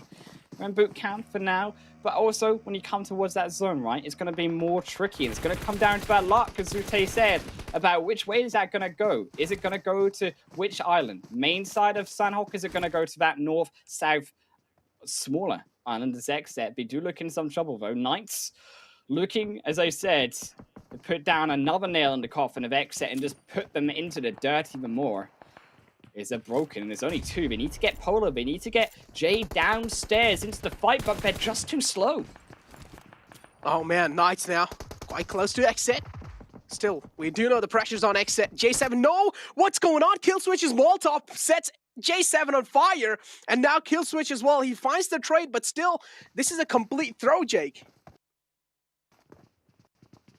It is a complete throw coming through here. What am I watching, Jake? What am I watching? I think A7 is a little bit too much to get a little bit too hasty coming through into the fire, as there also goes through Killswitch. A7 getting around that one away as they get third parties from the backside of the South American representative we called. With J7, he's going to burn away. Killswitch will be the next. And nice, they're going to claim both of these kills. And Jay, Polo, they're going to have to sit as that duo. It happened in that second game, but I don't think it's a duo. They've really got that many options, as we said. That zone is very unkind. But speaking of unkind, is this analyst desk versus caster prediction? We might have our answer settled in the first 5 minutes. Yeah, that's true. This is the analyst desk versus the casters. Let's find out who is right in this one. I mean, for now, it seems like casters are definitely in danger because Senatex is separated from the squad. Just roaming around, just lapping around, gathering some info, and definitely with that nade, info has been revealed. So Senatex is going to report quite a lot of things to the rest of the players. Revo's position is quite nice. I do like his position, separated out from the pack. He can definitely bring a surprising factor inside this fight. But no, Knights again. They're going against A7. Revo being found now. That's a huge knockout on the A7, and they're going to be sweating inside this one. But guess what? The counterpart strike in, and Mythic again now inflicting pain on the Knights. We're going to take 3 fights at once as they're even fighting Xset on the top of the hill. I think that Knights... What is going on? That might be a little bit extra. Too much for Rise, because you can see that they lost Mufasa down as well, and I think they're getting too eager in their position. Yes, Rise's position is great when it comes to fighting, but they do have to be careful. A7, of course, doing the exact same, trying to stop these third parties from coming across that roadside. That is a blockade that they had to keep in front to stop that engage and that force push through coming through from Knights. Is both of them will make the revive and we reset the fight once again, but it's going to be a slow, drawn-out fight. They, as we said, coming in now as phase 1 does close away. It all comes down to that phase 2 if we speed that up or not. At this point in time, I'm pretty sure Rise has to know that A7 is probably the one camping that hill next to the boot camp, so maybe challenging a fight against A7 wouldn't really be that good of an option for Rise. And we did see them kind of trying to disengage in that one. A warning nade was being thrown. If you try and overstep over here, you will be taken care of. So A7 as well, not really overstepping themselves. We did see one man falling down from the side of A7. But is he back up? And yes, he is back up. So the fallen man is back up on his feet. Knights is the only team that has 2 points up till now in their pockets without any damage being dealt upon them. So they're looking pretty good up till now. But they're on to Xset both. So I mean, Xset, they've only got 2 players remaining. I feel... Look, Jake, look, I have given up. I have given up. I haven't given up. I've not given up hope. I'm still, there's a world. It's a very small world out there, but it's somewhere in the universe of PUBG Mobile that Xset can make it into the top 16. I don't think it's going to happen in this Earth, though. This footballist, speaking of this Earth, is going to fall down into it. Lutz will make the revive potentially happen, but instead might just trade his life for it. It's been baited in between 2 squads. This is Massive Blaze. Nice. They both eye him up, but who's going to grab that kill? Because he is looking tasty. He does heal back up. A little bit less delicious, but Kess still wants it anyways. He still wants that dessert for this evening's meal. Oh, Lutz is definitely looking crispy, man. And Supermassive Blaze just want to bite onto Lutz. Are they going to get that scrumptious bite? That's the question. On the other hand, Rise now against S2G. These are 2 big teams going against each other. Kelsey now the only man in the close. S2G left with only 2 players alive still, and that's not really a good sign. But Timber's still in the game. We do know Timber and Kelsey are those 2-star players that can make a lot of things happen. Overall, S2G is just like a pack that is a really good team in general. Each and every single player can perform up to the mark. And I just like the brilliance that S2G shows. SCG does show some brilliance, but it's going to have to be a miracle here for Kelsey to get out of this one. Right, so I think it's very bold. Them to take, of course, Mufasa on that hillside, still going so split. I think it's a dominance showing again from Rice, as we said, stepping up to be able to have that aggression at that high risk potential too of getting caught out as phase 2 will shift down towards the south side. So we're heading in to still a decision 50-50 between the ruined side southwest or still boot camp on the main island and around that quarry side. Still, when you're looking at this, so it's all of those bridges. Painan, that north bridge just above Painan, the bridge over Camp Charlie. These 3 choke points, these are the points actually that you're looking at about where teams are going to start to gather on. As Unicorns Aloft, also another one of these strong teams finding that extra kill. Number 2 in total is Blue Chaptan, struggling still in this third super weekend to get out of that elimination space. They too, keep in mind, need to get those points. Oh, that would be a that's brilliant a good nail one. onto one. That will secure the points that they're looking for. But can they confirm out Unicorns of Love even further? They've still got Fresh. They've still got a revive happening onto a third just outside of the fight. Is GK first. Lin stepping back in onto the fray. Oh, Rolk is being shut down with that well-placed nade. And now Bullock only left with 2 players alive. I don't like Fernand's position. Please do not expose yourself, Fernand. If you do, you do not have anywhere to go. You're just going to be pinned on that bridge. Unless if you're going to be finding a free knock, then yeah, sure, you can go for it. But still, it's just going to reveal your position in the end of the day. And when you do so, you just don't have anywhere to go. You're just going to be pinned on that bridge. Fernand making a huge move, drops outside of the bridge and tries to close the distance between his teammate and himself. Goes for the safer option. And while I do like this option for sure, because Bullock, they do realize they're only left with 2 players and playing for the placement points, playing for the safe game is probably the best trade they can take out of this fight. On the other hand, Furious Gaming, they do realize Aton is in the front, but still, Furious Gaming just creating that mysterious aura. Still though, Furious Gaming, they've not been revealed. I think Aton they don't realize. And Gali could be spotted out here. Still big mana. He will sit still. Is it all down to finding that surprise knock? Can he find it? Well, Nunes certainly will find Kelsey, and that'll be S2G confirmed out of the 4th game just like that. Inside of the 11-minute mark, and it might just be X-Set finding out next Warrior. That's a crucial point added to them as they'll take out Kudor 2. Is the 2 remaining, they will grab those extra points. There's only 1 confirmed though in total. As you do have to be careful. Still next Warrior 3 versus 2 situation. Furious Gaming, they make that push further forward, and Cardi, there's nowhere to run for him. He will be confirmed away. Pabi Potro though, not in return as Choco. Look at the flank side. Aton not quite done yet, and Aton, but with Milo's now out, that might be the ceiling. Coming through a big Milo. Just to push away Aton from this game. Milo taking care of Milos now. Choco is there in the back. But how are they going to be able to get the rest back of the fallen players? That's the question, because Aton down 2 men. On the other hand, Furious Gaming they're just down 1 man. They're looking pretty strong. They've gotten the fallen man back up as well. So now Furious Gaming, they're looking quite confident. As you can clearly do see, they want to confirm the kill. Scream is quite close to the rock. He does know Cardi's trying to fall back. And he's getting pretty jealous of knowing that, so he does not want to make sure that Cardi's crawling back to safety. Chances are pretty minimal, but still, just in case if Cardi does make it back to safety, that's not going to be good news for Furious Gaming, because this just means that the man advantage will be equalized. So Aton, realizing the same fact that Cardi's pretty much a gone case, they decide to back away, and it's a pretty wise decision. That zone, where's it going to go though? Phase 3, this is a decider. As it is going to head on towards Quarry, and then we're going to head it up in towards those hills of the more eastern side. And X-Set, a big eye onto them, of course, being the center of the attention of that 3rd phase. And we talked about that risk of them potentially getting those kills standing up. Stall is A7. They will definitely put down, though, Besiktas down 1. Make them look a little bit smaller as Mafioso confirms a way to 1 kill. And we hit the stalemate point, no. As Jay does step further up. He has that 1v1, but he just gets completely sidetracked by Mythic as he will just take the kill. I think Jay didn't even realize Mythic was there. Did he know that he was there? It's just the presence of mind lacking from their side. I don't know what's going on with X-Set, man. It's really hard to judge. It's really hard to know what kind of mindset X-Set is in this late in the game. And definitely the games are running away, the times are slipping by. And to beat this kind of timing now, it's looking next to impossible. Furious Gaming, though, taking quite a lot of shots onto themselves. They did get inflicted by a heavy amount of damage, but still was able to make it out alive from that.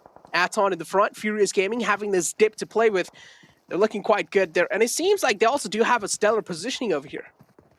Still, though, Furious Gaming, I think, yes, as you say, right, they've got that positioning just south of Except. They've got that position over Quarry, which I think is crucial. A lot of these teams heading around Quarry side probably trying to look for that position onto the hills, just outside of Quarry itself, because that's where it's going to be trickiest to get to in the event of a shift there. Compared to that more western side of Paranana, slightly easier to get to, roaming downhill, past out of the forest, because you have those tree line to cover. But if you're coming in from that riverside, you don't have that luxury. And that's why you already see teams like Unicorns Love and, of course, as we said, Furious Gaming. These two squads, these are the ones that are actually looking the strongest. Yes, Supermassive Blaze, they may potentially have this extra position heading over into the compound to get in on to the Quarry side, but Unicorns Love, that hill is so perfect just to actually circumvent the fight, but still put a pressure onto the Supermassive Blaze from stopping them rotating onto this bridge. And as a result, Unicorns Love, they're able to potentially now gatekeep Supermassive Blaze in the next minute or so if they can get to that bridge first. Oh man, talking about gatekeep, that's definitely going to be quite tough though. But again, yeah, as you mentioned, they can try and gatekeep Unicorns Love, but Unicorns Love just have a lot of free space to move around with. And that's what they're going to be doing. They're taking those safe chances, they're taking those safe routes. Realizing Supermassive Blaze in the front, they did create quite a lot of sound. So Supermassive Blaze's position being revealed, and I don't really like Supermassive Blaze's position yet, because the circle shifting away from them, the chances are looking quite high. So Supermassive Blaze, they will have to move eventually. Yeah, I'm getting the sense that a lot of these teams, they're not quite sure where they want to go. A number of these squads have just taken up camp for now on the outer edge of this third phase, because we're still kind of deciding here in Echo where the zone is going to continue to shift. And in phase 4, that's when we're going to hit it through with a fight. So you can see, goes back over to Quarry. We said that these hills around Quarry side are going to be so important to be able to control. But is Fenerbahce going to move up? Yes, they should move up to that compound just above the actual word of Quarry itself, is that they will do, and confirm up that strong spot inside of the zone. But I think that now, for a team like Mad, as you can even see Eastern Stars roaming in behind them, now is a concern. Can Mad fight on Eastern Stars, which should be possible, but then also have the time to get into the zone further? Because we're looking at these outsider teams struggling to get in onto this zone, because of the nature, as we said, these hills, these trees, making it so difficult to approach these squads when they have the ridge to rotate back into for defense, when they have the high ground to shoot you down from. Now, the problem here is that circle shifted away from A7 as well, so they've only to make it inside the zone, and Rise can be a huge problem. Their counterparts, their Brazilian counterparts, can be a huge problem for A7, and how are they going to be navigating inside the zone? A7 will need to try and bite some time off for sure, because if they do just make it inside the zone right now, they will have so many teams to take care of, including Bullock, Knights, and Supermassive Blaze that will try and make it inside the zone right next to them. So A7, I feel like at this point in time, they should try and avoid conflict if they do want to make their mark on that chicken dinner inside the game of Sanhok. But if you talk about conflicts, another conflict erupting. Knights going against Supermassive Blaze. One man falls down, it's Tron. But Coops having such a good positioning inside this fight. He can inflict a lot of damage onto Supermassive Blaze. Savian in the front lines. Savian is the man who has a lot of eyes and well, he will be caught as well. And guess what? Head being ripped off by Coops. They had to go for that fight, though. Supermassive Blaze Knights, they can't play for time. That is not on their watch right now. They have to be able to move further forward in onto A7, because A7, they're taking all of that position away from Knights, away from Supermassive Blaze, whoever, regardless, comes out of this fight. As you can see, 150 meters away from that zone, and is edging in past the Mad Bulls as well. We talked about them fighting on the edge versus Eastern Stars. As Kapahala, Bazi, they'll eat the nade, eat a second, and that will knock them down. Bazi eating up the blue zone. I think it's a little bit too much, and there comes the third. It should be the extra decisive executor. It will go slightly wide. Bazi does heal back away, and now the problem, Monkey in a 1v1. Oh man, Bazi, he does realize he's getting charged on. Monkey though, oh, it just doesn't really have the cover to work with. Bazi jiggling around that rock perfectly. Plays that position perfectly, and now Eastern Stars, they're looking decent, but still the blue zone's taking a lot of damage. Ozzy is trying his best to withstand, he's trying his best to tank it, but still, for how long is the question. Next, Ruya being in the center of the zone. They have the prime positioning with the compound right in the center. Next, Ruya, this might just be their game, but look at this A7 playing this to perfection. They can always try and hold off a team like Knight, but let's just find out. But the good part about Sanhok is that you can always go for those healing battles if things do go south. And guess what? A7 now just raining down death and destruction onto Knight. Alucard, the only man left alive inside this little car. And well, finally decides to pop out, and I feel like Alucard now exposed. Mafioso exactly knows where Alucard is. And he's probably going to be going for those nade plays. Is he? One more nade on the perfect placement. That means Knights will be taking out the game. It goes wide, though. It goes over the top of their heads, and now Knights Alucard. They're so desperate, but what can he do to roam up this hill? It's so impossible to get up into the fight of Mafioso. He's holding them into account to the blue, and they'll be put down. Neutered by A7 is now, I think, Supermassive Blaze. They may be the next on the list, though, as they are not looking pretty inside of his zone. Neither Mad, still all of these teams outside, taking these fights, wasting time onto the fights that they didn't have the luxury to take. And yes, you get the kills, but you'll be the next out when it comes to placement points. Rise as well. That big shift hurting them is a 3-man strong wall of A7. Knocked away 2, and now it's only Mufasa as they're all struggling to stop against A7 in their strength, but they still have one more threat, and that's Next Warrior, as you said. Next Warrior with the compound, they've sat all game so far inside of that compound. Oh, man. With that zone moving in as well, it seems like Rise is winning this game. The chances as well, they're fading away. Mufasa, the only man left alive inside the late game zone. As you mentioned, Next Ruya having such a good positioning inside as well. Nihath is the man who's still in. Just a little bit portion of that compound is still inside that little circle. A7, they're looking the strongest up till now. And Mufasa, as you mentioned, is the only man left alive. And there seems like their chances to get this chicken dinner as well, they're fading away. A7, guess what, Jake? The caster desk might just come out on top in this time. Is that true? Is this the truth? If we defeated the analysts, oh, we finally won. Man. We might have finally got it. Here's here they come. 3-man though. This is risky. Mufasa could take them down, but a rocket protects now going on in. The name misses. And Mufasa is gone. He's dead and he's out of the game. It's A7. They're victorious. And the casters are victorious with it. It doesn't matter. A7, they can die now. We've won. We just won the game we've won. Chicken dinner. We have in won our pockets. officially. Yup, we have won officially. The casters have come out on top. They have defeated the analysts. But hey, jokes aside, Next Ruya as well, as you mentioned, having quite a great positioning. Supermassive Blaze being held off. Tron taking out the game now. The guy in the front taking a lot of damage. Yikta trying to make it outside the zone, utilizing the smokes to just block off the enemy vision. But still, is that going to be a successful play? Nasty question. Fenerbahce in the back. No bomb. Oh, Revo, you need to watch out from Bomb. But with that nade, he also reveals his position. That's not a good play for Fenerbahce. Bomb's position now given away. Duke and Machine right on top of that buggy. He's just trying to gather as much as visual intel as possible. But A7 just having such a wide split inside the late game zone. That means they have also the majority of zone control. Next, Ruya will need to leave this compound. They need those smokes to play with. They will need those smoke walls to build up. And then only they can try and make it inside the next zone. If they don't have any smokes, they're going to be taking a lot of damage. And to tank it, it's going to be next to impossible. The problem for Next Warrior is that Fenerbahce, they lie completely in the way that Next Warrior need to go to easily getting onto this zone. And Dolken Machine, as long as he survives, Nox Bomb 2, Next Warrior, they're going to really struggle to get into this next phase 7. But Fenerbahce, don't count them out just yet. But maybe with that knock on, beautiful shots out from Revo. We'll silence the flank for now, and only a Dolken Machine remaining as Revo steps up even further, looking towards the Next Warriors. They're split, they lose one, Yita down. Oh man, here we go. Next Ruya, they're crumbling down one by the other, and ball A7, it looks like they're looking to put the final nail in the coffin, and they have done it! They have done it! One last man alive from Fenerbahce, and so does the casters that might just win this one. And A7, they might just get the chicken dinner. They are going to get this one. Duke and Machine is the only man left alive, and well, guess what? He's also taking a lot of shots onto himself, and finally, the Winkle gets blown up, and so does Duke and Machine. Final man from Fenerbahce is outside the zone, going for that heal battle, and well, ladies and gentlemen, it's A7 who wins the game of Sanhok, and the casters come victorious.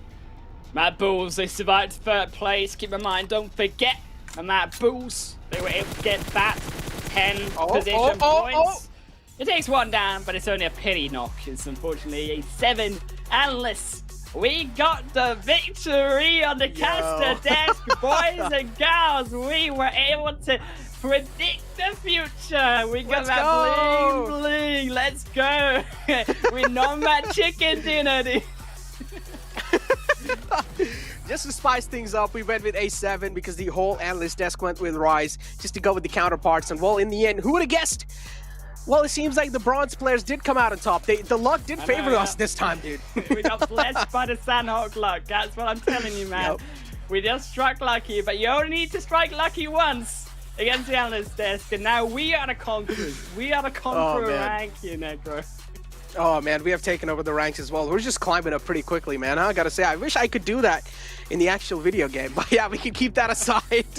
We can keep that aside. And I'm pretty sure, man, that game from A7, that's going to be boosting themselves up quite a lot. And as we do know, A7 is just always that, as soon as they're done looting boot camp, as quick as possible, they just try and go for that hill in front of that boot camp. And that play always helps them so much because that also gives them a lot of high ground. And if any other team tries to come over there, then that means they're just going to be racking up those free kills. Oh man, I think if it really were A7, their position, the thing that won them that game was actually leaving the fight versus Nice, leaving the fight versus Massive Blade, going for that position point. That was the thing that got them that win. That was the thing that then gave them that hillside, and then the zone, it just had to come to them, and it did so just that. And I think Fenerbahce, they put out the good effort, and I think that Next Warrior too, the problem was that Next Warrior relied too heavily in that compound for the first 5 phases. Then it shifted away, they had nowhere to go as soon as A7 had that control, which I think should have been Next Warriors potentially, had they not so relied on that compound. And then Fenerbahce obviously coming in was just going to be difficult for them, full stop, because they were always chasing the end tail of that zone, right? I mean, as I also said, Nextria was just burning through their utility so quickly, and they needed those smokes. Those smokes are really crucial. If they had those smokes going inside the late zone as well, they could have tried and build a smoke wall, make it inside the zone as safe as possible, and then maybe try and take down a team like A7. But still, A7, the way they played that was so perfect, right? They had the kind of most amount of zone covered. They had a wide split amongst themselves. And A7 in the end, they just left no chances for any other team, and they did realize that they have the most amount of men alive inside those final zones. And as soon as they did, we saw the charge coming through against Rise. And as soon as they got the charge successfully done, A7, I feel like the confidence was boosted right then and there. Oh man, my ego is boosted, that's what I'm telling you. I have 100% fat ego right now. It's looking like, unfortunately though, for some of these teams, a little bit dire. Oh, okay, dude, look, going with A7 was my idea, okay? I told you to go with A7. You need to give the credit to me. So I deserve it. I need to give some, you know, points over to you. So I should be like the level below Conqueror rank, and you should be like the level just higher. If you just be above me on the leaderboard, it'll be okay. Is that fair enough? Yeah, that's completely fair enough, man. I'll take that. But Coop's position right there, what a beautiful positioning, man. Just had that position on top of the house, was making sure no one's going to be crossing over on the other side, and Supermassive Blaze were completely screwed. There was just no way they could do anything in that positioning, and Coops was just the man to put down so much pressure. He just played that spoil sport for Supermassive Blaze. Yeah, I think the Supermassive Blaze struggling overall, and you look at some of these teams down at the bottom, including Eastern Stars, not just Xset, right? These bottom squads, they are struggling to that pressure, and you feel the pressure, the mental fortitude of these teams. It's getting weaker day by day, and they gotta come back, even if it's not today, Saturday, Sunday, because they are running out of time to get those points. But I tell you what, we are on top with those points, and beat it, Analyst Desk. What do you have to say about that one? Seems like Alpha 7 is upset that we went ahead and chose Rise, so they had to go on ahead and take matters into their own hands, go huge, just crash onto their last remaining member and took them out. Zute, that again, it seems like we doubted Alpha 7. They did not perform well the first couple of matches. This time, totally turning it around. Yeah, like, it's a 50-50, right? Like, Brazil's gonna come out on top on Sanhok. It was gonna be either Rise or Alpha 7, so it's like, well, there you go. Alpha 7's on top, and I would just like to add real quick. I remember in the beginning of competitive, everybody complained about Sanhok. Everyone complained that's too much RNG. Like, you know, like it's not a competitive map. Well, the Brazilians could take the win on Sanhok so dominantly, constantly. Hey, there's something to be played and learned on this map from a competitive standpoint. And be like Brazil. Carrillo up here, 6 elims, 805 damage. And I already see some graphics coming down in a couple minutes. I'm not going to spoil it though, but dang, Alpha 7's looking good. Well, first of all, we gotta go ahead and take a look at our overall rankings because these teams still trying to go ahead and climb these leaderboards in glitter. Unfortunately, we saw at the very beginning, Xset was taken out. They didn't gain any points this last match. Yeah, they've definitely had a rough start to their super weekend here. I mean, they've got one more match to at least have a strong finish to the day and then see if they can reset it all tomorrow, but I guess maybe not surprisingly, I mean, the squads that they do have to beat out above them aren't putting them at too big of a disadvantage, but that's only taking into consideration if they can actually have a good performance. They've seriously put themselves on a back foot now, being almost an entire day down and not having the type of performance that we're looking for. But, you know, I going back to like the Brazil thing, we did say that it was going to be a Brazil team that came out on top on Sanhok. That's kind of now the pattern for Sanhok and for Miramar. But I remember when I got my first prediction right too. I was equally as enthusiastic. So shout out to the casters for finally nailing one down. Nice, nice. I'd also like to point out really quickly, based on the overall, only 2 teams actually ended up moving at all. Everybody else otherwise just stayed. Mad Bulls climbed up another spot. They're now in 15th place. They actually overtook Pepper at Supermassive Blaze. So Mad Bulls slowly but surely climbing the leaderboard. But also gotta go ahead and tell you guys once again about the treasure you guys can pick up. We gotta tell you, get you in the know, because you do not want to miss this. At the first stage of the treasure box, you guys can get this sweet loot. Go on ahead, get a PMGC token by either 1, watching live on YouTube, 2, watch live in the Esports Center, or 3, through social media events. Make sure you just get those and redeem them directly. The second stage of the treasure box hunt will start next week, so please stay tuned because there's a lot more surprises and sweet gear yet to come. Okay, whew. Well, another match down, another question to go ahead and ask you guys once again. So put your answer in the chat, but how many hot drops will we see in the next match? This is the very last match of the first day of this last super weekend, so we gotta wait and see. It's on Erangel, and we'll be seeing it shortly. First, we're gonna jump into a break, then we'll be right back with the very last match of today.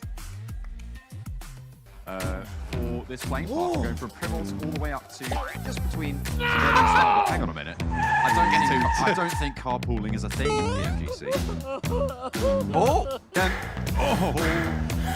To the side, get to the tree. That's your cover. Get over here! And get your teammate involved. I don't know. I feel like this is a painful situation if you're Satar. Let's see if he has any tricks up his sleeve. This guy's got the moves. He's got the moves. Got the PMGC outfit. He looks clean. He's right up at the top of the car. I'm gonna need backup. Who's gonna go in now? Magic Man himself, Satar. But in comes another player to try and what for. And this time, oh, he's got a gun. Okay, yeah, there's not a lot you can do. I mean, dodging cars is one thing.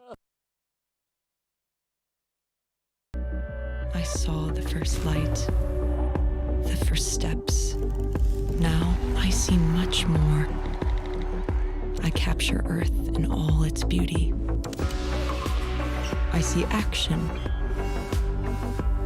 I see drama. And I see it in the finest detail. Moments of inspiration. And the first steps. I am the 1+9. Welcome back to PMGC West League. It's the very last match of our first day of the last super weekend. Big mouthful, but that's because it all comes down to this, at least just for the first day. You know, Zute, you keep talking about how you need to at least get that one big match on day 1, and then you're basically set for the rest of the week. So last time on Erangel, what are you expecting? I'm expecting a little bit of craziness, right? Like we say everything that's gonna go wild. It's gonna happen on the last day. But just based on these past 4 matches, I'm noticing like teams just getting more and more comfortable in doing whatever it is they want to do because they know they're like really safe. So I think game by game it's gonna get a little bit more hectic, and this being the last game of the day, I feel like something wild's gonna happen here. Something wild.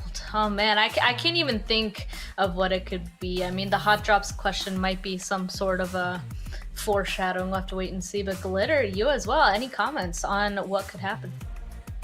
I mean, if you look at our winners so far for today, we're literally looking at squads that are at the top of our overall leaderboard. We've yet to have an underdog get a really important chicken dinner added into their point tally for today that will at least help them solidify a spot in that top 16. And there are a lot of squads that could really use those extra points right now. So I'm hoping that we close out the day with maybe one of our lower teams in the overall leaderboards pulling one out to have a strong finish. You know, that is a good pattern to go ahead and point out. It really does seem all these teams now at this point want to play at their top performance. Okay. Well, Zute, you kind of already hinted at this, so I'm just going to toss this to you immediately. Alpha 7. I mean, Alpha 7 looking good. I bet you if they could fit a 4th player on that graphic, we would have the full team of Alpha 7. I don't think we've seen this before. 3 players all from the same team in the most elims of a single match. Absolutely beautiful to see. Furthest traveled though, coming out of that last Sanhok. Wow, 10,000 in just one match on Sanhok? Dang.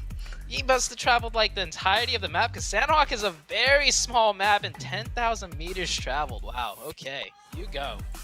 Eastern Stars were on a mission. Yeah, zoom in. They were on a mission trying to climb up into that 16th spot. They're just below that threshold, so we'll have to wait and see. Maybe they have to go ahead and recharge their 1+9 or 9 Pro, because with that flagship performance, that immersive 120Hz display and hypertouch technology, it's made specifically for gamers and is the best shot to climb those leaderboards. Again, that's a 1+9 and 9 Pro. But whew, okay. After all those graphics though, and since this is the last match, it makes me excited to go ahead and just move right in on to predictions. Who's going to be taking this last match? Glitter, you kind of already talked about it. I assume you're choosing one of those underdog teams. Underdog time. Okay, listen. They've had a 3rd and a 4th. No. Yes, a 3rd to 4th place finish so far in Erangel. I thought I was wrong. No, that's correct. I'm going with Mad Bulls. They have been consistent all day. They haven't been super crazy, nothing flashy, but they've been getting those elim points. They've been trying to be consistent with their placements, and they are one of those squads that desperately needs all the points they can get, so I'm hoping they close out today with chicken dinner. Okay, Zute, are you also going with that as well, or are you choosing someone else? I like that prediction a lot, I'm not going to lie, but I am actually going to go with a completely different team. I'm going over with Fenerbahce. Simply because I took a second look at the, just that overall, they still have zero chickens. At this point, they've already played in 2 Super Weekends, so that's 30 games. We still got like quite a few more, so I'm really hoping they get at least 1 chicken before heading into the finals, because I mentioned it. Top 6 in the finals go into the PMGC, world stage. So that top 6 will most likely have at least 1 chicken, so this is time for Fenerbahce to see if they could get one or not before heading into the finals.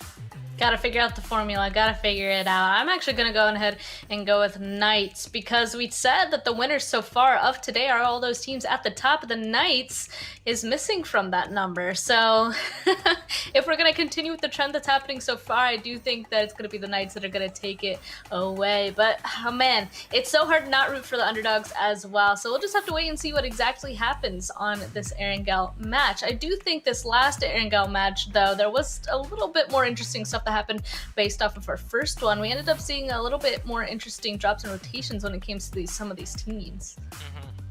One of the most interesting things that I saw was, Xset. They started off each Erangel pretty aggressive, and they managed to pick up 1 elim. The second Erangel, though, I would almost have to say it was a little bit more of the bad luck, right? They picked up another isolated player, chased them down, but Supermassive Blaze was just in the right position at the right time, took down 2 of Xset, and that just completely made that Xset, aggression just fumble and just not worth it. Polo ended up getting a knock onto Supermassive plays, and then it got stolen by Fenerbahce.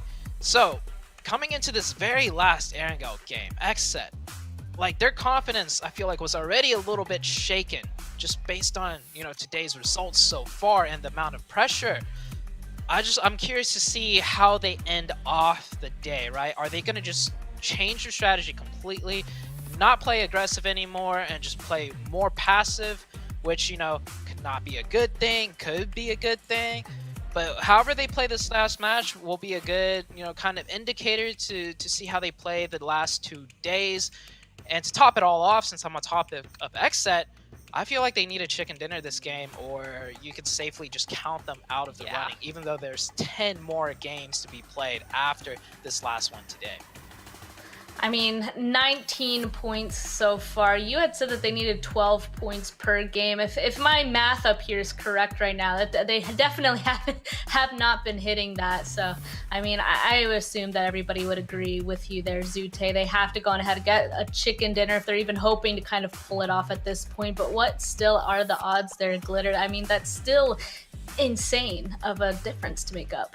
I know. I do agree with Zute. If they don't do it now, it's going to be almost impossible for them to do it in the next 2 days. I mean, I feel like we can see them getting in their own heads because we've been talking about it as we watch the matches where there's just this much indecision, and that is what's throwing them off. You know, we've seen them in the past be very comfortable with their aggression, and I feel like they're scared to do that because they don't want to go out early and miss out on those points, but then not following what they're comfortable with has really kind of put them on the back foot. And then you combine that with a little bit of bad luck here and there, like you're saying, Zute, and right now it is just not the day that they needed to start with. The fact that they've got, you know, multiple double-digit placements with no elims to even cushion the lack of placement points is not cutting it. Oh man, definitely the most prevalent example is what happened on Miramar. I don't disagree again with you, Glitter. We'll see. We're about to be jumping into our last match. We'll see if it's Xset that pulls it out or if it's going to be any of the other teams we mentioned. But jumping into the last match, once again, Highland Wolf and Necro. PMGC West Side's the best side, Necro. We're heading into the final game of Erangel for the first Super Weekend day of Week 3. And I'm saying it right away, I believe I can fly and that unicorns love can fly too. Because if you ever seen pink fluffy unicorns with their wings spread wide and they just fly on into Erangel with a parachute, it is a beautiful sight to see. Hey man, I'm just gonna play mind games. I'm going to Rise in this one.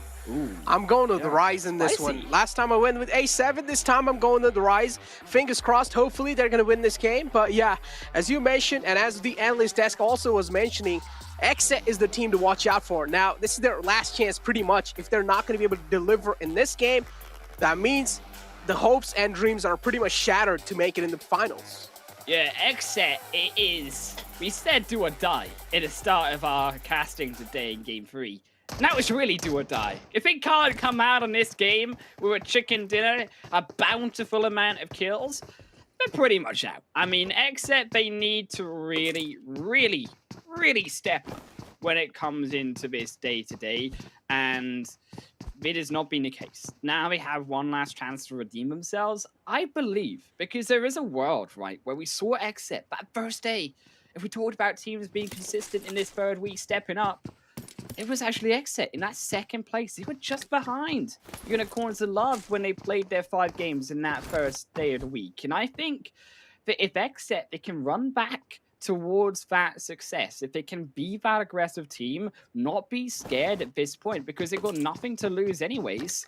They're either going to win and get loads of points, or they're going to go out and either way not make it. Or they can just sit back and relax. And in that case, well, yes, don't make it into the top 16. But of course, that's not where we're going. Exactly. Even I mentioned this, right? They're just cracking under a lot of pressure, and they need to realize this is a do or die moment. You either go home or you either do as the best as you can. And I feel like you should try and go for your similar standard gameplay as you like to play. And as you mentioned, they like to play really aggressive. They like to go for those early on engagements. And if they do this time as well, I feel like a little bit of more comfort level can be increased from the side of Exit. That can help them quite a lot to at least boost their confidence up. On the other hand, another team that I'm really going to be eyeing out for inside this game has to be Eastern Stars. Now, up till now, this team hasn't really been getting a lot of limelight on themselves, but maybe in the final game, they can pull off something miraculous. Yeah, I think the Eastern Stars, another big one, as you say rightly so, has been, quite frankly, underperforming in this weekend so far. I think that there is a pressure on Eastern Stars. You can feel that coming through onto them. They're not performing as well as they were. I mean, this Eastern Stars squad were like top 5 week 1. Yeah. They were hitting up the points. They were doing just fine. They were just behind S2G. And after that first day of the Super Weekend, but they have declined in their prowess over the side of the tournament as it has gone on. And I think that's just because, obviously, teams have adapted. Teams have got used to each other. In Eastern Stars, I'm worried about that adaptation, right? Can they also change the way that they're playing now so late into a tournament? Because they haven't done that. And especially considering that they're maybe not as warmed up to each other. Considering they have, of course, missed out on that second Super Weekend. They've not got the luxury, as some of these squads have, of just hitting up all 3 and doing well, or doing average at that in all 3 and not having to do so well in one Super Weekend specifically. But if you're talking about Mad Bulls, man, they have been stepping up to the mark, of course. I mean, I've seen this team doing so good today. Not really getting that chicken dinner, but still they have been up till like that top 4, top 5. Mad Bulls have been showing themselves up quite a lot in the first day of week 3. But let's just find out if they're going to be able to carry on the momentum inside this Erangel game as well. On the other hand, Footballists having quite a fantastic day as well. They have gotten themselves chicken dinner. Now they can also try and carry over the momentum shift inside this Erangel game. Because in the previous Erangel game, they were the one who got the chicken dinner. Maybe this time they can get it as well. Another one back-to-back. But as I mentioned, I'm really going to the Rise inside this game of Erangel. And hopefully Rise do get this. But as you talk about clashes early on, I feel like Unicorns of Love and Mad Bulls might just go against each other. Yeah, of course, Mad Bulls are commonly here around this location. They have been here in the past, but we saw them actually just earlier this week start to get punished inside a quarry, and Mad Bulls really struggling to defend against their home spot. This is something that teams have started to potentially adapt to. Fresh, though, is taking the sneaky option of effect, trying to go for the flank side, but maybe is caught out here. Is setting Rolkers in. Is that secondary member? They will just find him. They don't even need him. Effect's going to go down, and that's 1-3 kill over towards the side of Unicorns. And you're talking about engagements. Okay, I just want to also mention a team like Alpha 7. Okay, yes, Alpha 7, they've got that big Oh no, this is insult. Dinner. This is no. Oh no. No, please. No, just put him out of his misery. Please don't do this. They better not I feel punch. bad for him. No, not the emotes. No. Oh dear. Please. Oh, this is humiliation. Just put him out of his misery. Effect is trying to crawl away. He does not want to watch these dances. Oh my God! Finally. It's okay. He's turned into a cherry blossom. No, cruel. Those are cruel bunch right there, dude. And Fresh getting that refreshing knock, that's going to be opening quite a lot of things up for Unicorns of Love, and now Fenerbahce as well. Exit going right against him. And what's going on, Exit? No, this is not how you challenge a fight. 2 players being taken out in the open. That's some wicked driving for sure, but still it doesn't really pan out for them. They lost 3. It's down to only 1. That's all we've got left from Fenerbahce. Yes, it's Polo. He strikes down Duncan Machine, but he's got to go out with a 1v4. He's got kill switch. He's got J7 bleeding out. But how does he get up top? Polo, can he get another? Oh. Yes, he does. Noxbomb's the only one surviving. Can he grab a third? Yes, oh he my can. God! Polo, he's saving his team. He's saving the hopes of North America and their dreams of Xset right now, as Falky is on the opposite end of the fight. He's going straight over the kill switch for the revive. Oh my God, Polo, the one-man army, saving the day for his team. He's like the hero. Oh my God, I'm pretty sure at this point in time, his team is just screaming, my hero, Polo. Thank you so much. Polo saving the day for Xset. This game is really important, barely hanging on their edge. And Xset still are alive inside this game. fresh down low over here inside this engagement, but still shouldn't really be a problem. The man has been taken care of, and Unicorn's Lover looking pretty good up till now. Mad Bulls down to a two-man squad. Same thing goes with Fenerbahce and Exet now. They're on the prowl. Killswitch trying to take the final man down, or not really the final, the second last man, Falky. But he finds himself behind this little ridge. That's going to be, he's going to be calling himself a little safe cover for now. But still, Falky's vehicle is almost about to blow up, so this is not really a safe cover. Falky, you need to move aside. Yeah, he's going to put a smoke stand. He's going to grab out the buggy as well. He's going to put a little bit of protection now. Of course, that vehicle, as you said, is prone to blowing into his face.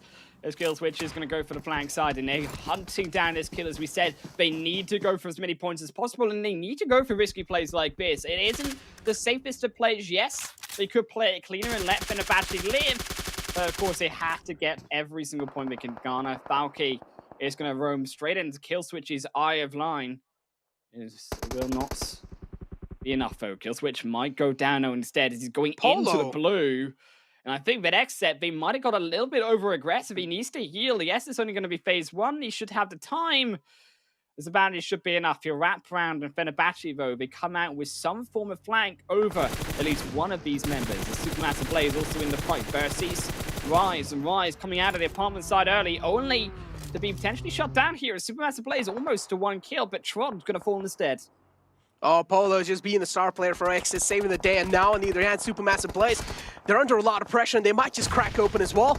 Mythic trying to crack this defense open for sure, and he's going to be finding that beautiful knock. But no, instead it's Aton all the way from the back, third-partying this entire situation, gifting over the kills to Rise. And Rise now finding themselves a safe compound for now, and Aton helping Rise out in that fight.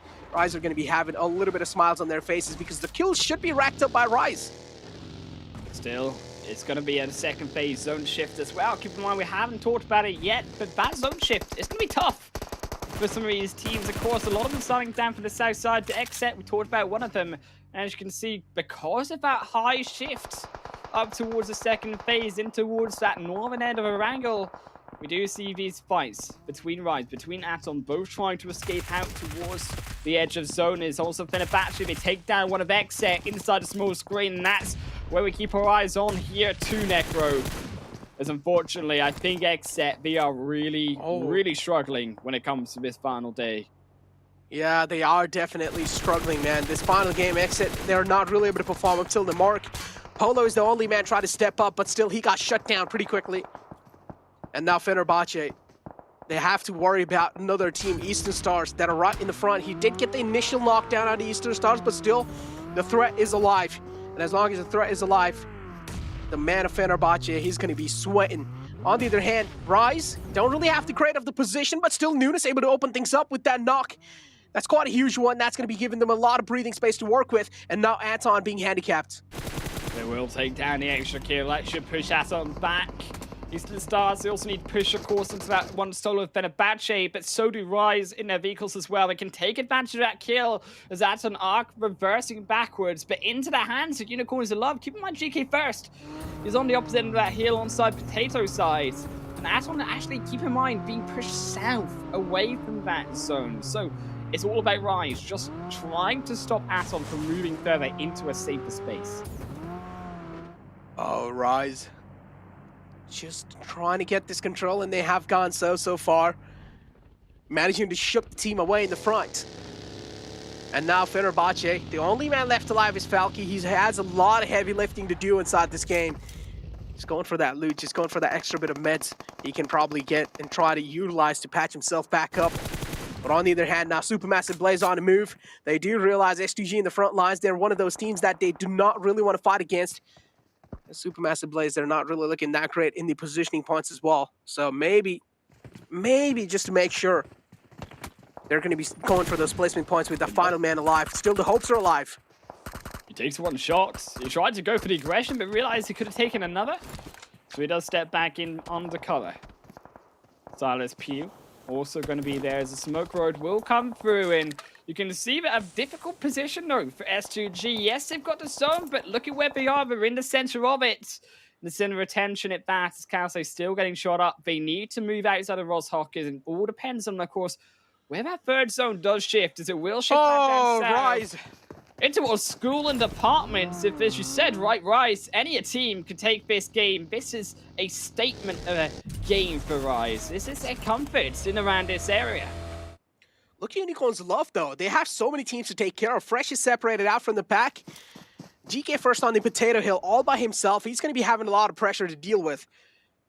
We do see teams like Exit and Eastern Stars moving right close to Potato Hill, but still, it seems like Eastern Stars instead, they're going to be going for a little bit more safer route. On the other hand, Exit, though, they're going straight for it. They don't care. And I do realize that they finally realize it's pretty much a done deal, right? It's a do-or-die moment. But J7 being found, that's quite a precise shot. And GK first able to inflict pain now, and Exit left with only that one last man alive, the star player, Polo. I feel like we're getting a little bit desperate though here, Necro, but it's making, I think, these positioning errors even more grievous than the previous match, and it just keeps happening again and again. Except they're trying to push these advantages, but they're not setting up a clear plan, and it may be something more internal in terms of teams' communication, because it feels like they're not playing as a squad that we know that Exit can be, and it's a disappointment here, as we said, coming into the final match, the first day of the Super Weekend, they can't step up. They should find a revive, yes, but it's going to slow them down. And time is something that they're going to find really difficult to bypass as an issue. Is Raiz also doesn't have to worry about that, though, because he'll just be putting himself out of the game. As Polo will be the second, and Xset eliminated in the 15th position. Hearts broken, I think, for Xset today. Yeah, definitely. Hearts broken for sure. Eliminated on 15th position. We're only able to rack up 3 points. Not looking good. But still, man, I feel bad for Exit. The hopes and dreams are shattered.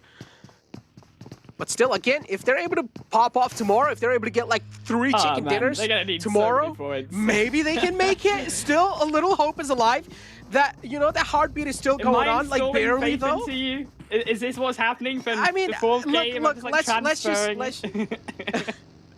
just be honest. Let's just be honest. Let's just be brutally honest over here. Exit are not going to make it. Like, I have given up on them, like, way before. But as soon as the third game started, I knew Exit isn't really able to perform until the mark. Especially that Miramar game I saw, I felt like Exit, all right, this is looking quite tough for them. But on the other hand now, Besiktas, charging against Furious Gaming, but Sun HP, no, overstepping a little bit. He will have to face the consequences, but still is safe for now. Besiktas to do trade away one successfully. Crucial, actually, Sun HP did get across that wall. It means they can find a revive and they will find a reset. So a kill for 3 given over at the end of it all for Besiktas. This football is not so fortunate though, as Lutz will head in further onto the fight, but so are Unicorn's Love, deciphering their position, 2 in the center, 1 on either side. As it will look, I think, Unicorn's Love, rather than to fight, go in around towards that airdrop position. Just try to actually stop Footballist from entering in at a later point inside of the game. But the tricky part is you also got Aston on the flank side. You've got still Footballist stopping him from doing so with those shots, as A7 also doing the same, trying to cross outside of the blue. And they've only got 30 seconds to push on to the rest of Knights, but they can't do it. Carrillo's already down. Oh, Carrillo taking down Xenox is going to be having a lot of confidence. Takes another one down. Oh, it seems like A7 are just getting shut down, but no. He gets taken down on top of the flames, and now A7 looking to take the final man down, and guess what? He gets caught vaulting outside the window, and he's not going to be spared. Revo puts the final nail in the coffin, and Knights being taken out. Even in the previous game on Sanhok, it was A1 to put Knights out of their misery, and again this time it's A7 to do that again. And on the other hand, nade coming in from the side of Eastern Stars. That was quite a good one, quite close. But another nade coming in just to reply back to Eastern Stars. Bazi taking down quite low. If this is ever a game, ever a series of points for Eastern Stars, this is practically it. It's handed into a silver platter, a broken A7 who barely find a revive onto center text, but they're not pushing. And they actually allowed a reset here through from A7, able to potentially capitalize off of this still against Eastern Stars. But a blue zone, that might just be the extra help that Eastern Stars require. As it will take with a help down on center text and the other 2 ticking slowly away, but can they confirm the kills before the blue zone does? That is a crucial part still here for Eastern Stars. Oh man, I don't really like the hesitation being shown from the side of Eastern Stars, man. They need to aggress this one. And as long as they're able to close this fight out as quick as possible, they can also make their way back to safety, because the Wall of Death is dealing quite a lot of damage. It's taking out chunks from your HP. Bazi being spotted. Revo realizes this is the right moment to strike. Bazi is the only man left in the back. The rest of the players have made it in. And Bazi, oh no, he's not really looking good. Nade quite close. Revo still able to make it back to safety in the nick of time. It's going to be dodging that nade quite quickly. He's able to beat the timing on that, but on the other hand, Unicorns Love realizing there is a team in the front. It's going to be a Rise. He's going to die. Yup. Oh, he's going to die. He's down in the zone. A free kill gifted over to A7. Oh man, I just feel like these are the mistakes City's the starts can't make. They're trying to go too aggressive, extra kill. Whereas, yes, you're not as desperate, though, as Xset. You don't need these extra single points. You could actually be better off saving yourself with a full squad, and Bazi going down there completely unnecessary. Just gets completely juked by A7. And then gift over, of course, as you say, one extra kill over to them, and that's going to help them, even despite them being down as a solo, and probably being out shortly soon after. Oh man, now Rise also just being the guardian angel of the zone. They're not going to let Eastern Stars cross over. One man gets taken down. The damage has been dealt. Another man put down. Octavian gets caught off guard in the rotation. Kapahala is the final hope alive for Eastern Stars. He's going to be able to make it back to safety, but let's just find out if he's going to be able to do so or not. Kapahala out of harm's way. But he's going to be running straight into Supermassive Blaze. But no, he stops his vehicle out in the open. But over here, we have Baluk Shopton going against H2G. H2G, of course, having the prime positioning inside the fight. They can try and shut down Bullock.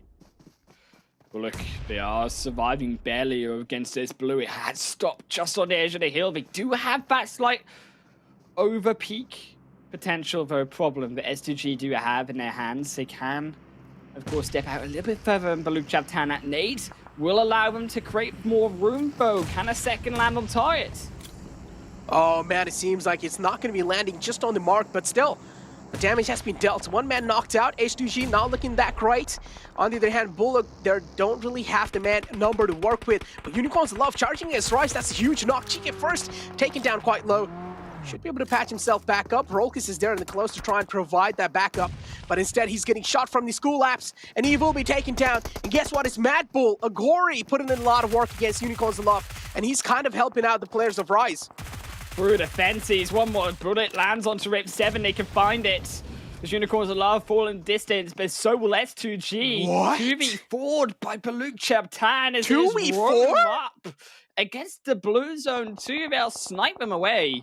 And that zone has gone hard up towards the northern side. And Baluk Shopton now, they could potentially have a game on their hands here. As Next Warrior were centered around this zone, but it's gone so far away from them.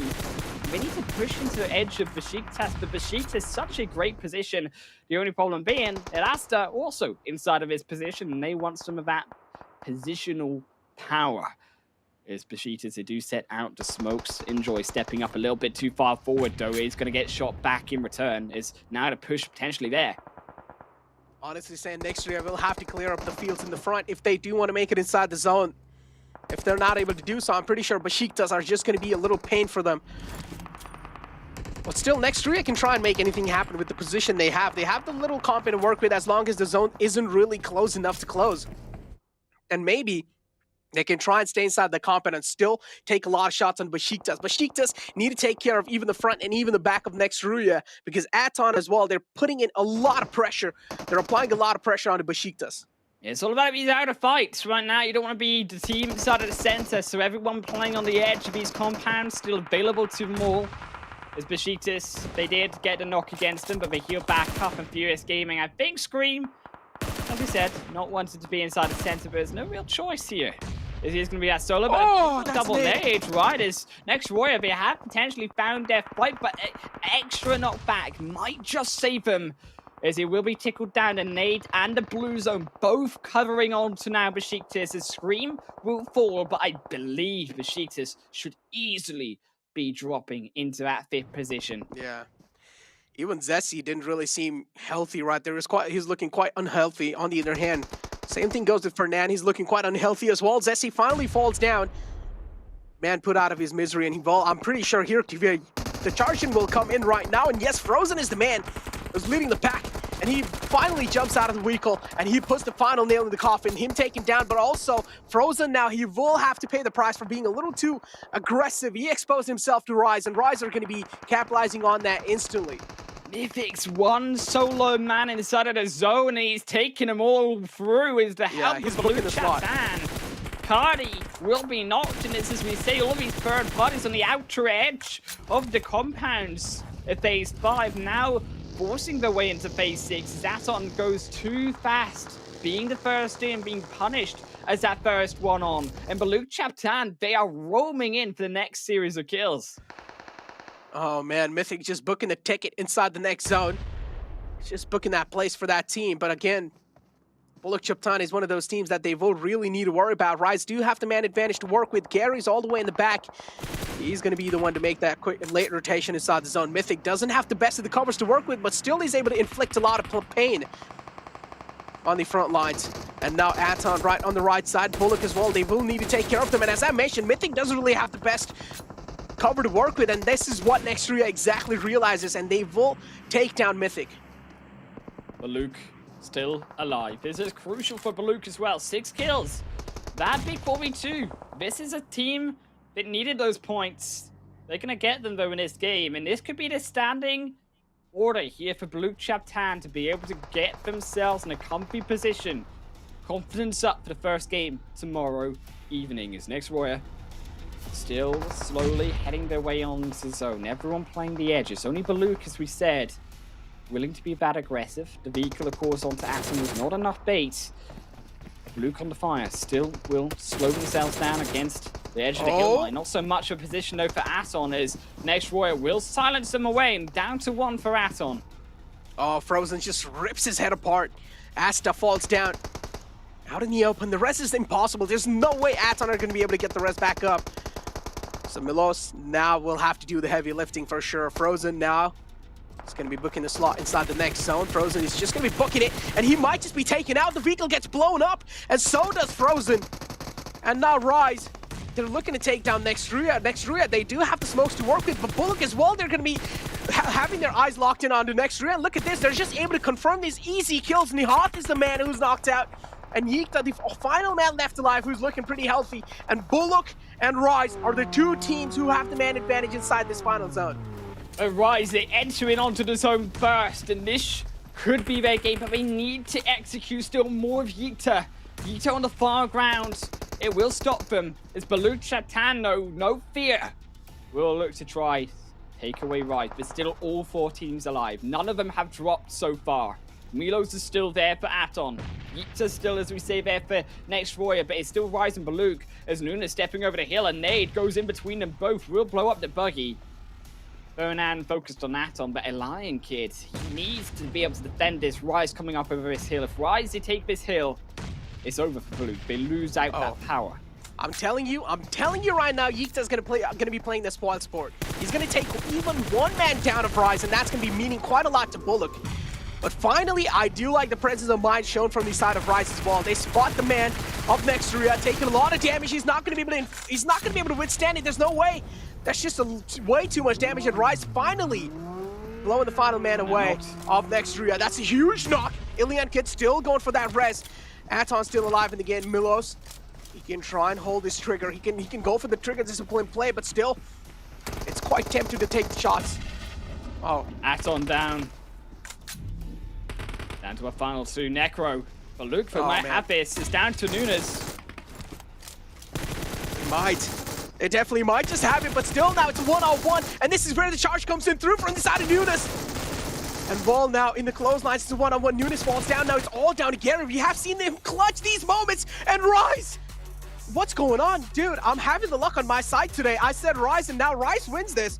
Oh, wow. Ah, man. It's the effect, dude. We're transitioning it through. Wow. It's a Necro Domus effect. We got 2. We got 1 on the analyst desk. Now got 1 as well here in the caster desk.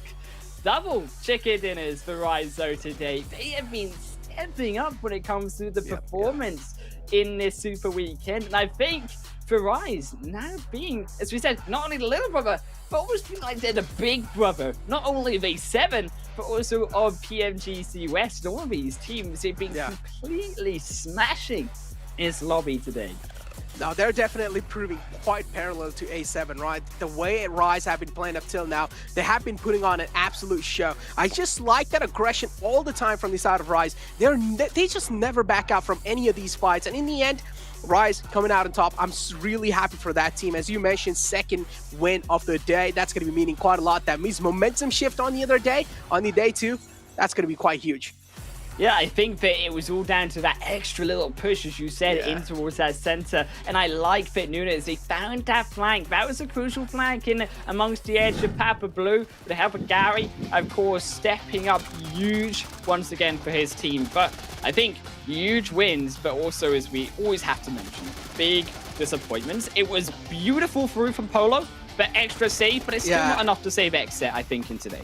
It's just that individual performance, right? And I feel like each and every single player from the side of Xset should perform as Polo did in that previous moment. And just one man stepping up isn't going to be helping your team quite a lot. But still, it did help them out quite decently, right? Imagine 3 kills being racked up by that individual player. Imagine if each and every single player wakes up from that team.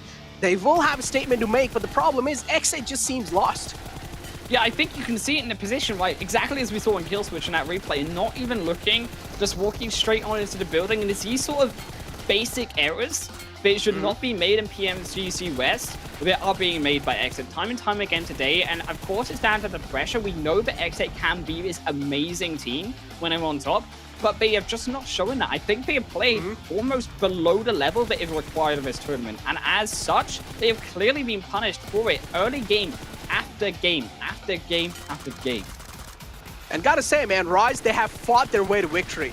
They weren't really gifted the zone, but Mythic booking that slot inside the zone, that was such a crucial one. He did die for the cause, but hey, that cause in the end paid out quite huge for Rise. And Mythic, pretty much, I would say that was memorable play from the team of Rise. Yeah, and I think actually as well, not only Rise, we also see the step up of, I think, Next Warrior, who have, yes, been gifted some of these zones, but you have to also keep in mind in Next Warrior, they've been also stepping up huge when it at least comes to positional points. Yeah, Baluk as well. And I think Baluk, crucial for teams like Next Warrior, crucial for teams like Baluk to be able to make that step up, because they're the ones in the danger, of getting knocked out, right? So, got to see if we can do it in tomorrow and Sunday, as we're going to head back onto the analyst desk to close this out. Glad the casters were just talking about, because I feel like the two things that really did stand out to me were in fact that Rise won that match from barely holding on to any sort of land for themselves, and Blue Chopton getting second as a 2-man, taking out S2G and somehow surviving on the very northern side of that zone, Zute. Yeah, Baluk showed up huge this last game. We always talk about momentum, right? The last game of the day, who could step up, who could close it out strong? Well, Rise won the match, but Baluk surprised me the most, and they're a team that's not in the top 16 yet, so this is even bigger for them. Now, taking a look at the second page, well, Xset. All right, so this is where I'm going to come in and say, I think Xset's story, their chapter is pretty much closed here, and we should start focusing on some of the other teams, namely Baluk, because they're in the 18th overall, and the MVP player, Fernan here, from Baluk, with 6 elims and 1,105 damage, Glitter. Yeah, I mean, where was this performance all day? This is the type of intensity they needed to have from the get-go, especially when we're taking into consideration where they are in the standings, like you were just saying, Zute. I mean, they were one of the 2 teams starting off the day that weren't in triple digits yet. They need to continue chipping away at the squads above them, especially when Mad Bulls didn't do well in this last game, but they did decently throughout the day. Mad Bulls was increasing their lead over Baluk Chaptan, and then they have to start tackling, you know, Eastern Star, Supermassive Blaze, Atan, all the squads that are above them. We can see in the head-to-head here, we've got Fernan and Mythic with 1,100 damage to Mythic's 663. However, we did see in the highlight package that Mythic had some pretty filthy shots for himself, and Rise has just been a dominating force all day today. Regardless of whether or not they're getting those chicken dinners, every single time they have been aggressive. They've had tons of elim points, lots of damage, and it almost feels like this is like their practice, like they're setting themselves up for finals. You know, I wouldn't be surprised, right? I mean, that's exactly what we're saying that these games should be used for, is to kind of get used to or ready for the games going on into finals. Another thing I have to point out about Rise is I swear we see all 4 of their teammates up on these graphics at different times. Like, all of them. Nunez, of course, Garrix, just all of them somehow managed to be up here on top of these leaderboards, on top of these graphics, whenever they go on ahead and do well. So it's not necessarily, once again, that one person's doing well. I mean, Mythic, he's definitely their top player, but they're all still doing very well. And Zute, I heard the ooh noise, so just go on ahead, take a look at these overall for us. Oh, that was actually Glitter, but I'll go ahead and take it. Yeah, that was actually Glitter. I guess my voice is, acting up a little bit maybe. But before we look at the bottom half of the scoreboard, that's where the most important thing is, I want to just note how close the top 6 are. I think this is one of the most competitive lobbies we have seen. Usually there's like first and second place usually has like a big gap onto third place, or the gap spreads out from third place and onwards. But literally from the top 6 all the way down, the points are really close. So I really love how competitive everything is. But on the Elim side of things, Glitter, wow. Mythic, man. Mythic, 70 Elims so far. That is on Super Weekend only too, by the way. Yeah, I mean, I'd say we saw that highlight package that Mythic was absolutely tearing people up. He was doing a fantastic job. And then the fact that we see the unstoppable duo now in Coops and Xenox being the other 2 that are rounding out our top 3-4 Elims is huge for the Knights moving forward. But we didn't get a chance to talk about that second page in the overall. A couple key points for us to pay attention to. 1, Black Dragons are not playing right now in this final Super Weekend, and they are starting to get knocked down. The likelihood of them getting knocked out entirely, very unlikely, but they are starting to fall down as Besiktas does jump above them.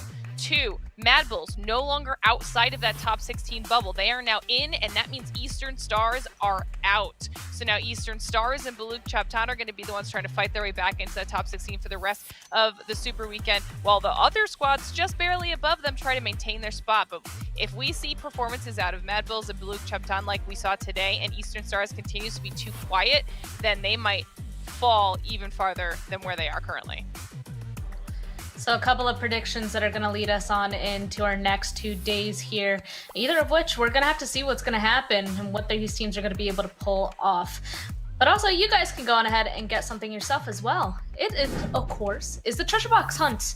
It already started and it ends on December 21st. You can go on ahead and enter the in-game center and use the PMGC token to redeem it. To get the token, you can watch live on YouTube, watch live in the in-game Esports Center, or through our social media events. The second stage will be starting next week. It also starts soon, so please stay tuned. It starts on the 22nd, and a lot more surprises are yet to come. Again, get those sweet, sweet pan skins, of course, being the most important things.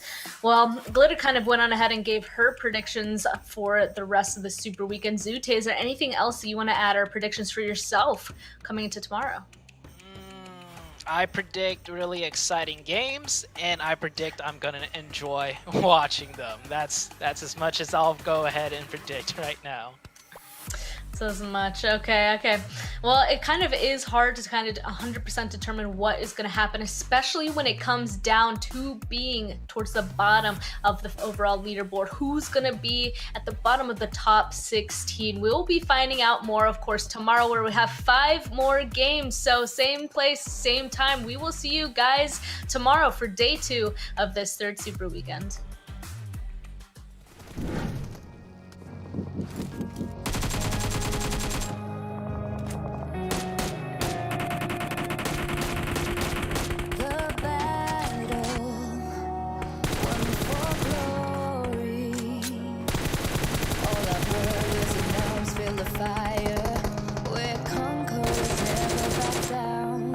The battle tells our story.